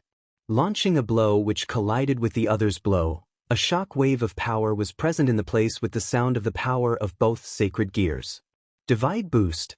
With both of them flying into the sky while a blue and red trail collided from time to time, making every 10 seconds both the increase and the division echo in the sky. Before Issei could give another blow to Vale, he created several magic circles in front of Issei, who was pushed away and stood still for a moment, watching the circles. Issei, do you want to play with magic? Albion, partner runs. Before saying anything, Vale watched as at least 24 magic circles appeared on Issei's back. Issei, well, let's play with what I'm good at. After those words, all the circles shone, from which a torrent of fire shot out from each one and began to cover the air with such a high temperature. What the Hakuryuku did was dodge everything, since trying to divide all the attacks would be too complicated. What were before torrents of fire became fire dragons, which began to chase Vale in the air, while Issei just stayed still in the air while the boost sounded and only hinted that his plan was to launch an attack. Destructive end. After a while of dodging and from time to time doing a split with the dragons, Vale positioned himself higher in the air and raising his two hands, Albion's voice rang in the place. Half dimension. With a blue light coming out of his hands, Vale continued doing whatever he was doing. Before Issei did anything, he heard some sounds, so he looked at the ground where the leaders were and there was a sound, but the one that caught his attention was Azazel, who was making signs with his hands until he began to speak as quickly as possible. Loudly so that the two dragons will hear it. Azazel, do you know that ability will make everything in this place have, even the status of Rias Gremory and Sona Citri? Vale, what? With the gaze of the celestial dragons on Azazel, he only stared at Issei. Issei, I guess he's looking for my anger. Drake, comrade may be looking for you to release more power. My wielders normally reached higher levels with anger. Issei, Yavio. Turning his gaze towards Valley, who was still looking at Azazel, he thought for a while. Issei, I wouldn't want Sona's BRSTS to shrink, that would eliminate them. Drake. Your partner made a face, I think she also thought the same as you. Issei, let's give it our all, Drake. Boost, boost, boost, boost, boost, boost, boost. The pressure around Issei became greater than it already was when Issei's power was triggered by what many believed was anger at Rias and Sona's BRSTS being reduced. Shooting out with the red trail being stronger than before, Issei's increased speed was present as he quickly reached where Valley was, who tried to cover himself with his arms, which he failed to do, managing to take a blow to the face from Issei's fist. Issei, who destroyed a part of Valley's armor, which caused his eyes to be seen. When he tried to counterattack, his fist didn't touch anything when he only saw how the red light disappeared in front of him, although what he now saw was that he was falling to the ground while he was upside down and Issei's arms were around his waist. When they reached the ground, a large smoke screen appeared from which the leaders and heirs only saw a few sparks coming out from time to time, or that was all until a large explosion occurred in the place. Boost. While Valley came out of the smoke shot, causing the ground where he passed to be destroyed with the smoke disappearing, everyone looked at how Issei's armor was covered by a dark aura, only revealing his eyes and the gems of the green armor which shone brightly. Boost, boost, boost, boost, boost, boost, boost. Raising one of his hands towards where Valley was, a green sphere appeared in this same room. Dragon shot. With a large green beam advancing through the place while destroying everything it touched in the direction of Valley, who quickly got up and raised his hands, now using his division. When the attack was completely consumed and Valley was lowering his hands, a new blow to his helmet was received by Valley, who only looked at how on his right he had Issei, who hit his jaw straight, making him almost fly, although that it didn't happen when before he was completely gone Issei grabbed Valley's leg and started slamming him against the ground over and over again. When he hit Valley for the 5th time, one more hit against the ground was done by Issei, who stopped holding Valley, who when he hit the ground, the blow was so strong that he was forcibly lifted off the ground as if it were a ball, which Issei took advantage of to kick Valley, who was thrown into some trees, which were crossed by him. Getting up again, Valley noticed how his armor was quite destroyed, walking to leave the forest, which was not much left as he had destroyed a large part of it with his body. Albion, Valley, he is in another league. Valley, that's good, I have a good rival is enough to know that our battles will be epic. When Valley completely left the forest, they looked at how Issei was already looking at him. Valley, I have to accept that you are strong. Issei, accept. Pulling out of nowhere a blue sphere, Issei looked straight at it which he had in his left hand and like him, everyone looked at that sphere which they recognized as one of the spheres that the White Emperor Dragon's armor had. Lifting it, Issei crushed it where the sphere of his own armor was, although on his right hand, although he felt pain and felt dizzy, all those effects went away quickly and they looked at how now on his right arm, his arm was white and had the blue sphere in this. Albion, that's impossible. Drake, now you understand, Albion, my wielder is special. With the power increasing rapidly, a strange gap opened near the place, although Issei didn't care about that, who shot towards Valley, who did the same, and at the moment of the collision, the sounds of 2 divides echoed throughout the place. Now with the power to divide and increase in Issei's armor, it made everything become easier for him. Drake, partner using that power must cause vital damage, be careful. Launching once again towards Valley, they clashed their fists, once again creating a clash between divisions. When the fists hit again, Issei stopped playing and used some negative magic. Valley's armor was completely destroyed, leaving him only with Albion's wings, which allowed him to remain in the air although the fist that was heading towards him. His stomach would know it would hurt, although that never came when a guy took Valley and took him away from the place, and although Issei had the possibility of simply eliminating the boy with the cane, he let him take Valley while he got rid of his armor, which with a normal person would have disappeared long ago due to the excessive expenditure of mana and energy. But if it were not for Issei's infinite mana, thanks given by the philosopher's stone.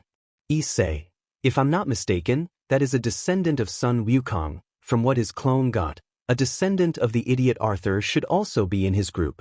Turning around, Issei began to walk towards Sona, who was looking at the place where Vala was taken. Arriving next to her, Issei only stayed by her side while Sona turned her gaze to him. Taking Issei's hand, Sona smiled at him. Issei, so let's go eat something? I'm hungry. At Sona's smiling gaze, Issei took that action as a yes, so he was preparing to leave, but before he could do so, the Surzek stopped them by putting one of his hands on Issei's shoulder. Issei, what's going on? Surzek, before you leave, this meeting is not over yet, you know. Issei, what are you telling me, Azazel, an alliance? Azazel, of course, why not? Issei, Michael? Michael, if they agree then I will join too. Issei, well Surzek, it seems that the meeting is over, right? Azazel, Surzek has you there. Surzek, don't encourage him. Azazel, come on, the boy showed off, let him enjoy his victory. Say, I like this guy. Sona, hey Issei, when did you get the balance breaker? Issei, it's been a while since I just didn't need it. Sona, do you have any new skills? Issei, apart from being able to enter the balance breaker and having the armor well, and now being able to perform the Hakuryuka divide, I only have the power to transfer power. Boost. Placing his left hand on Sona Issei's shoulder, he looked at his gauntlet for a moment. Transfer.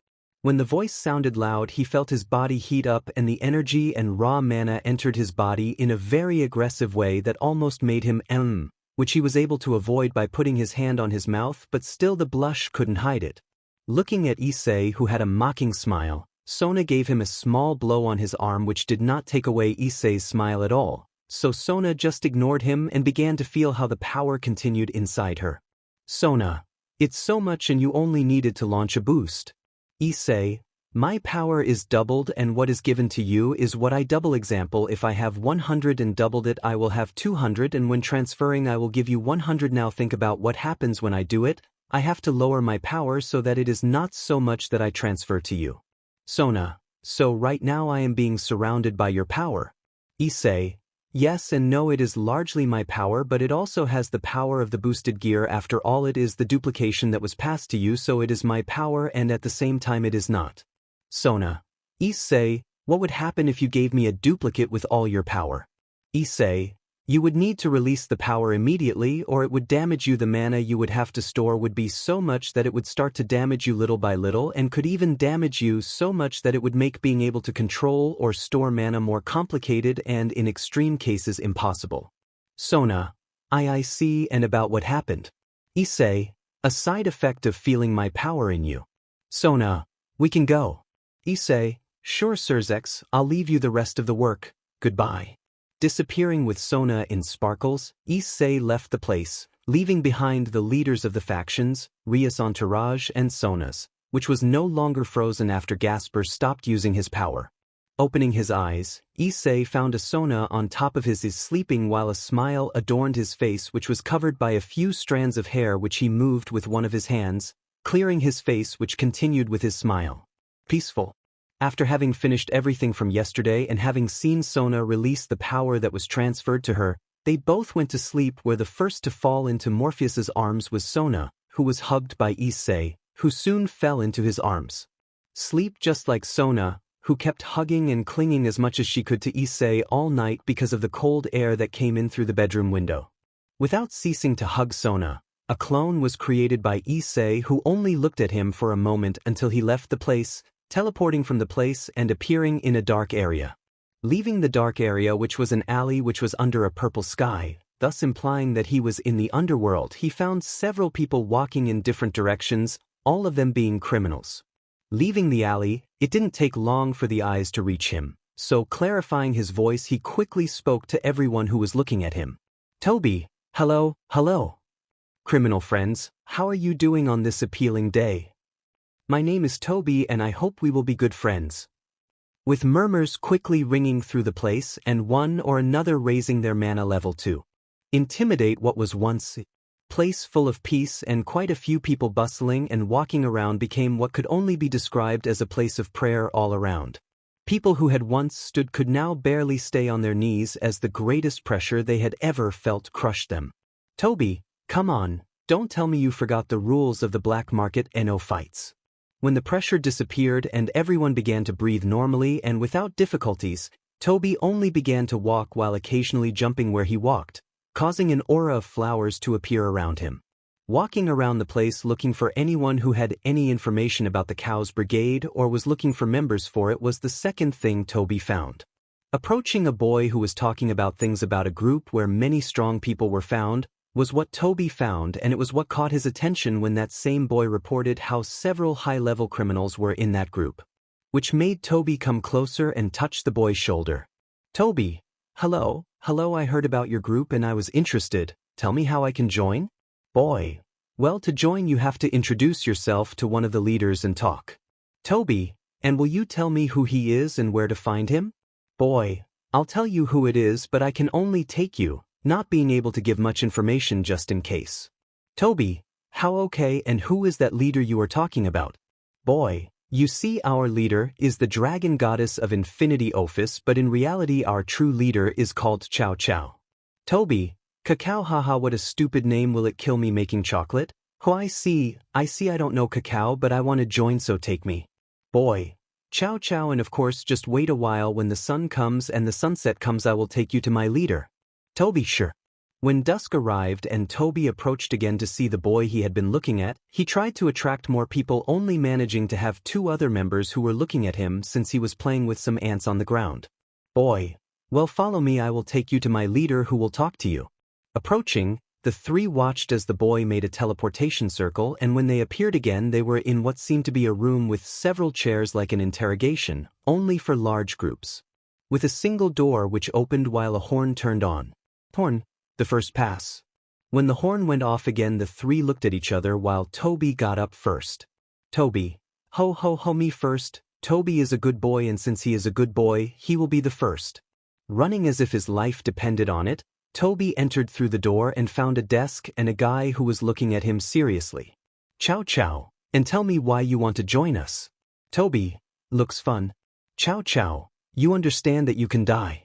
Toby, looks fun. Chow Chow, missions will be dangerous. Being optimistic is suicidal. Toby, looks fun.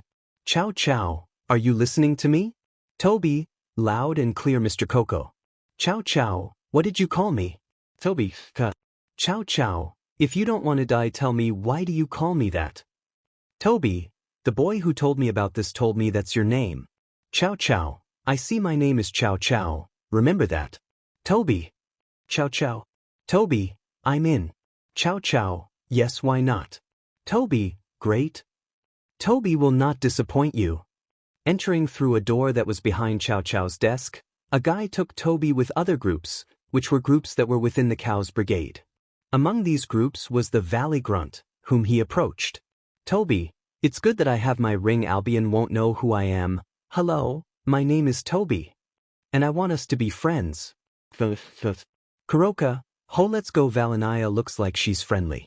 Toby, yes, I am friendly, I am a good boy. Biko, he is strange. Arthur, are you sure Kuroka is strong?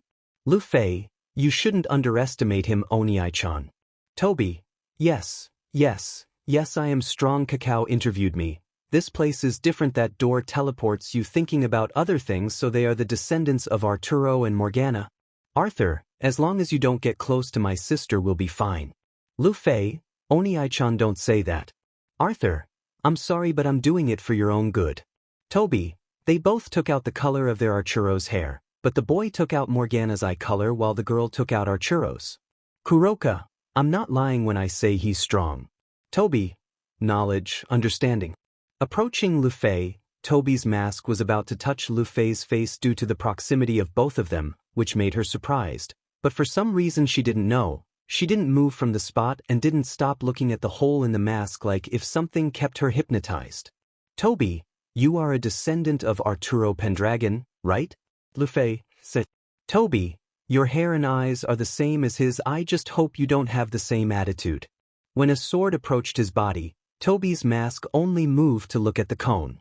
Arthur was about to cut him with it, but before anything happened, the sword pierced him as if there was nothing there. Standing up straight, Toby began to walk slowly closer to Lufei until he passed through her as if she were a ghost, and without anyone noticing, a magic circle appeared on Lufei's neck and disappeared as quickly as it appeared. Walking away from both of them while everyone looked at him, Toby raised his hands and started shaking them. Toby, wow, don't hurt me. I was just appreciating the beauty of Arthur's descendant. Arthur, don't come near my sister again. Toby, you have Morgana's eyes, but you have an attitude somewhat similar to Arturo, impulsive, predictable, and easy to anger. Lufei, you knew our past auntie. Toby, no I don't. Arthur, then why do you talk as if you know him? Toby, I'll tell you a nice story. At that, Lufei approached Toby a little, who smiled when he saw how, like Morgana, Lufei also had a taste for stories. Toby, once upon a time in a very distant kingdom where magic, dragons and monsters existed, a wizard entered the kingdom that was quite well known in those times, a kingdom called Camelot, and a wizard known worldwide by the name Merlin, although in those days times it was not as well known as it is now. Lufei, Merlin awaits the magician who was with Arthur. Toby, exactly the same, the unmatched, the most powerful magician in all of existence, the one who was never reached, the legendary primordial magician. Toby, known as the first and the true magician, Merlin achieved what no one has been able to do, taking his magic to a level beyond what they imagine. His power is so great that there is even a legend, a story where it is told about a creation by him. Do you know what it is? Lufei, the philosopher's stone? Toby, yes, but there is something else, one more story, one more legend. Lufei, what is that? Toby, it is said that Merlin created the best creation to kill to the same weapon as King Arthur. Arthur, that's impossible. When Toby saw that day covered his mouth, he smiled although no one could see it. Toby, it is said that Merlin was the true creator of the legendary Excalibur. Come closer. With Callie's group except him, who just leaned against a wall while keeping his eyes closed, showing as if he didn't care, but in reality he was listening attentively. Toby, it was a rainy night, the crickets were singing, the flowers were closing their petals while the war began. Arturo, shoot! With the catapults throwing large stones at what were a large number of gulls. Lufei, gulls? Toby, monsters from hell itself, or that was what they said when they didn't know supernatural beings. Now listen. Hitting Lufei with a stick which he pulled out of nowhere. Toby raised the stick and looked at everyone. The monsters were approaching, people were dying, and blood stained the war zone. All of Camelot was at war, in a desperate war for their survival. Among all the warriors, there was the king, King Arthur, who was on top of Camelot's wall, killing from time to time to some ghouls who managed to climb the wall. Next to the king was the magician advisor of the kingdom, Merlin, who only looked at everything with a serious expression but without showing fear. When they attacked him, the monsters died instantly without Merlin moving any limb. Walking to go down the wall, Arthur watched as Merlin walked away from the wall, which worried him a little. Arthur, Merlin, what are you doing? Merlin, say don't die for a few minutes and this war will end when I return. Arturo, I trust you, Merlin.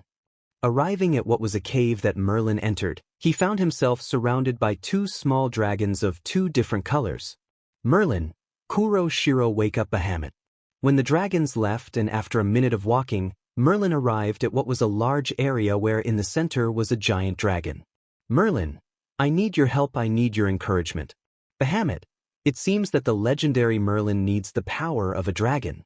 Merlin, haha, don't make me laugh, I don't need you, I just don't want to show my true power. Bahamut, dim and human. Making a transmutation circle which was giant, what was a normal steel sword, he placed it in the center and next to it he placed a bottle of dragon blood, on the other side he placed phoenix blood, on top of the sword he placed a feather from the wings of an angel, a piece of those of the demon he once killed, and finally put a feather from the wing of a fallen angel. Raising his hands, a large black sphere with a white border rose which gave power to the transmutation circle. Merlin, Shiro, Kuro, I need your power. Launching a black and white flame respectively, the dragons used their respective abilities, sacred and demonic power.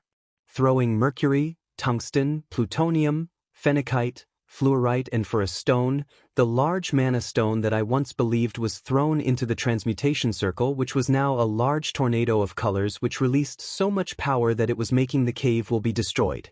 Merlin, Bahamut, I need your encouragement, give him your blessing.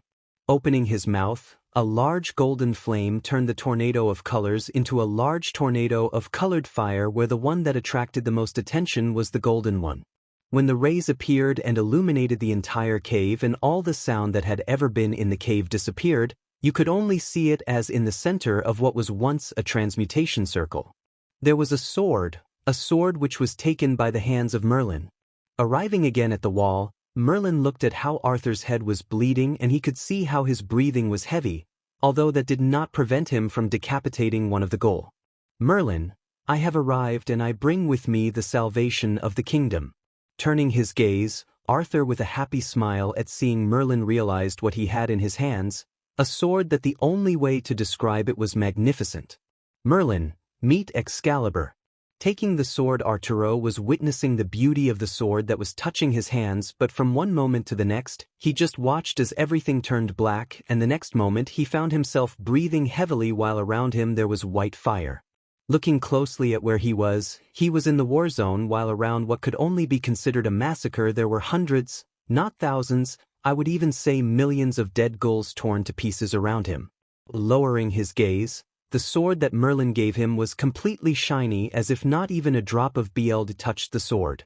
Merlin in the distance was approaching, while many were looking in amazement at their king for everything he did, although the walk and everyone's exclamations stopped when they saw how a white and golden light came from the cloudy sky and several people came down from it, which strangely had several white wings coming out of their backs.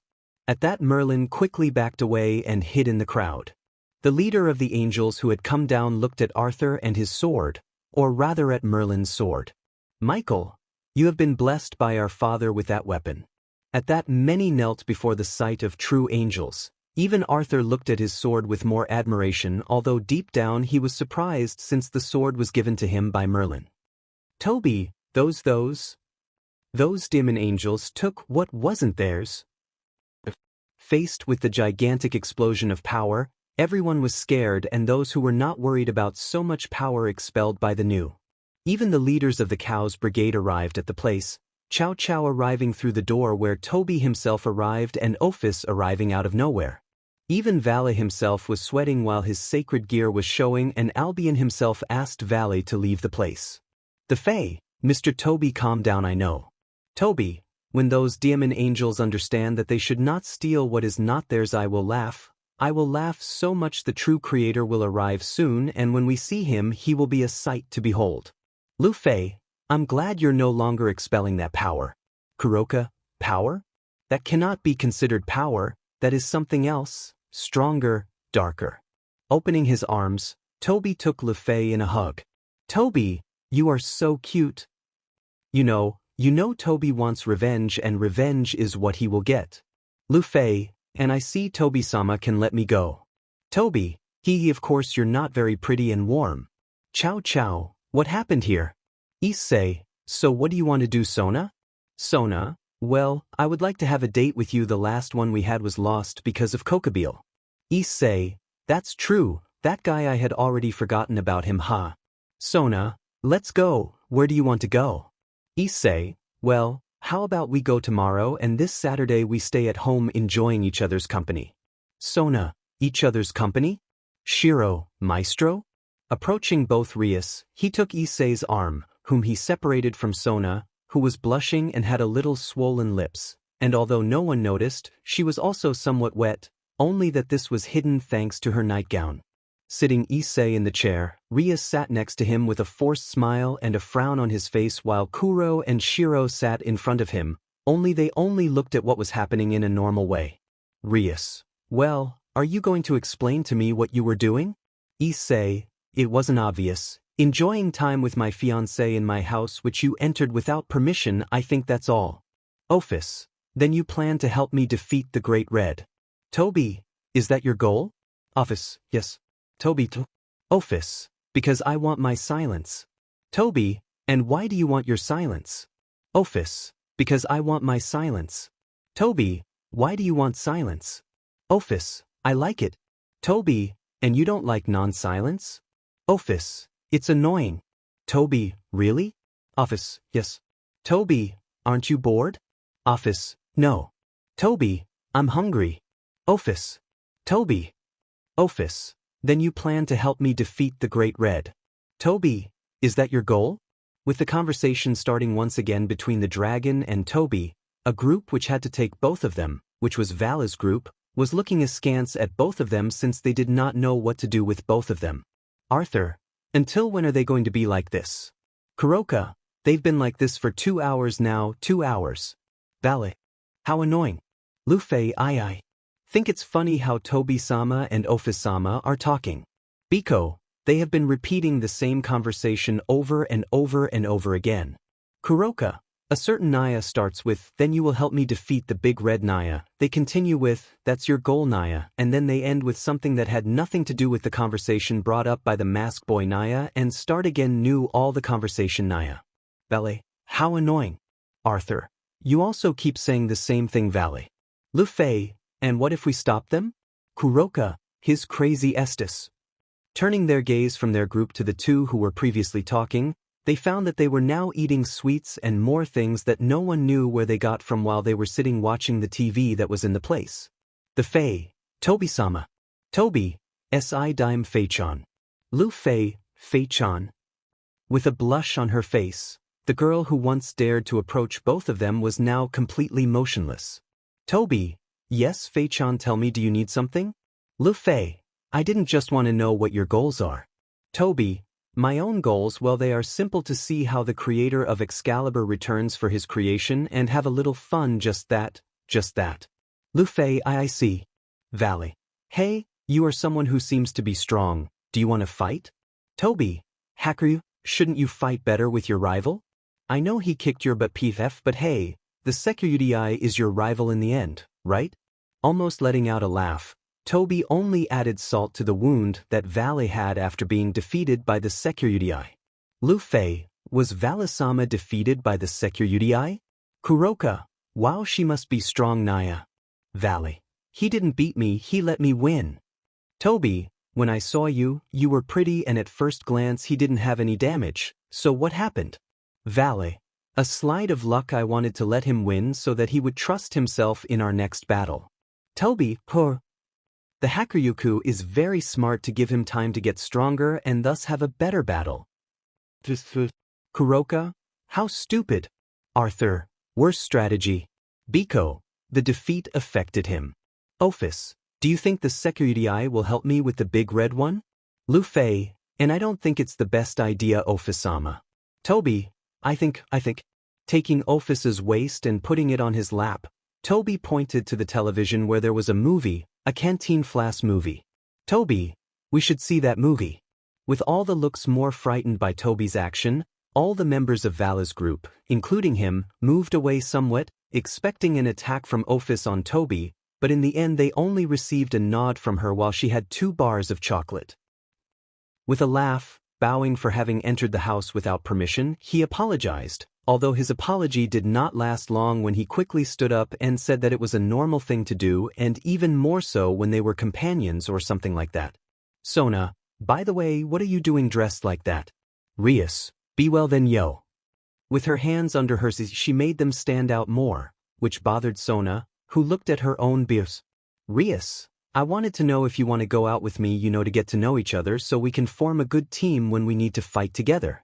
To say, oh, I see, it makes sense. Sona, wait, laugh. Issei and I were planning to spend the day together, isn't it, honey? Issei, yes? Sona, approaching Sona Rias, he looked into her eyes, something that was followed by Sona, which made it seem that rays were coming out of both girls' eyes, which collided in the air, although something that was making a dinner stand out on Sona's forehead was that she could feel how Rias's biz touched her. Rias, are you going to tell me that you are not going to let me go out with Issei? Sona, exactly. Rias, you can't do that. Sona, yes I can, he is my fiance. Rias, that doesn't give you the right to control it. Sona, no means no. Rias, Issei, do you want to go out with me? Leaning towards Issei, showing more of her BRs. Rias looked at Issei, who was looking at Shiro, who was looking at Kuro, who was looking at Issei, who was looking at Shiro, and this one at Kuro, who was looking at Issei. Sona, if he goes with you then I'll go too. Rias, perfect. Please go get ready. Sona, what? What the hell is happening? This wasn't my plan. Issei, well, since Sona decided that's why I'll go get ready, you should do the same. Is it? When the minutes passed and a short Issei with dark gray breeds which were torn in some places, a white shirt, tennis shoes which were black and white and was wearing a black sweater, he stood next to Rias Law, who took him by the hand waiting for Sona to come down, who didn't take long to arrive with some more clothes to go out. Issei, well, how about we go out now? While the group of 3 was walking through the streets of Kuo, a large number of boys were staring at Rias and Sona, who were both holding Issei's hands, Rias holding his hand while Sona was hugging his entire arm, from an Issei who was happy since he felt how soft Sona was, who looked from time to time with dead eyes at the girls, who looked at Issei with eyes full of lust, which bothered her somewhat, although that annoyance it couldn't be compared to what I felt about Rias at that time.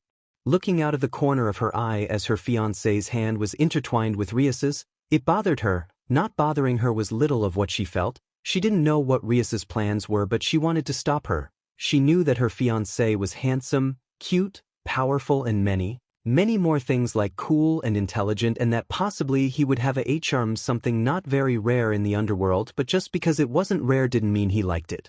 She knew that she could have girls in the HRM like her dragons. They were very close, and from what she saw they didn't like it when other girls touched Issei. It was normal. They were dragons, they were possessive, but if something were to happen between them and Issei, I would accept it. I would even accept others, but not Rias. I didn't want to accept her. The reason she was the reason for having insecurity complexes with her body. Sona, Diamond Cow. Issei, you said something. Sona, no, of course not. Turning her gaze forward, Sona was hoping to arrive soon at the place Rias wanted to take them to. She just hoped it wasn't something strange like a motel or something. Did she expect it from Rias? Yes, of course. Sona separated many things from Rias, and it wouldn't surprise him if she tried to stalk Issei. If it weren't for the fact that she knew that Issei was Merlin, she would be worried, but she knew that Issei spent years seeing pretty women and never let himself be seduced by one. Those things didn't work on him. Among those that he told her that they tried was Morgana herself, and it was said that she was an appealing woman, and if Issei did not fall to her Stuckton when she was still mentally young, it would now be impossible to fall when she had hundreds of years of mental life. Issei, by the way you laugh, how Rio goes? Rias, well he has learned magic. Issei, seriously, how interesting. Sona, are you interested in knowing what magic he achieved? Say, of course I like magic. Rias, by the way, Issei, what do you normally do when you're alone?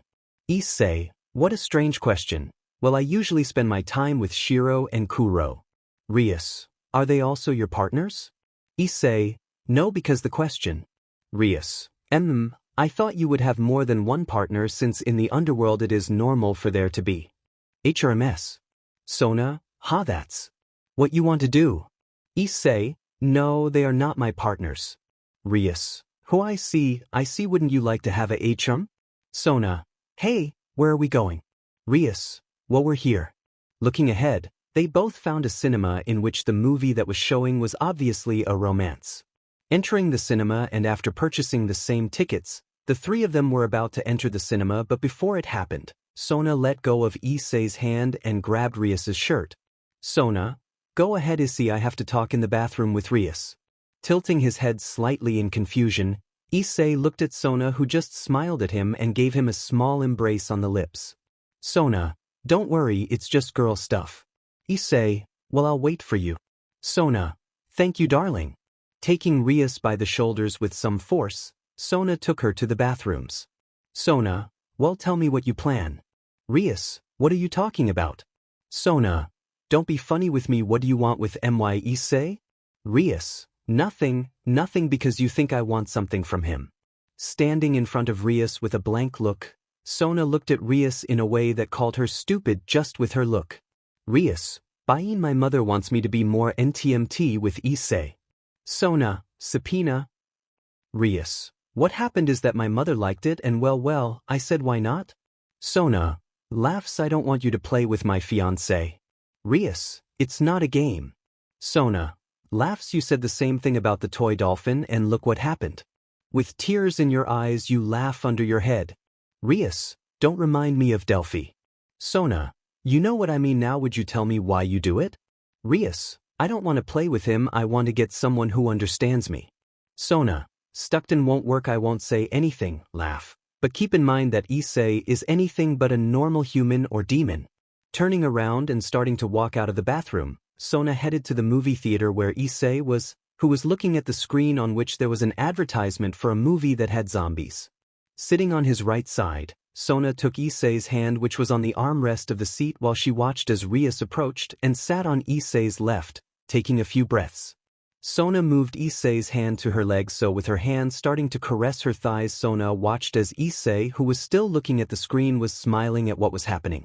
With the movie starting, Rias had gotten as close as she could to Issei, although the armrest stopped her from hugging Issei or getting closer, which she didn't like very much, but she didn't complain, and although she didn't have any reaction from Issei, she took it to mean that his closeness didn't bother him.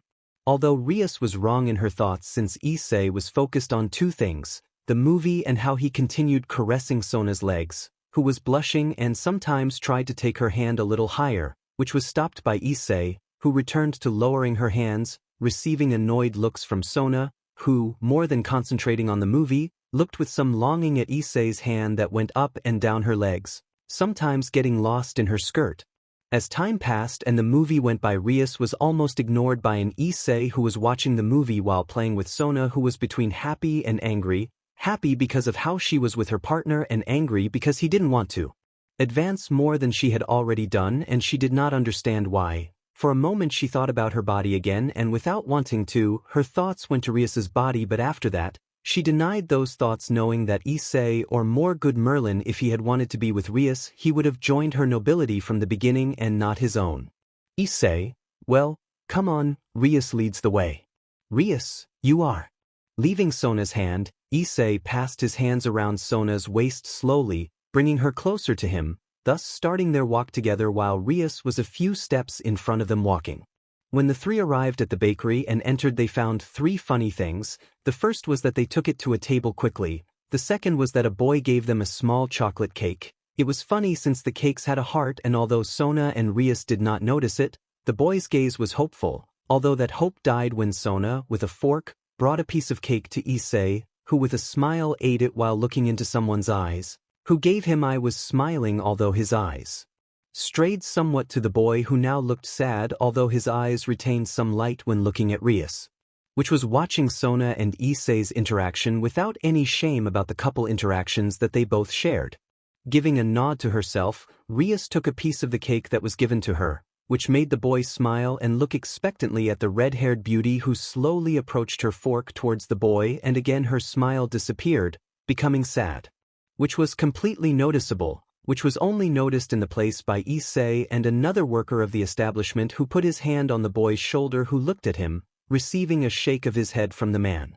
When Rias's mouth opened to say, "Ha," Issei moved his hand with his finger pointing at it, which made the spoon shoot into Rias's mouth, which is the piece of cake, with a pout on her face.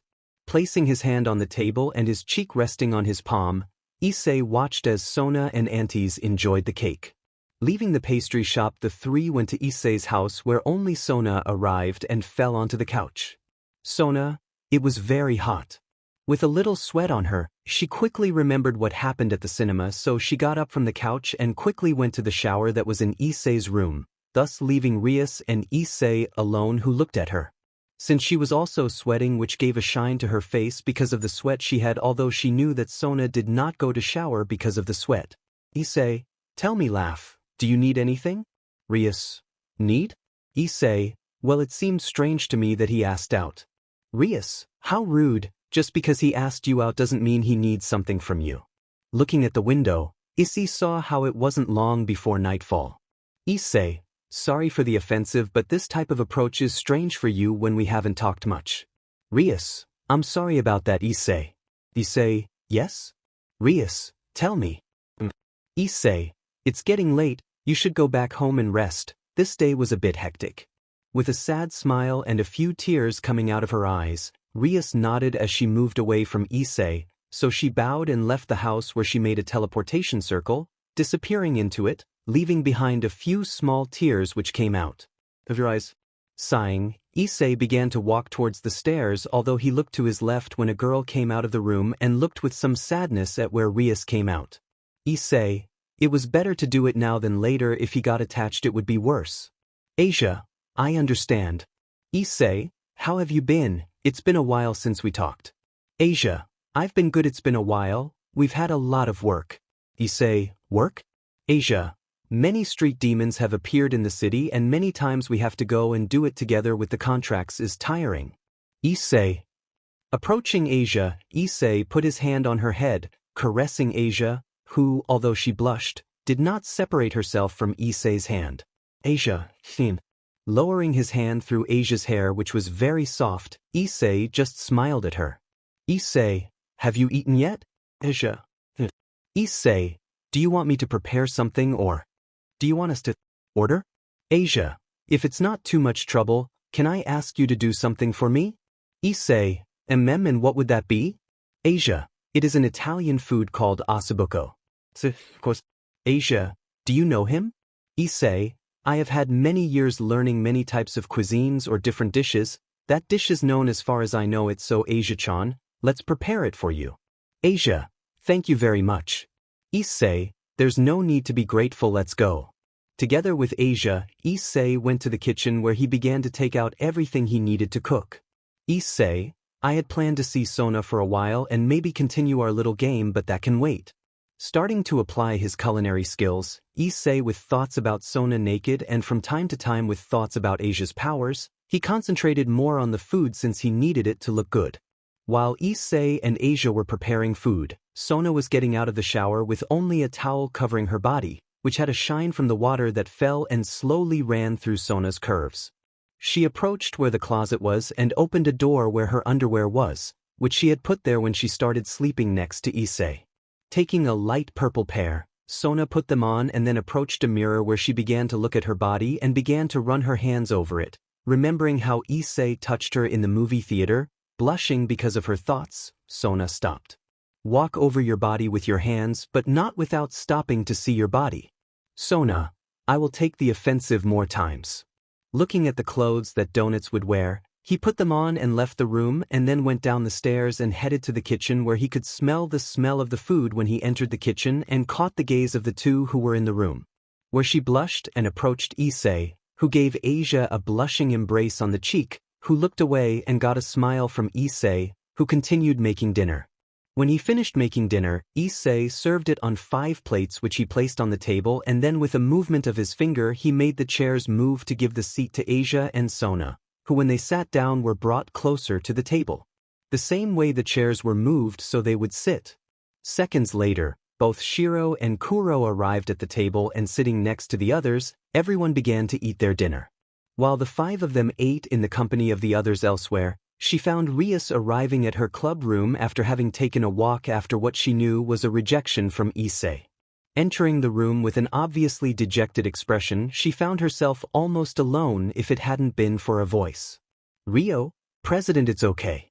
Seeing her pawn move to be able to see her, she gave him a forced smile which was noticed by her pawn who cared more about her. Rias, I'm fine. Rio, President, don't lie to me. I know I'm not the strongest and I probably won't be, but you can always trust me. Smiling at Rio's words, Rias gave him a smile which you could see was not fake or forced. Rias, thank you. Rio, will you tell me what's wrong? Rias, yes, okay. You see, what happens is that after a long story of how the date happened and how in the end she was rejected by what she considered a possible partner and how she was sad about her rejection. Rio, I can't believe that Issei-senpai will reject you. Rias. Rio, but President, you don't have to worry, I'm sure you can find love. Rias, I'm not sure about that.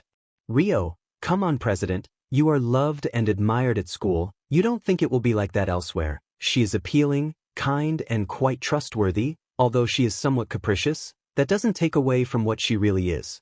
Looking at Rio with a smile, Rias gave him a hug and then thanked him for his words while she got up and went to her room.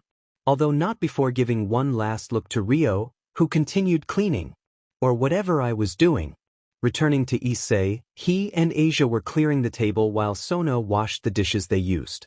Issei, this looks like a marriage.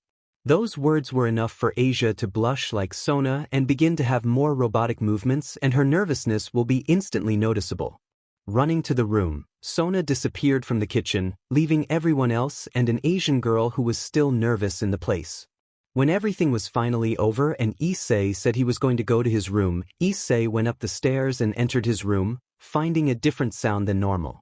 Issei, is there something different about you? But what is it? Sona, I hope you're joking. Locking the door and after the room takes on a glow, Issei just looks at Sona with a smile. Issei, of course it's a joke now because my bunny is like this. Sona, bewell me. Approaching her, Issei ran his hands over Sona's beards. Issei, this suit is quite transparent, you know. Lowering one of his hands, which rested on Sona's, but Issei began to embrace Sona, who had her arms around his neck, deepening the embrace. Office, I want more sweets. Toby, let's go for more? Office, yes. Valet, annoying.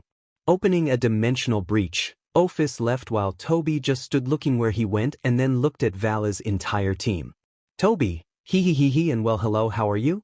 The blank stare everyone gave him made him raise his hands. Toby, hey, what's going on? Did a mosquito bite you? Valet, apparently they left you. Kuroka, they forgot Naya. Holding his Issei as if holding his heart, Toby looked at the sky. Toby, why do they treat me like that? Lu Fei, Toby-sama, now what will he do? Raising his hands to his face as if he were crying, Toby wiped his mask. Toby, Sniff Fei-chan, you are the only good one. Kuroka, you shouldn't go with her. Valet, can't who knows where Office is now? Toby, you shouldn't underestimate me. With his voice changing again to one that was far from being childish, being a deeper and darker voice, Toby's attitude changed completely. Disappearing from everyone's sight, Toby went to where Office was while the entire Valet team stood there watching the way he left. Valet, be careful with him when he's around, I can't be calm. Kuroka, that way of changing personality is strange. Naya. Le Fei, I think we should trust him more. Arthur, little sister, he's dangerous, be careful. Biqua, the important thing now is where they will be. Thinking about it, everyone had the same thought, it's not their problem, and each one went to do their thing except one Fei who stayed a few seconds longer looking at where Toby went. Appearing in a similar manner to how he disappeared, Toby met his gaze with Office, who looked at him with his typical emotionless face. Toby, good. Let's go for candy. Office, come on. Toby, see. Taking Office by the hand, who stopped flying, he took her through the city where they were looking for a candy store. After they found one, they bought sweets, ate more sweets, and in the end they had a walk through the entire city.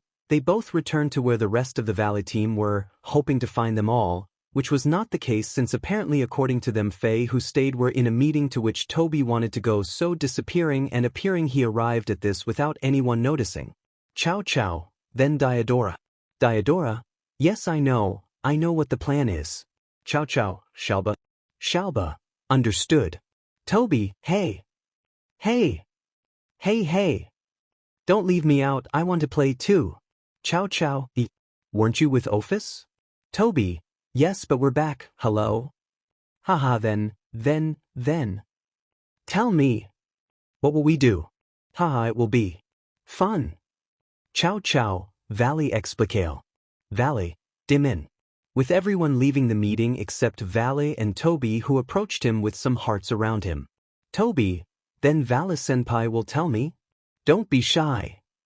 With a vein in his forehead, Valet separated Toby from his face, and with a serious look he began to explain to Toby what they were planning to do the day the young demons were going to meet at some type of event in hell.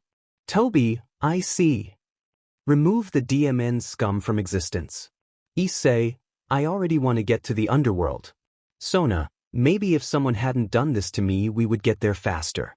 Looking at how Sona had trouble walking, Issei just laughed. Issei, you were the one who asked strong. With a blush on his face, Sona looked down but then raised his face with some annoyance. Sona, but I didn't mean that you used the boosted gear, although I loved it.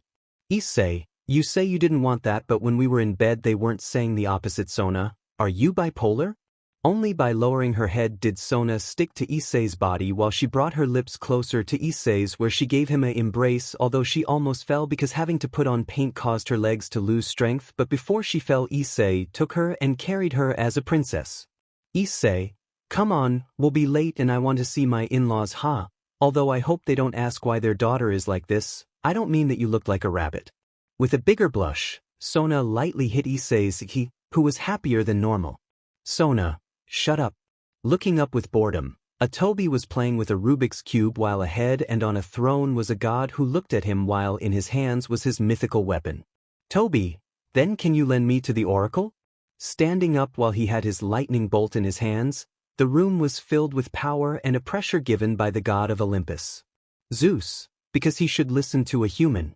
Toby, because this human threatens existence itself. Zeus, how do you have the nerve to threaten me, a god? Toby, because I'm the strongest. Zeus, why do you want it? Toby, what can I say? I have doubts about my future and I want to know if I like it or if fate will have to change.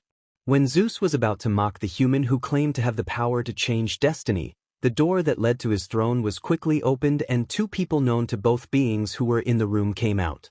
Toby, wow, the goddess of the home is appealing. And Hephaestus, well, it's Hephaestus if you want the oracle, I already asked for her. Drawing their weapons, both Hestia and Hephaestus looked at Toby, who raised his hands in the air with his palms open. Toby, wow. Don't worry, I just want to know my future. There is nothing wrong with curiosity.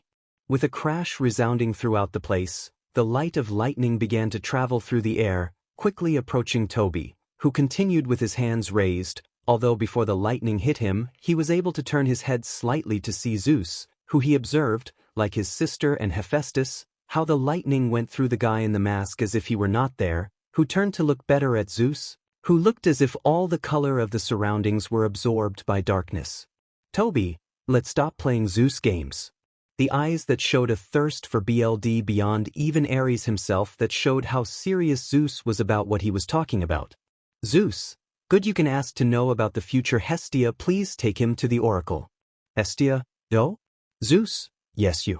Walking next to the beast, who from time to time sent him a glance, Toby was looking at his surroundings with a smile and a rather childish attitude, which was noticed by Hestia, who had been interested in that but didn't say come on and just took Toby along. To the Ori. Before entering through the door, Hestia stood still and with her hand gave the pass to Toby, who opened the door, and after entering and closing the dark area she heard a oracle, I was waiting for you. Toby, you're pretty too, aren't all the girls pretty here? Oracle, I appreciate your words, Merlin-sama. Removing his mask, Merlin's serious gaze was present. Looking at the pretty girl in front of him sitting on the floor like the girl, Merlin simply appreciated the girl a little more and then spoke. Merlin, then you can tell me. Oracle, I can't see the future. Merlin, so you don't have anything from me? Getting up, Toby was about to leave, although the girl's soft voice stopped him in his walk. Oracle, that son of magic, bearer of light and darkness. He who is accompanied by death. Your destiny is to claim your title and return to your beginnings to walk towards the future. Looking at the oracle Merlin for a few more seconds, he only nodded and put on his mask to start walking towards the door, although before leaving he turned his gaze slightly. Merlin, don't tell the gods anything. Oracle, of course not, my lord. Pulling the door, which opened just enough for the light to enter, Merlin walked out the door, finding Hestia, who was looking at him with interest. Toby is a good boy, huh? Melial, so my appealing Sona has already lost her innocence. What a thrill. Don't you think, darling? The look that Sona's father was giving to Issei, who was looking at Sona's mother, who seemed excited to know that he and his daughter had a passionate night. Issei, by the way, have you already told them about my situation? Upon hearing the question, she couldn't help but blush from embarrassment for not having asked it yet. Issei, I see that's not. Melial, situation? With the look of Sona's mother in the east, she cleared her throat so that they would also pay attention to her. Issei, well, what happens is I don't know how to explain it, so I'll leave that to you. With a tour of sweat, everyone present in the room, that is, Sona's parents and Sona's queen, looked at her, who also had a drop of sweat on her head, although like Issei, she coughed in her hands and then began to count everything. The story. Sona. Well, let me start with the legend of Merlin. Arthur. Then Merlin, you know what that was. With a serious look on his face, Merlin looked at Arthur with clear anger in his eyes, which did not take long to explode when in front of everyone the royal council and the king's wife Merlin hit Arthur on the head with his cane, which began to rub. Merlin, you're already 38 years old and you're still just as stupid. Sometime that will change. Since I met you that hasn't changed. Arturo, hey. We may have been together for a long time but I have improved. Besides, you are still the same old. When will you die? Merlin. Whenever I want I will do it, and if I die now Camelot will be condemned to destruction with you as leader. Morgana, come on you two. MST, what exactly happened? Merlin. Those guys, the angels, took my sword, a sword that should not be in anyone else's hands. They saw what happened and I think it is more than enough to understand. Arthur, I'm sorry about that. Merlin, now, stop apologizing, it doesn't matter, they won't be able to use my sword. Arturo? Merlin, no one will be able to use it apart from me. Excalibur is too powerful, anyone who touches it will fall into unconsciousness. The bad thing is that even if the sword does not allow the use of its full power, it will eliminate its bearer's enemies, as happened to you because of that. You don't remember anything about the battle. Remembering how when he took the sword everything became dark, and a second later when he became conscious again, he was in the middle of the battlefield with everything around him destroyed. Arthur, I apologize again for giving up your sword. Morgana, MSTR has no way to get her back. Merlin, without revealing myself to the supernatural, no, but at least we know that those who took her were the angels and not others. Morgana, MSTR? Merlin, if it had been demons or fallen angels we could be on a poster with a price on our head. Arthur, Merlin, what are you planning? Merlin, the sword will be used by them. They in a certain way want peace, and even more so when they love humans for their creator, but that doesn't stop me from being bothered that they have my sword. I won't do anything for the sake of it. Moment. Talion, Lord Merlin, how powerful is that sword? Looking at one of the war advisors, Merlin smiled arrogantly at the question. Merlin, I could destroy angels, fallen and demons in a single battle with her. With everyone's gaze on him and some people's mouths open, Merlin puffed out his tea with pride. Morgana, that's a lot. Merlin, now if we add my magic to the equation, a complete RP. Ha. Morgana, sometimes you also look like a child. Merlin, don't compare me with your husband, we are both 38 and yet we are so different. Arturo, old man, you should stop insulting me. Merlin, Mimimi, look, I'm the king of Camelot. My name is Arthur. If it weren't for Merlin, I would have died at 18 because I ate a mushroom that I shouldn't have. Arturo, you said you wouldn't talk about it. Morgana, honey, is that true? Arturo, no. Merlin, I was so scared that day, baby. Getting up, the majority of the Kingdom Council left the room upon learning that both Merlin and Arthur were about to fight. The only ones who stayed apart from the protagonists were Morgana, since she could not leave her husband alone, and a servant who came out with an order from Morgana, who watched as they were both fighting. Arturo, come on, tell me, how old are you? Merlin, if you tell me how many times I saved your butt. Morgana, they should leave. Merlin, I'll tell Morgana how at 20 you were flirting with a girl you met in the kingdom. Arthur, you wouldn't. With a smile on his face, Merlin was looking at Arthur, who was nervous, although his nervousness grew when he saw his wife behind Merlin with a smile too tender to be real. When he looked in Arturo's direction, Merlin saw Morgana's smile, so he chose to leave the council room while Arturo wanted to stop him, which was not possible because Morgana grabbed him by his cloak. Arthur, Merlin, save me. Issei, ha. With the gaze of everyone in the room, they all looked at how Issei was laughing, although more than anything they looked at him, now understanding how he was so strong. Meliel, so you are Merlin? Issei, who io? With a blank look, Sona looked at Issei, who became serious when he saw her. Issei, indeed I am the legendary Merlin. Tsubaki, that makes your arrogance more understandable. Issei, Tsubaki? Tsubaki wouldn't be arrogant if he didn't have the right to be.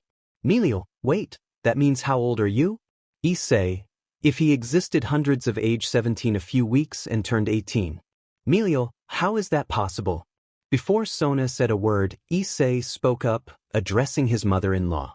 Merlin, unfortunately I can't reveal that. Leaning back in her chair while looking at the ceiling, Sona's mother couldn't help but sigh at how her daughter was causing problems without meaning to. Melial, so can you explain more things to us? Merlin, I will answer what I can without having to compromise some classified information, so please ask your questions. Before the eyes of Sona's parents and Sona's own queen, Issei prepared herself to be able to answer all the questions that were asked of her and that they were not something she did not want to answer. Walking alongside Sona and Rias, Issei was looking at the place where the young demons who would be participating in the event would be announced, although apart from the fact that for him, everything was boring due to power issues, that did not mean that he wanted to see how the entourage fought. Of Rias and I even planned not to participate much to let Sona's entourage participate. Issei, then this will be a Chunin exam type. Rias, exam what? Sona, we are only going to compete against other high-class demons to see the strongest young demon. It is a type of competition to show power and strategy to the other demons. Issei, in other words we are just a show. Rias, in a way yes. Issei, and then I would like to do a show but it would be boring, don't you think so? Sona, Rias, hey, you shouldn't underestimate others. Issei, fine, I'll give them the advantage, I'll just use Drake. Rias, is that an advantage? Issei, if I don't use magic, yes, it's an advantage and a big one, I'll be merciful, haha. Rias, your arrogance will one day bite his butt. Issei, yeah, of course, who is going to stop me, a simple demon? A wave of my hand and goodbye. So existence. The blank look that Issei gave Rias made her nervous, so she turned her gaze in another direction. Arriving at a double door which Issei opened with a thought, they found that inside there was already a small fight where a girl with greenish blonde hair was fighting another guy who Issei didn't care about. After all, it wasn't important, just another demon. Further, entering with Sona and Rias, who were looking at both of them, they found that the guy was underestimating the girl, who from what I heard was called severe or something like that, while the other didn't even hear it since he started to look like on one table there was a chocolate cake with a cashier on it, so moving through the shadows, Issei disappeared and quickly arrived at what really mattered about the cake. Continuing without being seen, his little dragons came out from some circles, which also began to eat slices of cake that Issei cut for them. Turning around, returning his gaze to his pretty fiancée, he found that he was watching along with his entourage as Rias declared his presence in the place, trying to stop both demons before the fight began. While the auras increased and the pressure rose in the room, Issei was just enjoying watching the red hair face off against the other two, although all that pressure went away when someone new arrived who was a muscular guy with purple eyes which they reminded him of those of the mother of Rias. Toby, Vale-senpai, adonde vamos? Vale, shut up and I'll tell you. Toby, I shut up and you didn't tell me anything. Vale, shut up. Toby, he's going to get wrinkles. Kuroka, he's right Naya. Vale, what did I do to deserve this? Toby, Kuroka-senpai. Kuroka, yes. Toby, you are a cat, right? Kuroka, si Naya more or less. Toby, do you vomit hairballs? Kuroka, of course not Naya. Toby, can I pet you? Kuroka, what? Roby, if I can touch your ears. Kuroka, maybe later. Vale, well shut up, we're here. Toby, where are we? Vale, come on, follow me. Issei, then we will have a rating game against some random guy, right? Sona, yes, the rating game will be tomorrow, so today we will use it to create a plan and rest. Issei, if I created the plan would be devastate everything and leave no one standing. Sona, Issei, what are you laughing at? Issei, thoughts, simple and cute thoughts. Sona, I have the following plan in mind, so listen carefully. Although it is not definitive since it can change before the game, it is for the moment the one I have. After a long conversation about plans, Issei remains as a defense for Sona while the others attack strategically. With everyone staying at Sona's house, she told them to go rest and they all got up to do whatever they were going to do, although Issei had different plans. When Sona stood up from her chair, Issei took her by the hands before she left, receiving a look from Sona which found Issei with a smile which meant that he had a plan. Sona, what's wrong? Issei, let's go to Lilith. Sona, but we have to rest. Issei. Sona, say, well let's go. Sona, just let me change my clothes. After Sona left, Issei just stayed silent in the place while he waited for Sona to return, although a disturbance in the force which came from the door made Issei turn towards her, looking at how from behind her he could see colored eyes. Violet and an aura of envy and jealousy was present. With a movement of his finger the doors opened, causing a Seraphal to fall, who was now with her face on the ground. Issei, hello sister-in-law, how was your day? Seraphal, don't call me that. Issei, do you prefer Miss Leviathan or Leviathan-sama? Seraphal, just call me Seraphal or Leviathan. Issei, well then Chan, how are you? Seraphal, well, everything is fine, although I would like to know why you are inviting my sister on a date. Issei, well we are a couple and the truth is I want to spend time with her, just that. Seraphal, I won't allow it. Say, come on. Issei, what if you come with us? Seraphal, having the possibility of being with Sona using it as an excuse to watch her fiance? Perfect. Say, then? Seraphal, accepted that means. Running out, Issei watched as Seraphal ran off in an unknown direction, shouting things like we should go similar. At that, Issei just sat down and waited for his pretty girlfriend and her sister to finish getting ready. Toby, then Vale-senpai, what do we do on the black market? Vale, we are seeing if Merlin's successor comes to see if he has anything useful to sell. Kuroka, I don't think he's coming, it's very strange to see him here. Vale, that doesn't matter now Kuroka, your mission with the mask boy is to look for things that can help us in our missions. Kuroka, because I have to have it Naya. Vale, because it already bothers me. Toby, what could that mask boy be, he must be annoying to bother you both Now walking next to Sona and Seraphal who was trying to take one of Sona's hands which were wrapped around Issei's arm. Sona, why did you let her come?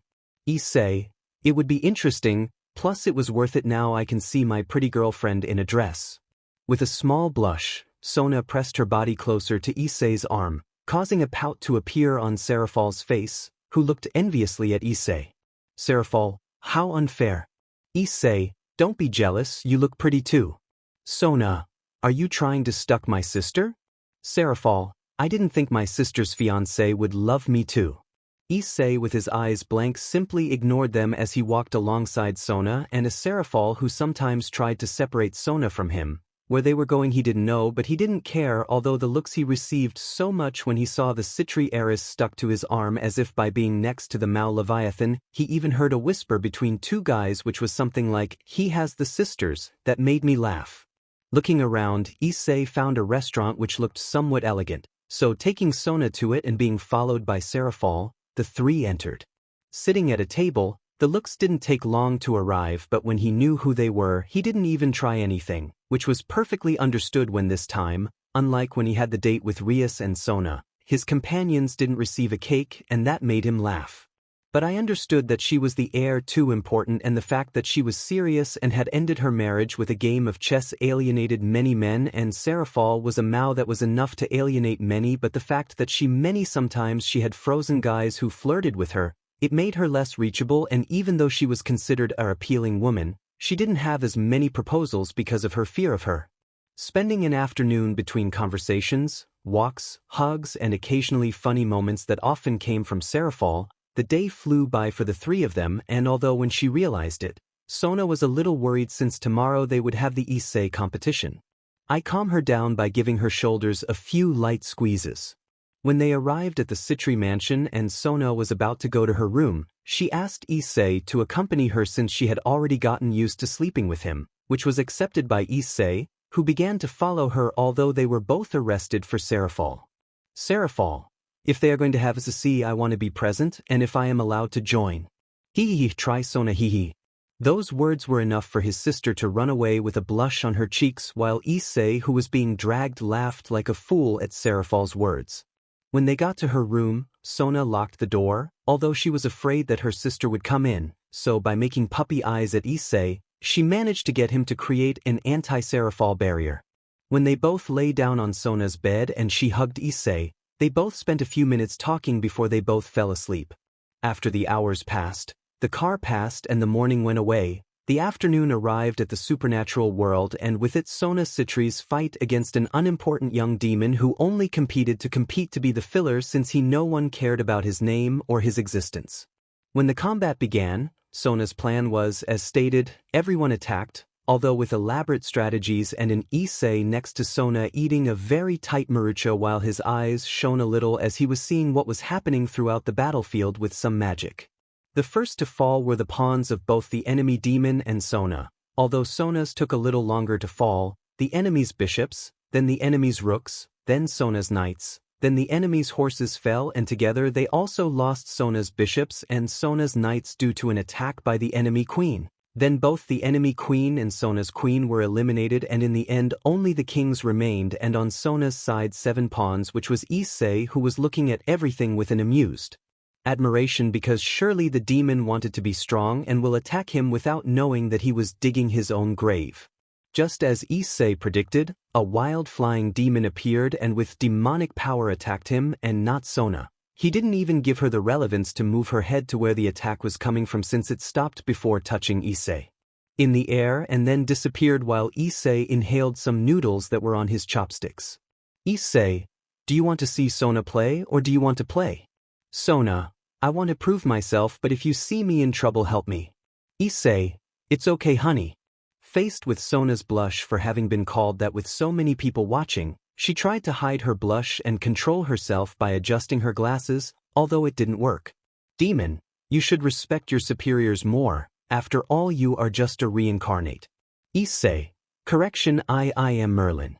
Creating a circle of magic, Sona made a water snake attack the demon, who began to dodge it while with wind attacks he tried to destroy it, which did not work very well, which made Issei laugh, who stopped looking at the demon and he started to see Sona, although his gaze accidentally went to her legs on purpose.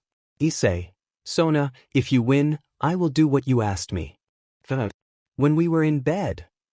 Seeing how Sona quickly turned in his direction with a big blush and an annoyed face, he laughed since he knew that what he said could be misinterpreted, and having shouted it affected him more since most of the underworld, if not all of it, heard him. Sona, Issei 3. Looking with some pity at how the unimportant demon was paid for Issei's actions made him feel sorry for all the great and painful beating he was receiving because of him and his longing to have said that about the bed. Sona and the although he wasn't lying when he said he would do something in bed with Sona as a prize, maybe instead of using Drake he could use magic on different things. He was known as a genius, an innovator, someone who could create anything, and his ingenious skills were ideas those that led him to be so famous as a creator. After all, Excalibur and the Philosopher's Stone came from there, and about his uses of magic, if he put his mind to it, he could find a way to use it in section. He just had to think and have some inspiration. Something that he got to see his appealing fiance, so that was the reason, or at least the reason he gave for looking at Sona in a way as shameless as he did.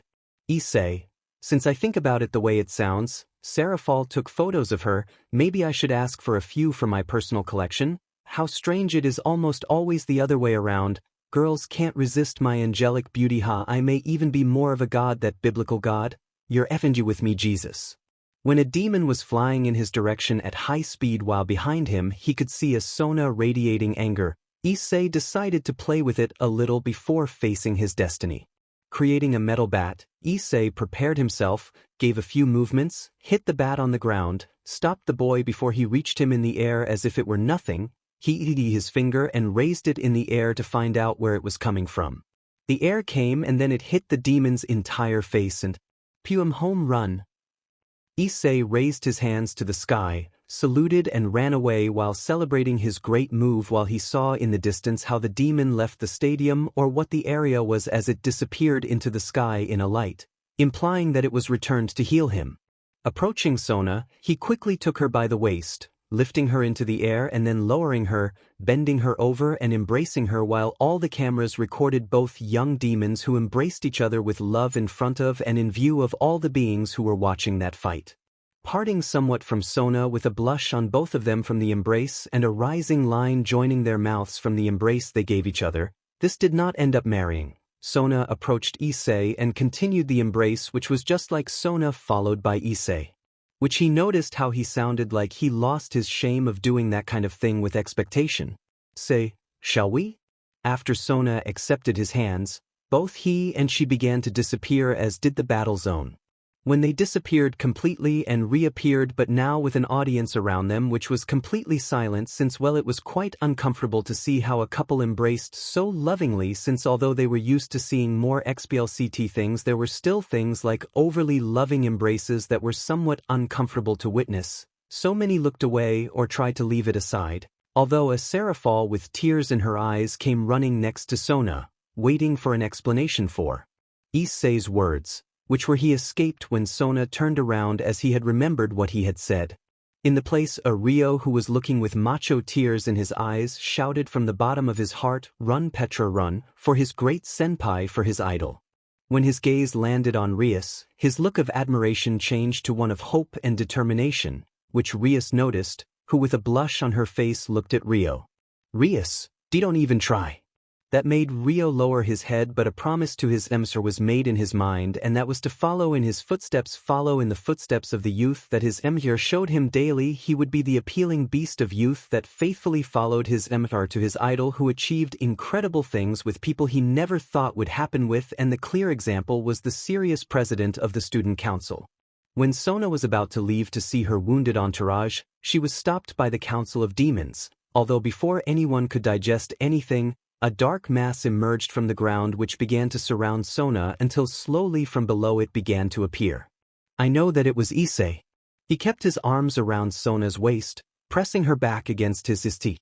With his head on Sona's shoulder, the serious look he sent to the entire council was seen by everyone. His glowing red eyes were giving a clear and direct message to everyone: watch your words. When Sona was about to send her gaze to him, the seriousness of Issei's eyes was lost, and everything that was once that hidden message disappeared when Sona looked into his eyes. "Issei, I already want to hear the praise they will give you, right?" Although the question was answered by Sona with a nod, the people who were there understood that they were addressed to the council, who, although they did not plan to criticize Sona much for the game, they did plan to criticize her dream of opening a school. They did not like it. Among all the members of the council, the one who had the most power was a guy named Zikram. Issei knew him. He met him when he arrived at the black market. He was actually happy that that happened. He had the dirty laundry of these guys, and they were dancing in the palm of his hand without them knowing it. But returning to reality, this guy clarified that they should be treated with more respect, and that threatening the council was a bad thing. Issei, threat? Does it sound when I threaten someone? Not knowing what to answer, Sona remained silent, although she was surprised by what was pointed out by the Baal. Issei, Surzex, have I threatened? Continuing with Issei's game, he shook his head and looked at his fellow Maos who were looking at Issei. Surzex, did you see anything? Killing, no. Falbium, hey, what are you talking about? Seraphal, nothing at all.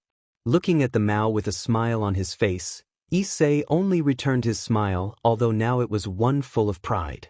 Issei, maybe they should retire now. Old age is already affecting them, don't you think?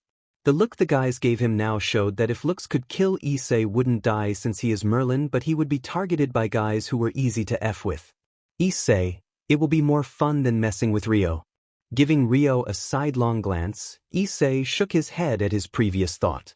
Issei, he's funnier. You said your name was like you said Zakra? Lacra? Although the look was not friendly, Issei noticed that he remained calm. He liked to make someone who remained calm explode. It was just more fun to be able to make him get out of control. It would be his main mission, and he would achieve it even if he had to screw up his very existence. Zikram, it's Zikram Baal. I'm a class demon. Issei, so you want us to eat pizza? With everyone's gaze on him, they watched as Issei was having the audacity to be able to ignore the old man who had the most connection in the underworld, although Sona would disagree with that since something could happen with Issei being Merlin who cared. Power? He had it, and he had plenty of it. Connections? He had them and could get them easily, and with that in mind she decided to let her fiancé move as he wished.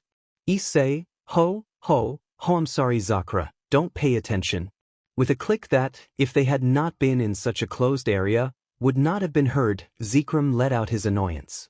Separating himself from Sona, although not without avoiding passing his hand along her lower back, caressing his girlfriend's body, Issei stood in front of everyone and showed his hand with an open palm. Say, come on, you're not going to tell me that you're upset, are you? Zikram, you don't have to doubt that it doesn't bother me? Issei, haha, I'm glad, haha. Lowering his hands, Issei turned his gaze to the Mao. Issei, then when the council will be changed, the young people, although young, will be the future, a future guided by them after all, don't you think so? Surzex, what do you mean? Issei, simple Lucifer-sama, when the old council retired, that part was no joke. Besides, you know, I can help you with the council, even if you don't believe it, I've already been to one. Sona, true Issei, you have already been one. Issei, in fact, you know, I have even had students, 3 of the most well-known, Arturo, Morgana and Lancelot. Serafal, it wouldn't be such a bad idea, we will take your knowledge in the future. Issei, it will be a pleasure to help.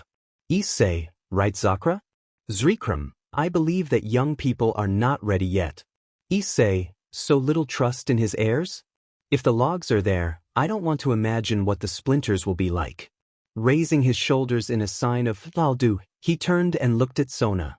Issei, well, at least we know that there are 3 candidates who are quite good for the council. Giving a sideways glance to Zikram, he pointed to Sona. Issei, my appealing Sona, Rias, Zekrarira, and of course, although I don't like it, it has to be said that Raider will have a good enough level. Sona, her Sikvera Y Razor. Essie get to evolve. Issei, what do you say, isn't it a good idea? Zikram, I consider that they already have a job as heirs so that they can have advice. Issei, if we talk about disadvantages, let's look at there's leaders, too much work, too many years old, a view of the past, without undertaking the future, clear signs of fatigue. I don't know Rick, but something tells me that they are in trouble. Disadvantage. Approaching Zikram Issei, he positioned himself in front of him. Issei, or what do you think of Zika? A twitch in his eye instead of his name bothered him, and he was not respected, but he was not the most powerful person in the underworld through his connections because of his easy way of making people angry, although the child in front of him managed to do it. Zikram, I think we should talk about it. Issei, talk about it? But if Lucifer-sama is the leader, does he have the decision that you will speak? Zikram, you will see, we advise the advice. With another twitch in his eyes, Zikram's gaze was on Issei's red eyes. Issei, haha, now if there is no way out against me, senile old man, then what is happening? I see you a little tense, maybe your bones are no longer responding? Moving away from Zikram Issei, he approached Sona, although that did not prevent him from letting out a laugh as he walked, enjoying the way he fed the old man, which was evident by seeing the guy's eyes.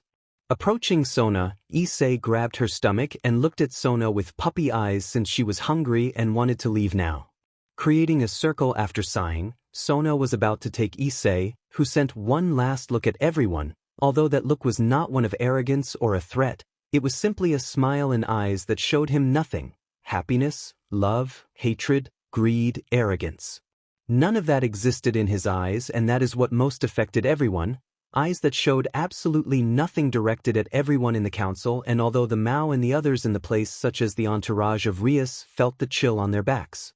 Disappearing, although not before, without anyone seeing him point his finger at the ground, which made Rio's breaths fall, and next to them a Rio touched Rias's but by accident, which caused him to receive a slap for that. Part of Rias a punch in the stomach which crashed him into the wall from Kaneko, who called him a pervert, and a look that did not show friendship from Surzex. When Sona appeared at a pizzeria, it didn't take long for her to order several boxes of pizza. A conversation ensued until they delivered it to her, which was when they both disappeared and reappeared, but now in a hospital where they could see Sona's entourage, some more injured than others.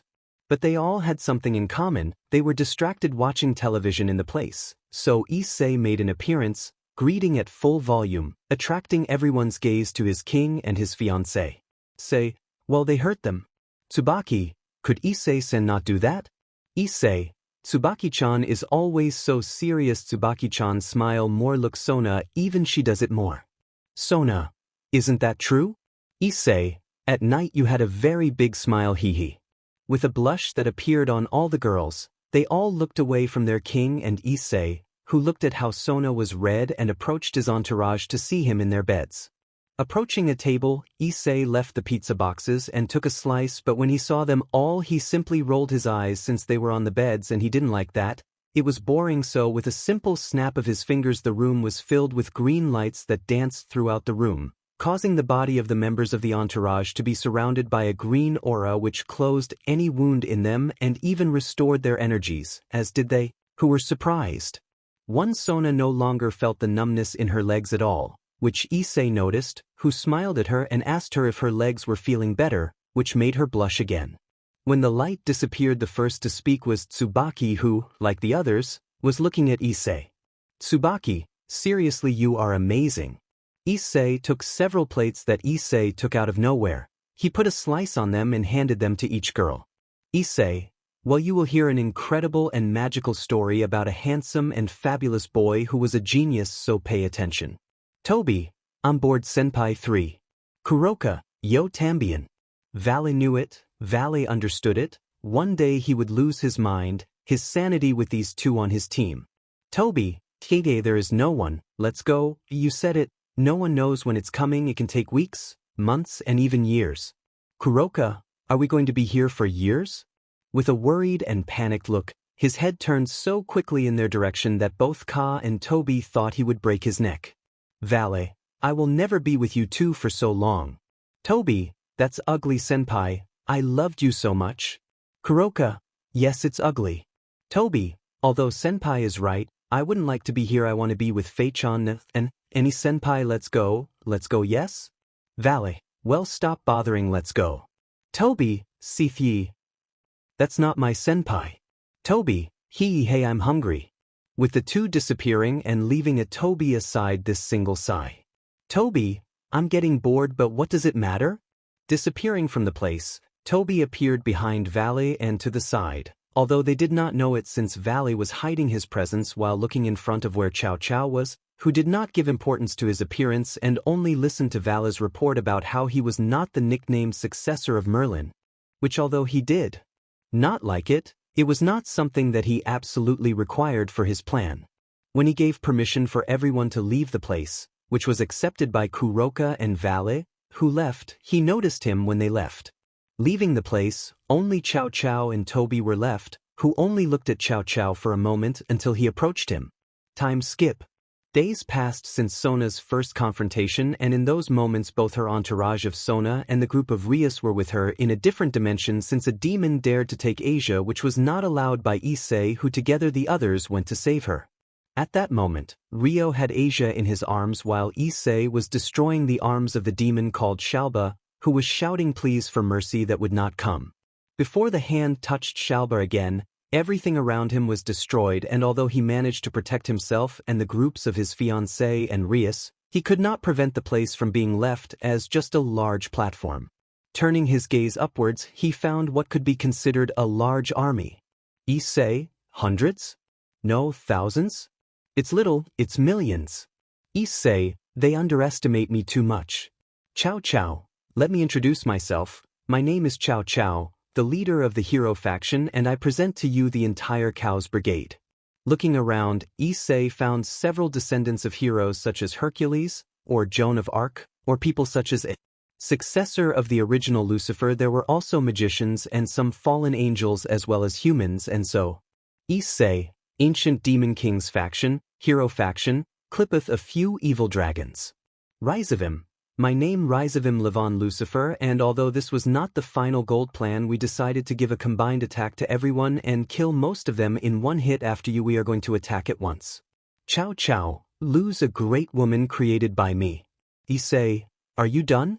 Chow Chow, what do you mean? Dandanon snapped his fingers. Both his team and his team disappeared from the place and were sent to a distant place. Issei, I mean yes, you guys are done rambling.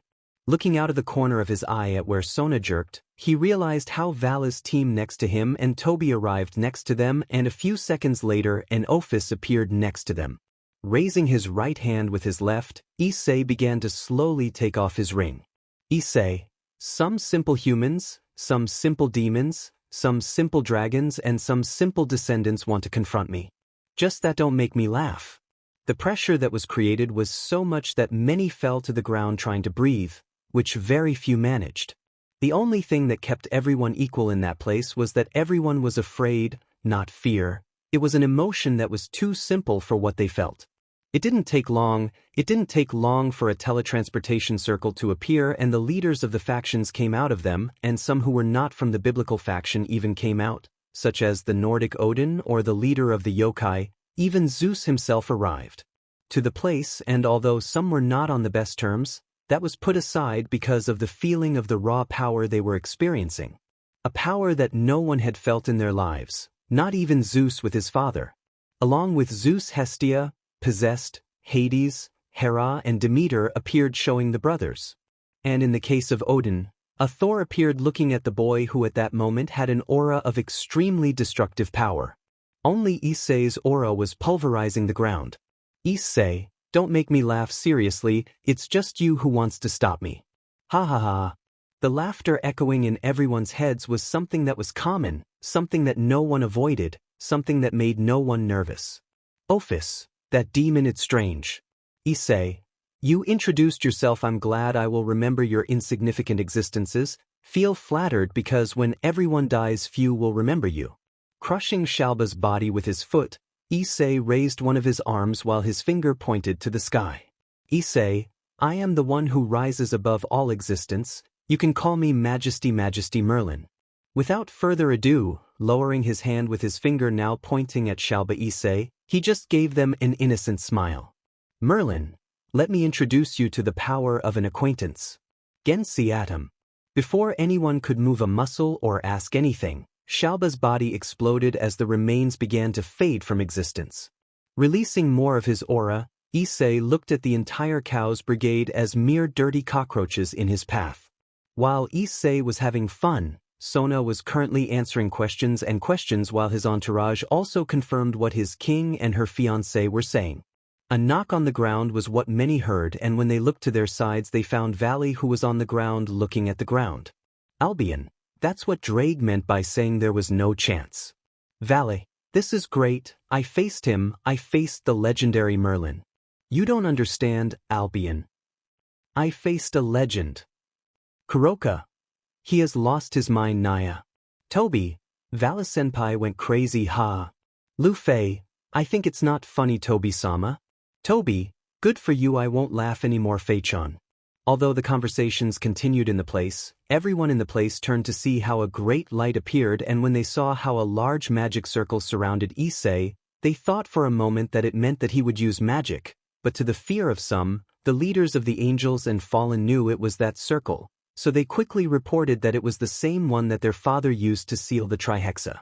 With some fear, she called his name, hoping that he would respond, that he would show her something great as always, and that he would get out of there while his enemies were frozen or something similar, but to his terror the only thing he saw was how his gaze fell on it, and with a wink of his eyes he disappeared next to the magic circle, while only the laughter of some leaders or the most important parts of the Chaos Brigade remained in the place. Leaving the place where Merlin used to be with no one except some dust and the destruction that the same organization had caused. Looking at the leaders, Ryzavin just smiled. Ryzavin, I'm glad they came, they make it easier for me to kill them. Looking around, all Issei could tell was that the place was a complete mess. There was nothing he could say was nice. Looking more at his surroundings, his attention was caught up in something else called footsteps and rumblings, which were made from one place when he turned to that area. Issei whistled at what he saw. A giant creature with an appearance composed of different races such as a dragon, bear, lion, leopard, among others. It has 7 heads with 10 horns, 7 necks, 7 long and thick tails of different shapes, 4 robust arms and a pair of legs even larger than these. Its torso is that of a primate leaning forward, covered by thick black fur along with dragon scales. Merlin, You are one of the ugliest things I have ever seen. You are as if someone put many things in a sphere, that sphere melted it, ate it, then vomited it up, that vomit ate it and then defecated it and spread that sheet on the floor, thus creating you. It was slow, what he could see of the creature looking at his wrist as if it still had a watch, waiting for what he knew must be the beast of the apocalypse to come a certain distance away. Getting bored, Issei just rolled his eyes when he saw that it was taking too long, so he made many red power spheres appear. Merlin pointed at the Trihexa, causing the spheres to shoot towards it, which was still moving slowly. Merlin, you remind me of that Godzilla that was really ugly and moved super slow. What was his name? Shin? Looking at how the spheres were only a few meters away from the Trihexa, Merlin was about to see what he thought would be an explosion only to have several of their heads eat his attacks. Merlin. He ate them good. With a snap of his fingers, thousands of red and blue-colored balls appeared in the sky which shot out in rounds while a purple sphere appeared in his hands. Merlin, the void of violet. Firing his attack, Issei observed how the only thing that happened was that for the first time he saw how the beast of the apocalypse came to move faster than it showed, since although it ended up destroying or eating his first attacks, the latter dodged it and began to approach faster towards it, although now getting a slight purple touch in certain parts.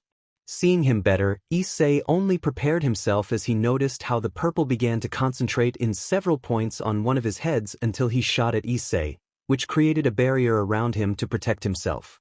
When the crash occurred, both the barrier and Issei began to be pushed back. Around them was an army while they, although they were strong, were not that many. The evil dragons were among the most dangerous since they were very annoying. This was shown when the leaders of the biblical factions had to kill too many and they kept coming out as if they were ants. The Sona and Rias entourages were the most protected, although they did not stay behind and helped as much as they could. Even the Valley team made a decision and began to help the leaders, although they did not tend very well. The reason is not that they cared a lot, so they just followed their leader in his battle. The battle he was having was the first in which Valley could tell that he was seriously upset about having enemies. Among all those who were in the place, even an Irina arrived at the place, revealing that she was turned into an angel, which surprised Zenobia and Asia, although leaving aside that, both she and Zenobia fought together using the fragments of Excalibur.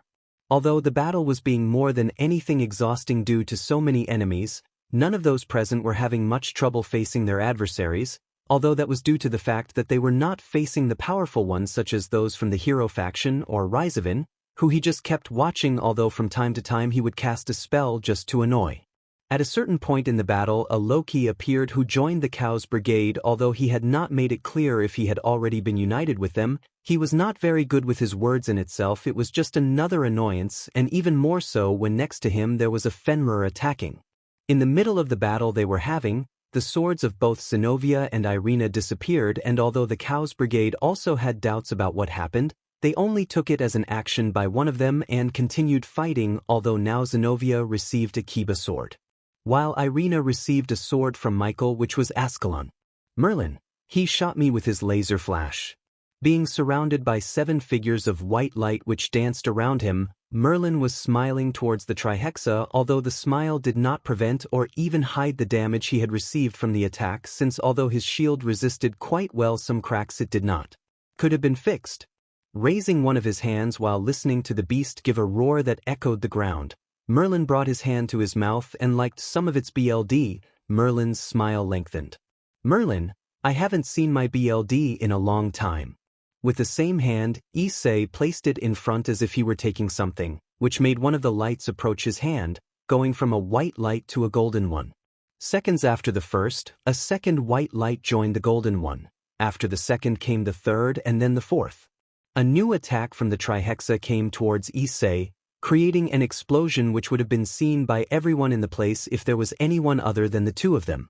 Such an attack, by disappearing and leaving some trace of the energy that the attack had in the area, demonstrated the great destruction that it created, but despite it, the only thing Trihexa managed to do was tear off Issei's hand, which now only had a white light dancing around you.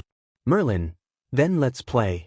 The BLD running through his body was a sight that could only be seen by the dress of the apocalypse, who took a few steps back due to the aura that Merlin's sword was transmitting, which smiled more when he saw that attitude, so he began to turn it. Merlin, ha, my appealing Excalibur, united again, how about we show your power? Watching as several attacks from the Trihexa were racing through the skies in his direction, Issei began to run at full speed, even increasing it with magic.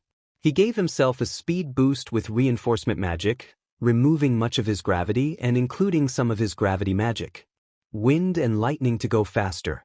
Boost, boost, boost, boost x20. Increasing with Drake, his speed abilities increased so quickly the spinning of swords next to his body only increased while the energy shots continued to come towards him. The destruction around him was unimportant, so he just continued running while dodging and destroying the attacks of the Trihexa, which did not stop in launching attacks.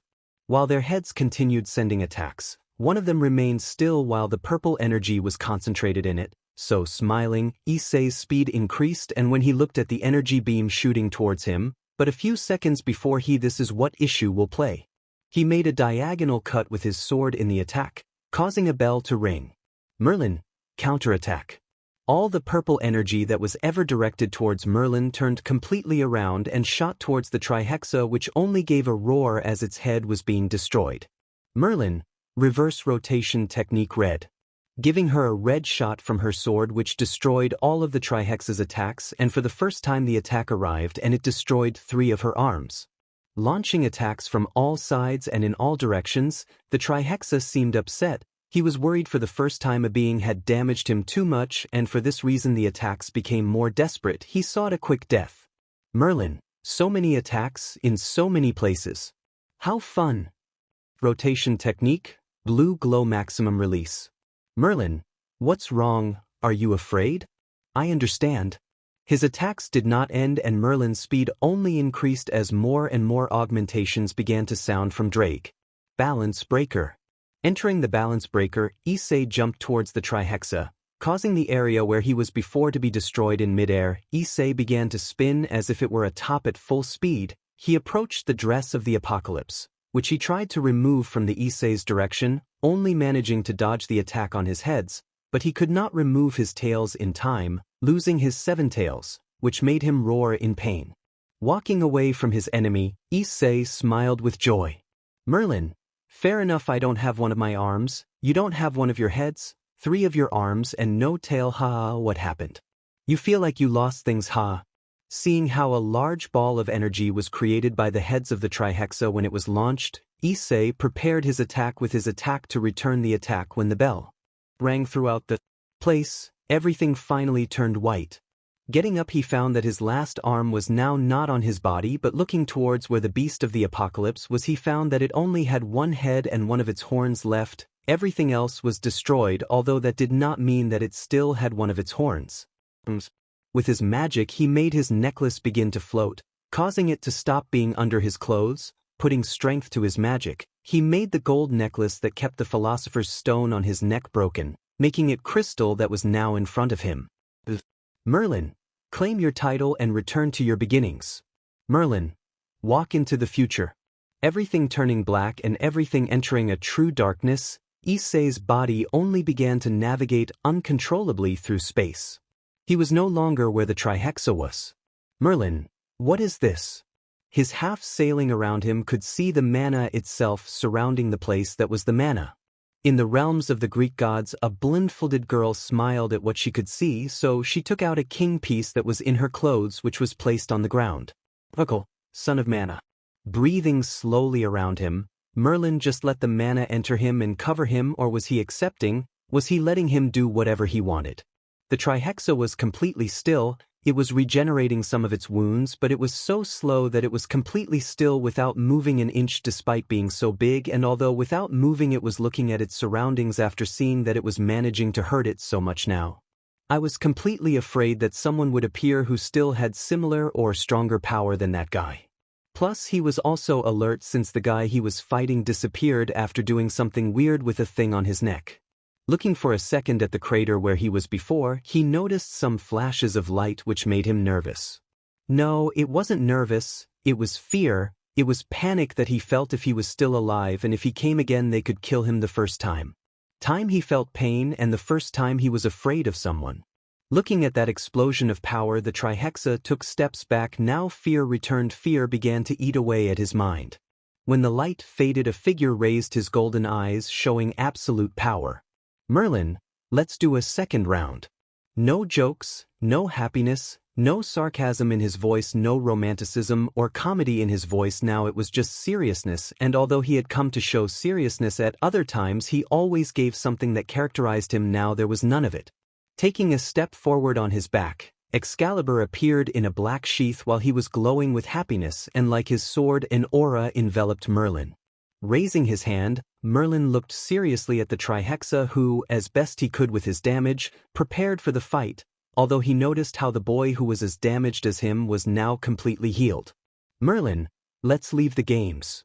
Looking for the last time at the Trihexa Issei, he only clenched his hand, creating a fist and causing what was once a cloudy sky to turn black while the power of the true son of Manna mercilessly attacked the Manna's clothing.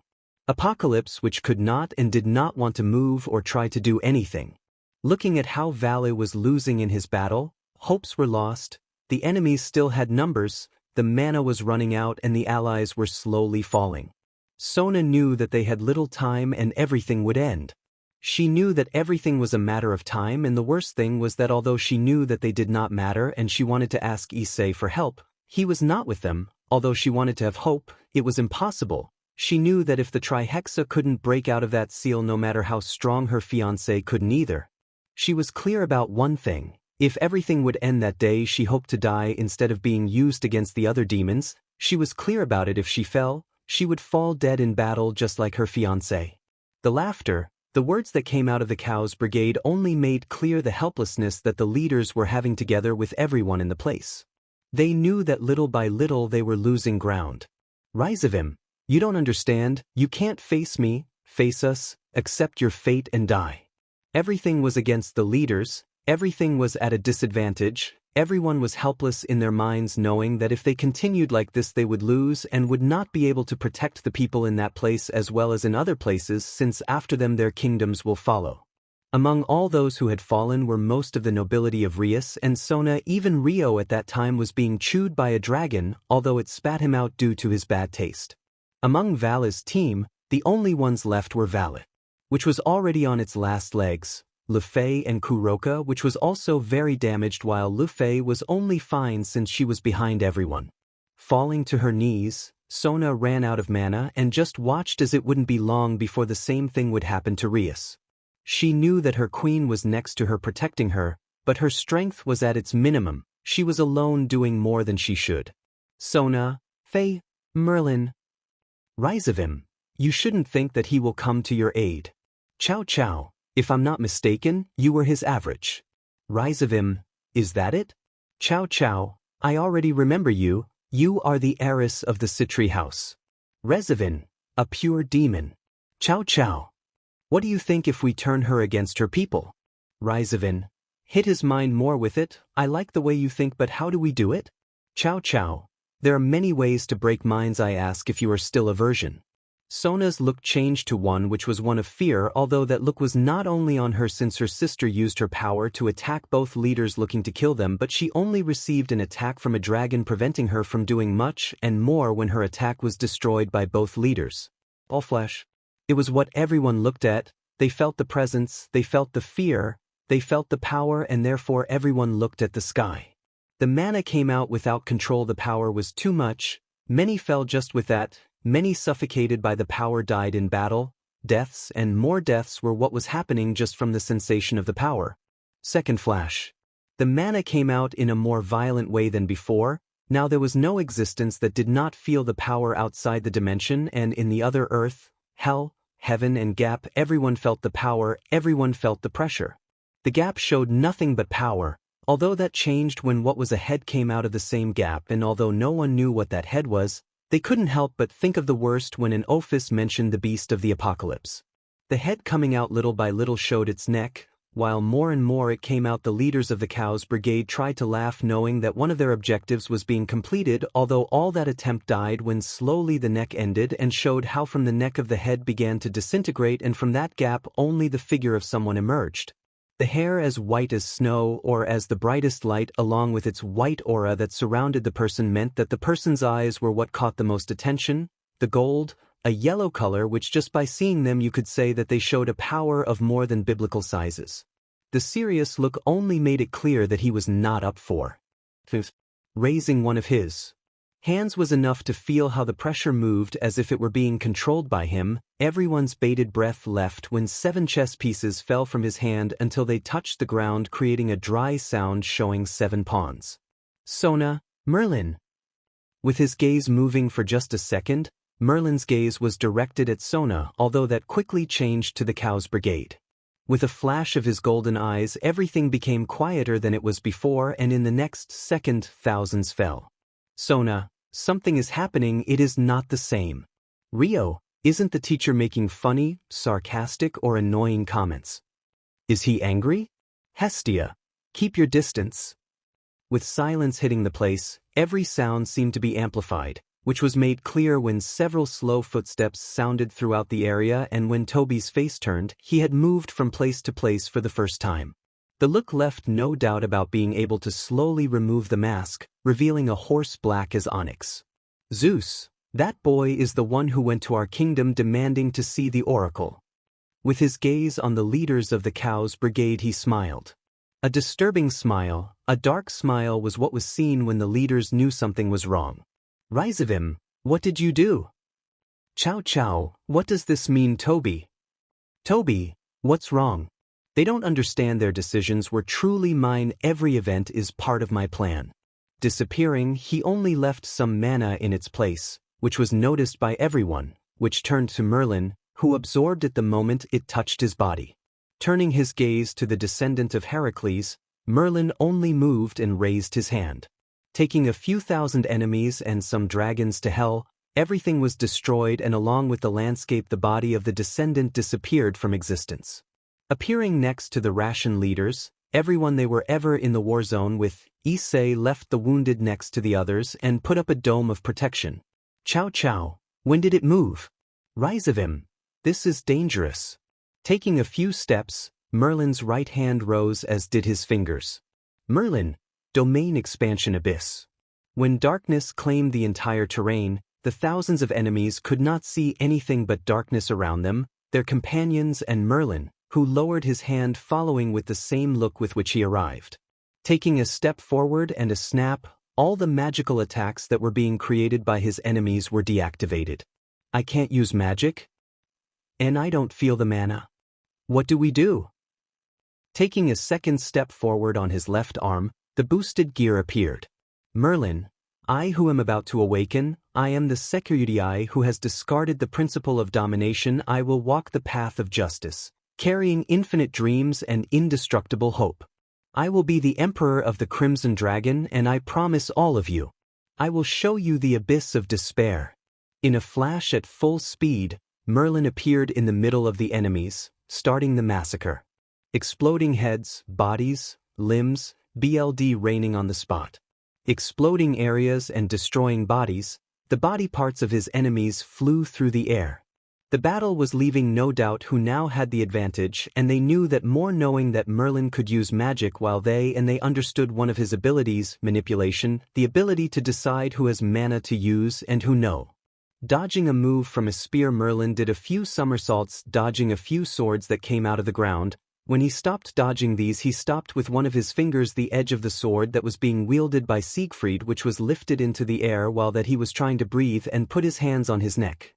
Before it even reached his lungs, Siegfried Fur's neck was broken and he fell to the ground dead, lifeless, what his eyes showed. Moving his hand, slapping the air, all his enemies were thrown by an invisible force, many falling to the ground and some stabbing themselves with their own weapons. With his other ability, gravity manipulation shown, Merlin appeared behind Jean, descendant of Joan of Arc, who was trying to create her swords again, which she could not achieve. Crossing her thigh with her hand, Jean's heart was crushed in them, although it did not stay there. Taking out her hands in these, Shiro and Kuro appeared like guns piercing her first skull, their weapons pointed at other heads, destroying skulls with each bullet. Throwing them into the sky, Faust, descendant of Mephisto, was stopped in his attack when he fell to the ground unable to move due to the increased gravity, which shattered his bones and ultimately killed him immediately. While they were in the sky their weapons shone, and as they fell into their hands the shine showed a new weapon. A combination of Shiro and Kuro was the one that killed George, the descendant of Johann George, by opening dozens of holes in his body with the bullets from his new weapon. The next to fall was another of the faction of heroes, Leonardo. Although he tried to create many monsters, they were no match for Merlin, who massacred them before removing Leonardo's eyes, putting them in his throat, breaking his legs, tearing off one of his arms and putting it in where the sun did not shine, thus killing Leonardo by impalement. The forces of the Cow's brigade moved trying to attack Merlin, but when he saw how much they were moving he flashed his eyes, showing another petrification ability, turning a few dozen into stone. They broke into pieces when a small breeze collided with them. The whole massacre opened their eyes. There was no chance before them. They had this considered a war for their opponent. It was just a mere warm-up. That's how they learned all this was just a game. With the last of the heroes' faction dead, only the leader was left, who had his spear ready for any attack. Moving a little away from everyone, Merlin's gaze fell on his enemies. Realizing that out of thousands there were now at most a few hundred left, with their numbers reduced and fear inserted into their minds, Merlin's eyes flashed again. Using all his speed, the deaths, the explosions of BLD, began to be seen throughout the field. A red flash, a flash dyed with the color of the dirty BLD of his enemies, was granting death where it would pass, leaving fewer and fewer enemies on the field. The only thing the members of the organization could do was watch as their companions died without having any mercy. Creating a ring on his hand of power, Merlin threw it as if it were a boomerang, breaking a few in half. He only watched as the sounds of flesh being cut and pierced while cries for help and agony hit the place. His face still showed no emotions, although that was not the important thing. Looking out of the corner of his eye at Risavim, Merlin simply shot him a ray of light which crossed one of his shoulders, making him scream in pain while leaving the other enemies entertaining themselves with his hoop of power that had been thrown at them. Approaching at a slow pace, Merlin raised his hands, looking at the armor he had at that moment. Drake, comrade, don't expect more from this armor. It is reaching its limits as it is imperfect. Lowering his hands, Issei saw that two magical rays would cross Risavin's knees, causing him to fall to the ground. Approaching at high speed, Issei crushed your head against the place where there should be ground, although it felt like there was nothing you could see but darkness. Taking Merlin Risavin's foot, he prepared an attack to try to hit him, which was received with nothing.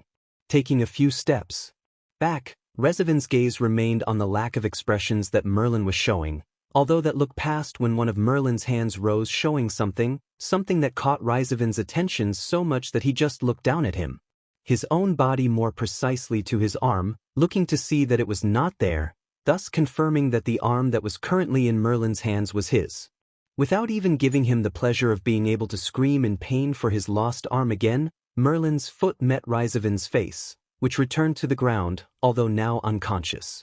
Lifting Risavin's head, one of his hands rested on his back, holding him and showing himself to the others who were in the place, but specifically to Cao Cao, who was looking at him with sweat falling down his forehead and his spear ready to leave.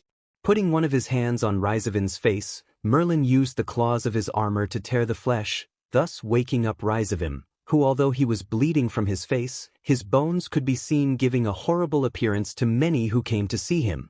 One of their leaders had his face torn off.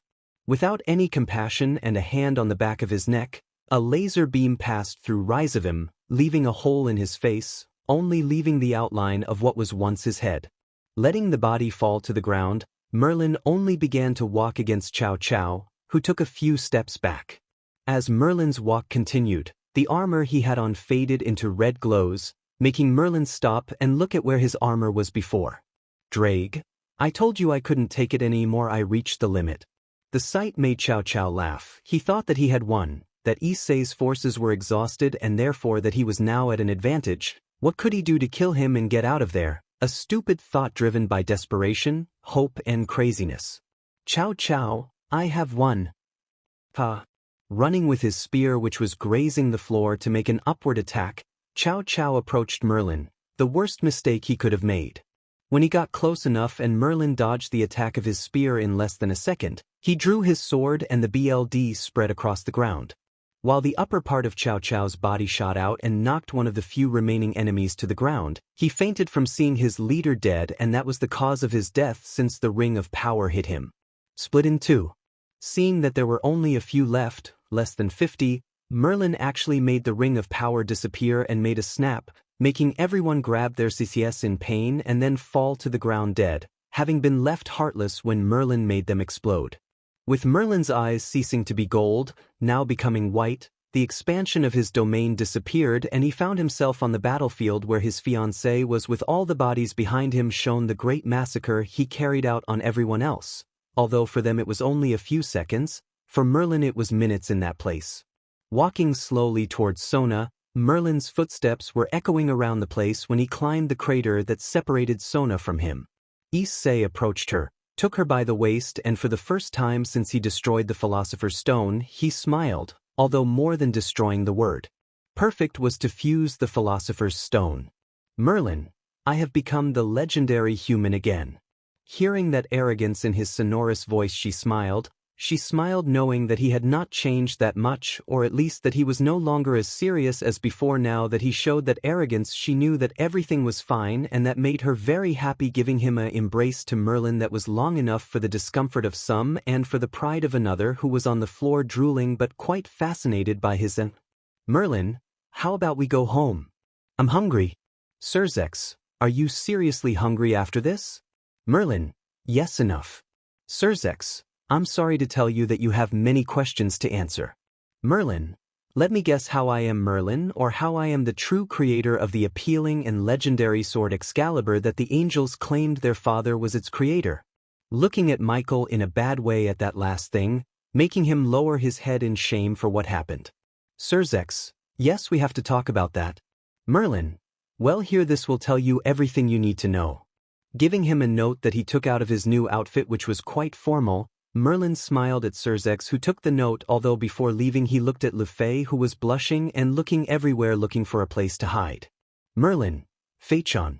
Jumping at the thought of hearing that nickname coming from Merlin the Great, handsome, powerful, legendary, typhoon, magnificent, amazing and perfect wizard made her blush even more, or that's what Merlin thought. Lufei, Sisisisai. Merlin, just like Morgana, I would like to have you as an apprentice. Tell me if you are interested another time. Goodbye, my dear Feichan.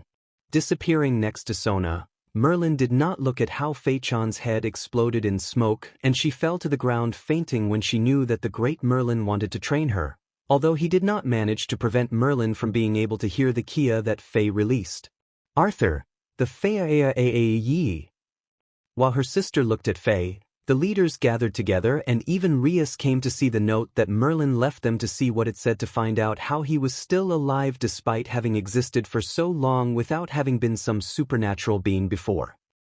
So opening the paper, everyone was expectant of the important revelation of information that there would be, although it seemed strange to them that the note was so small. That bothered them, not annoying, it was a little, because the leaders felt that the boy had tricked them into leaving without having to say anything or clarify it. Although there were some who laughed, Azazel out loud at what the boy did. Gabriel, although somewhat blushing at the word and the drawing, her innocence made her laugh softly. It was appealing to hear her laugh. There were others like Kuroka, who, like Azazel, laughed out loud, making fun of Vala's annoying expression. And then there were others who were very annoying, such as Rias, Surzex, Zeus and Seraphal, who until now had been learning that his pretty sister's fiancé was the most powerful magi that ever existed, a living legend, a legend that had written books and even had movies about him as well as series. There was even a book which was so successful that it was in both the human world and the underworld, and its creator was a guy called Obito Uchiha or something like that, because what I had read. Speaking of something else, at home, both Sona and Issei were in the living room, mostly because Sona went into her heiress mode and started asking him things. Merlin. Sona, what happened to your hair? Merlin. The fusion with the philosopher's stone made a change in me. Sona, what happened to the Trihexa? Merlin. Destroyed. Sona, your power? Merlin. Stronger. I have no doubt that I am the strongest. Sona, About the chess pieces. Taking out the chess pieces which Sona picked up, he looked at them, the 7 pawns that Merlin used. Merlin, the stone expelled everything that was not Manna from me, even my humanity was gone. Sona, your humanity? Giving a laugh without any type of joy, Merlin looked at Sona with his silver eyes. Merlin, you can say that I abandoned my humanity for you to always have you by my side. Sona, I'm sorry about that. Taking her hands Merlin made. Sona looked him in the eyes. Merlin, one day I would like to reclaim my title. Besides, this isn't bad after all, I have my little demon by my side, right? Smiling, Sona just nodded at what Merlin said. Sona, anything else I want to know? Merlin, I pushed the limits with the boosted gear, didn't I, Drake? Drake. In fact, that armor wasn't even the perfect one, it was just like you were scratching the surface of a sea full of power. Merlin, so that armor? Drake. The chant that had to be used was not perfected, it was I who am about to awaken.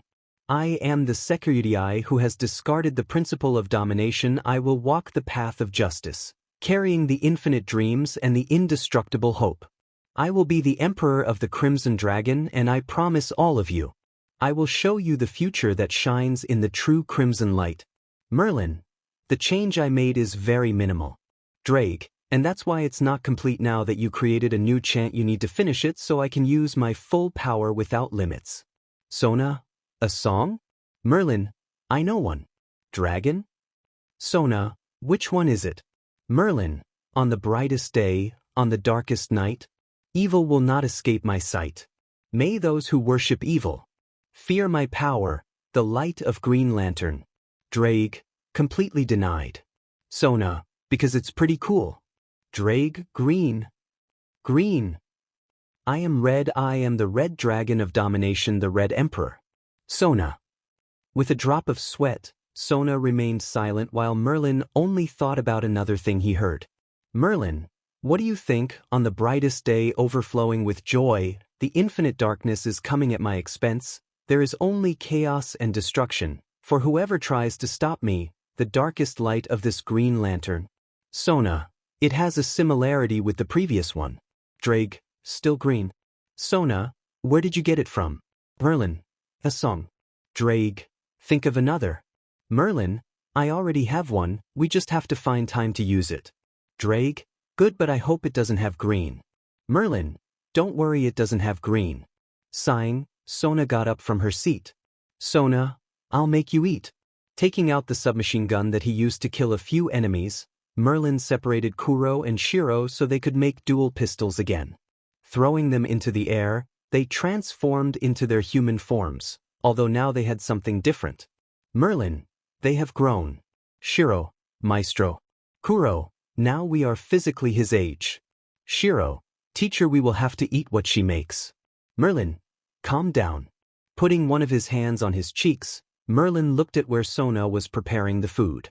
Merlin, how the other time when I didn't realize it I would change what I cooked for something that could be eaten. Kuro/Shiro, he has saved us, we are grateful. Merlin, come on, we have to rest, it was a pretty stressful day. Taking Excalibur off his back, Merlin placed it on a pedestal that he had in his living room for this very moment. Surzex, then are you going to tell me what happened? Merlin, think fast. Sitting down with Excalibur in his hands, Merlin opened his mouth slightly and took a deep breath.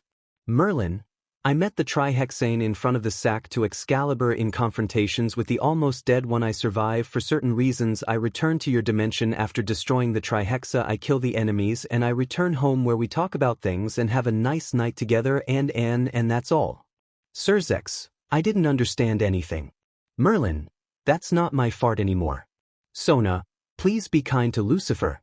Merlin, fine, but only because you ask me. I'm too lazy to tell you, but I'll make an exception, so listen carefully.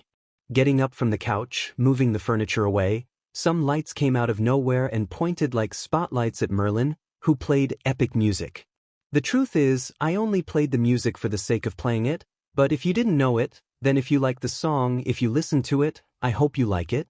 As he raised his hands, the curtains closed, the light except the one pointed at him went out and a fog covered the floor. Shortly after the music started, Asia arrived at the place looking strange because she didn't know what was happening. Merlin. The story begins when in a very far-away dimension a handsome and Issei at the same time incredible, surprising and brilliant magician was breaking the face of a little demonic scum who dared to touch my pretty and innocent blonde nun. The words created several Sona reactions and Surzex had beads of sweat while Asia blushed. Surzex, continue. Merlin. Then idiots appeared who thought that a multi-headed dragon and more could stop this perfect being. The dragon was destroyed by certain factors known as mana control, and then I opened a gap in space and time. With the time-space gap came with you. I killed a few and then took others to kill them, slowly making them learn that their actions have consequences. Surzex, what can you tell me about your change in appearance? Merlin. I know that I became more appealing than I already was, something that was thought impossible, but is it actually revealed to you, Lucifer-san? Surzex. Well, I think not. What can you tell me about your power and who you are, how you are still alive despite having lived so long, and how you have so much power? Merlin. I am the great legendary wizard creator of the great and spectacular Excalibur, the bloodthirsty, the genius, the wonderful, the legend, the fabulous, the panty-wetter, the heartbreaker Merlin. Sona. Merlin. How I'm still alive is simple. It's me in terms of my power, it's even simpler. I'm the strongest. Sighing, Sona watched as Surzex looked seriously at Merlin, who was smiling at her without fear of the Demon King's serious look. Surzex, what can you tell me what the god Zeus was talking about and about that Toby in Vala's group? Merlin, information is power, and as such I infiltrated to know movements, and as I said their decisions were actually mine. I led them to make the decision to attack me and lock me in Trihexa. Every event was part of my plan, and in terms of Zeus, well, I wanted to know what the oracle would say about me, so I visited her. Surzex, anything else? Merlin, shouldn't I ask that? Surzex, what do you think of my sister? Merlin, I think that both she and Rio make a good couple, although sometimes he is useless. Merlin, I have a doubt what will happen with that event of the young demons and that? Surzex, to be continued. Sona didn't even tell you? Merlin, we didn't have time. Surzex, but now you can participate, you are no longer part of Sona's nobility. At that, Sona got worried and looked at Merlin, who shook his head. Merlin, before you think about reincarnating me again, we won't be able to this time. I'm at a level beyond the gods, I'm a primordial being. Sona, so now you won't be in my peerage? Merlin, no, but I will be supporting you, I always will. Well, Surzex, when is Sona's next meeting? Surzex, she fights tomorrow. Merlin, well, that will be fun to see. Surzex, fine, I'll leave it. Getting up and saying goodbye, Surzex left in a teleportation circle, leaving Asia, Sona and Issei alone. Although Asia left these two alone more than anything to see how Sona looked at the ground and was very thoughtful, leaving a Sona next to Issei, who took his sword and put it on his back after his clothes changed to the one he wore in the raiding game with Riser, which was his red trench coat. Turning his gaze to Sona, Merlin sighed when he saw how Sona was so thoughtful, and even more so when he knew that she was like this because of their meeting. Merlin, hey, don't worry, you may not have me and it's true that I'm great, but when things get complicated it's better if everything were easy, I'd lose the fun with me. It's like playing in peaceful mode, it shows what are you capable of those stupid demons. Sona, you know by calling demons stupid you are insulting me too. Merlin, come on. Offering his hand to Sona, who was sitting, a smile was on Merlin's face. Merlin, come on, stand up, grit your teeth, come on, keep your heart burning. Taking Merlin's hand, Sona stood up from the couch and gave Merlin an embrace before releasing his hands and clenching his fists with determination to win. Merlin, well, now how about we eat something? Sona, then let me get ready to. Merlin, I cook. Running to the kitchen, Merlin disappeared there, leaving Sona in the living room. Office? Then? Toby, you really want me to take Red so much you don't even prefer to stay here. It's more fun, it will be less lonely, and sometimes although I accept that silence is necessary, it annoys you, don't you think? Office. Toby, I propose something to you. My little goddess lives here a little longer. If in the end you don't like it, I'll give you a room in my house where silence predominates over everything, and if you don't like it either, then we already see the red. Office. I hope your house is comfortable. Toby, don't worry it is. Taking out a bar of chocolate, Toby gave it to Ophis and then turned around and looked at how Lufei was looking at him blushing while playing with her fingers.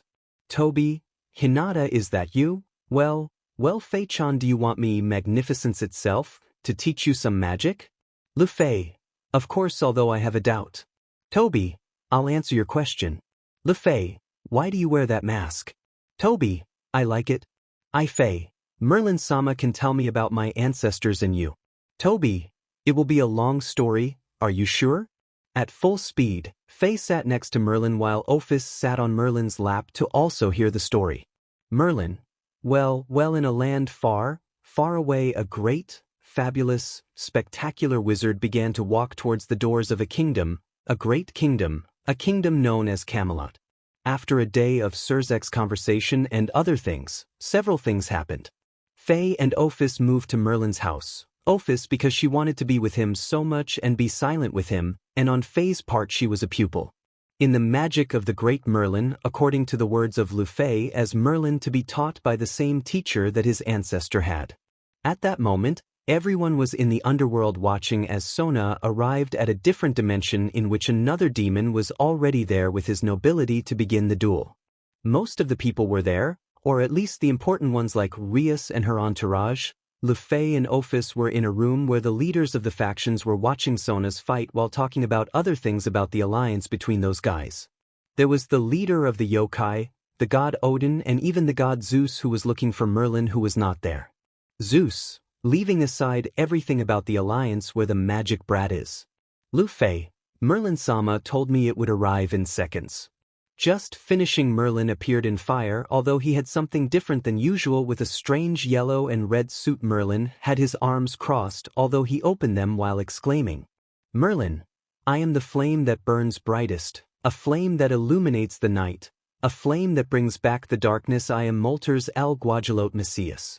With the blank stare of everyone in the room, only Fei's applause sounded in her. Her fanaticism for everything that came from Merlin could be seen. Lowering his hands, Merlin showed better the costume of a type of firebird which had a resemblance to phoenixes, or at least some that appeared in images in books, and that. Changing his clothes with magic, Merlin simply sat in a chair while Fei approached Merlin with sparkles in his eyes, who was happy because Fei understood how great he was. When the end of the battle came and Sona ended up narrowly winning, she arrived at the room where everyone was, where she was praised for her good strategy, although all the celebration was gone. A rather loud celebration on Seraphal's part, but just like her. They were silent when a Loki appeared who started saying things about how the Asgardians should not make an alliance with the demons since they were inferior and blah blah. In the end he was taken to a different dimension by a Juka who also took Rias and Sona's entourage along with Lufei and a silver-haired woman who was a Valkyrie from Odin. Zeus, child, why didn't you go? Merlin, I want to see how they do. And if I go I might end up killing him, and I don't think that's what you want, right? Odin, well, I wouldn't like to see him dead, it might be a headache, but I don't want that. Merlin, if I see problems for them, I immediately teleport to them and ready. Game over for Loki. After the minutes passed and Merlin was hugging Ophis for some reason that we don't know, everyone watched as Loki was slowly taking advantage in the fight, so Merlin got up from his seat and made some movements so that his muscles stopped being tense and he prepared. Odin, don't kill him. Merlin, I could beat him blindfolded, I won't use magic. Disappearing from everyone's sight, Merlin looked around more precisely at the sky, which was a different color. Merlin, let's show what Drake domination is. Drake, ha yes finally. Exclaim out loud the song that will make you surpass the gods. Starting to walk towards where Merlin felt that everyone was with his magic, he began to make clouds begin to cover the sky, causing lightning to fall from these. When he finally got close enough to be noticed, Merlin began his super entrance, summoning the boosted gear and making his power rise suddenly so that everyone turned to see him. With his gaze already on the Merlin, he smiled knowing that he would create a spectacle. Merlin, I'm about to wake up. I am the Security who forced the beginning of domination to awaken. I destroyed existence and conjured Manna, carrying the infinite abyss and absolute despair. I walk between light and darkness. I promise you to all of you. I will show my enemies the great abyss of despair. Merlin, I'm about to wake up. I am the security eye who forced the beginning of domination to awaken. I destroyed existence and conjured Manna, carrying the infinite abyss and absolute despair. I walk between light and darkness. I promise you to all of you. I will show the enemies the great abyss of despair. Finishing his song, a crimson light surrounded Merlin, and with this same light he closed the eyes of everyone, including the leaders and people who saw from outside the dimension due to its great brightness. When this light disappeared, the only thing that remained in the place was a large crater, and in it a red armor which had a style with medieval armor did not look like what the security eye normally had when obtaining their balance breaker. Without the sword. With the new armor on his body, Merlin simply raised his hand and then raised the middle finger of his hand to annoy Loki, who did so. Taking out the wings of his armor, Merlin disappeared from sight and appeared on Loki's back, who received a blow on his back, making him fall to the ground from where he stood up. Merlin, normally I would be more aggressive, but I can't kill you, so I will only break a few bones. I will hit you some more, I will hit you even more, and then I will knock you unconscious and take you to the others. Although before that, Merlin disappeared again, and when he appeared he did so where Rias was, who was stuck in a mountain from which he was taken out by Merlin, who cured him with a snap of his fingers. With a smile and a sparkle in his eyes, Rias looked at the salvation in front of him, which was noticed by Merlin, who put one of his fingers on Rias's forehead. Merlin, remember, risking life and only winning with death are totally different things. Moving his finger away from Rias's forehead with the palm of his hand, he stopped a sphere of Loki's energy, which at that moment was in several places at the same time. Looking at several Lokis at the same time, Merlin just smiled, since it would be more fun the more time it took to catch Loki. Merlin, Ajuka, take them out. Watching as each one disappeared, leaving only his god of deception and, well, Merlin, the latter just let a little air escape from his mouth and took out Excalibur. Merlin, you know, although I don't need them, I will use some of Excalibur's abilities.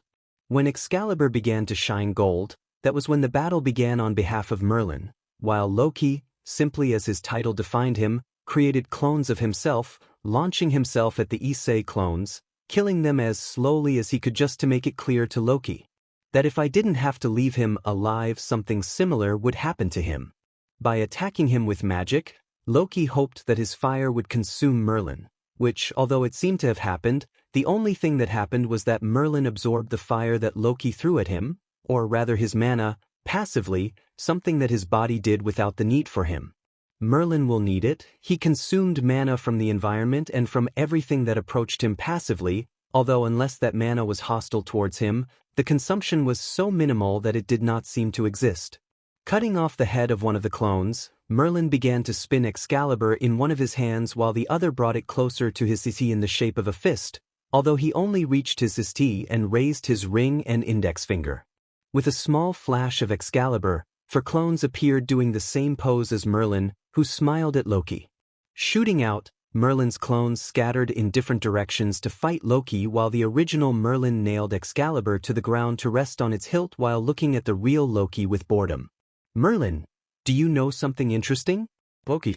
Merlin, I understand you. You are afraid after all. I know who you are. I know what you did. I know what you deserve, and I will still have mercy. That's strange, and you know it, but you also know that if I have mercy on someone, it doesn't mean that someone doesn't get what they deserve. Loki, you are just a human. We know. I am a superior race. I am a god. Merlin, and look where that has taken you to fear me. If he used magic, this would have been over in 1 second.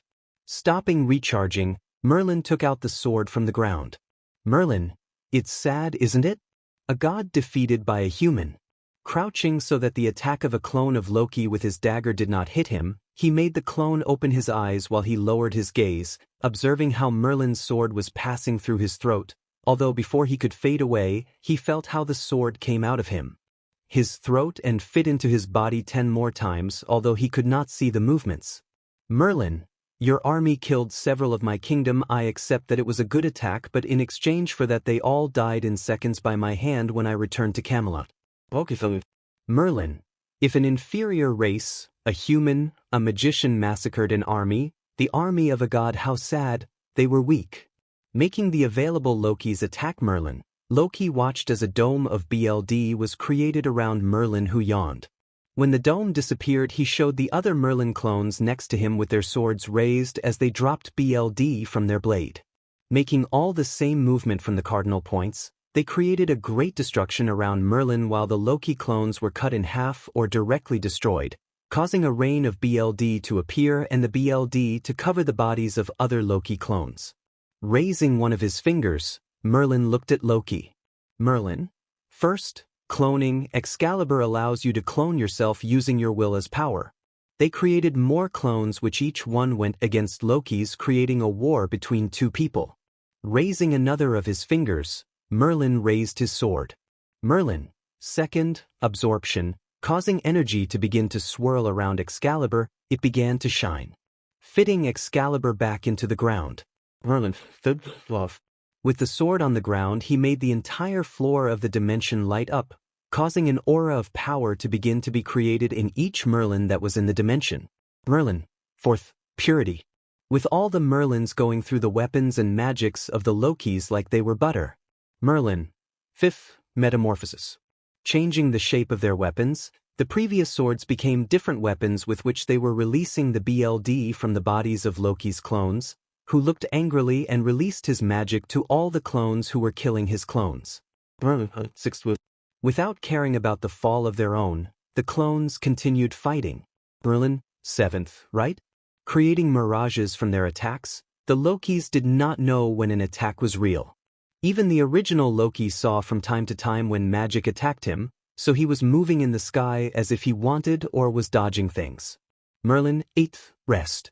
The damaged clones stood still, causing every attack that was sent at them to be deflected by a magic dome just as their wounds were slowly healing. Launching a large-scale attack of fire, Loki watched as everything began to fill with a sea of flames, making even his clones burn. Before that, Merlin's clones disappeared, creating a large tornado of mana which went to Merlin's Excalibur, which he took it out of the ground and placed it with its tip facing the sky, after which it was in front of him. Grasping it with both hands, Merlin observed the dome that formed around him, protecting him from Loki's fire, which was true. Merlin, ninth, patience. Making the previous light that his sword got expand through it, thus creating a beacon of light that reached to the sky, Merlin closed his eyes waiting for the flare to end. When Loki stopped casting his magic against Merlin, he fell to the ground exhausted and trying to recover all the mana he could. Opening his eyes slowly as his helmet disappeared, Merlin's golden eyes were revealed to Loki. Merlin, fifth, mercy. Making his sword form a crescent from his position, everything that was once a beacon of light became a complete destruction for the dimension. When the light that created Excalibur disappeared, Loki was on the ground bleeding. Merlin, don't attack your body, attack your soul, your mana, your existence. Trying to speak, Loki only made a sound from his mouth like suffocation. Merlin, my 10 commandments. Kneeling down, Merlin's armor disappeared as did Excalibur, which was placed on Merlin's back, who looked at Loki with disgust. Merlin, I defeated your army in the past and now I defeat you. I feel sorry for you. Raising his fist, Merlin landed a blow on Loki's face which ended his consciousness. As the Colorado Loki stood up, they began to shine, and from 1 second to the next they stopped being in the destroyed dimension and appeared in the room where the other faction leaders were watching the screen that showed them in the dimension. Kicking Loki towards Odin, Merlin put his hands in his breathes to start approaching Sona, who went to hug him, but before she could pass, Merlin stopped her by putting his hand on her face while he smiled mockingly at her. Sona, how bad you are. Merlin, you're right. Leaning on one leg, Merlin showed me a box in which there was a ring made of gold while in the center there was a white stone, which seemed to have stars which moved and made it look like it was a galaxy inside the ring. Merlin, after all I'm great.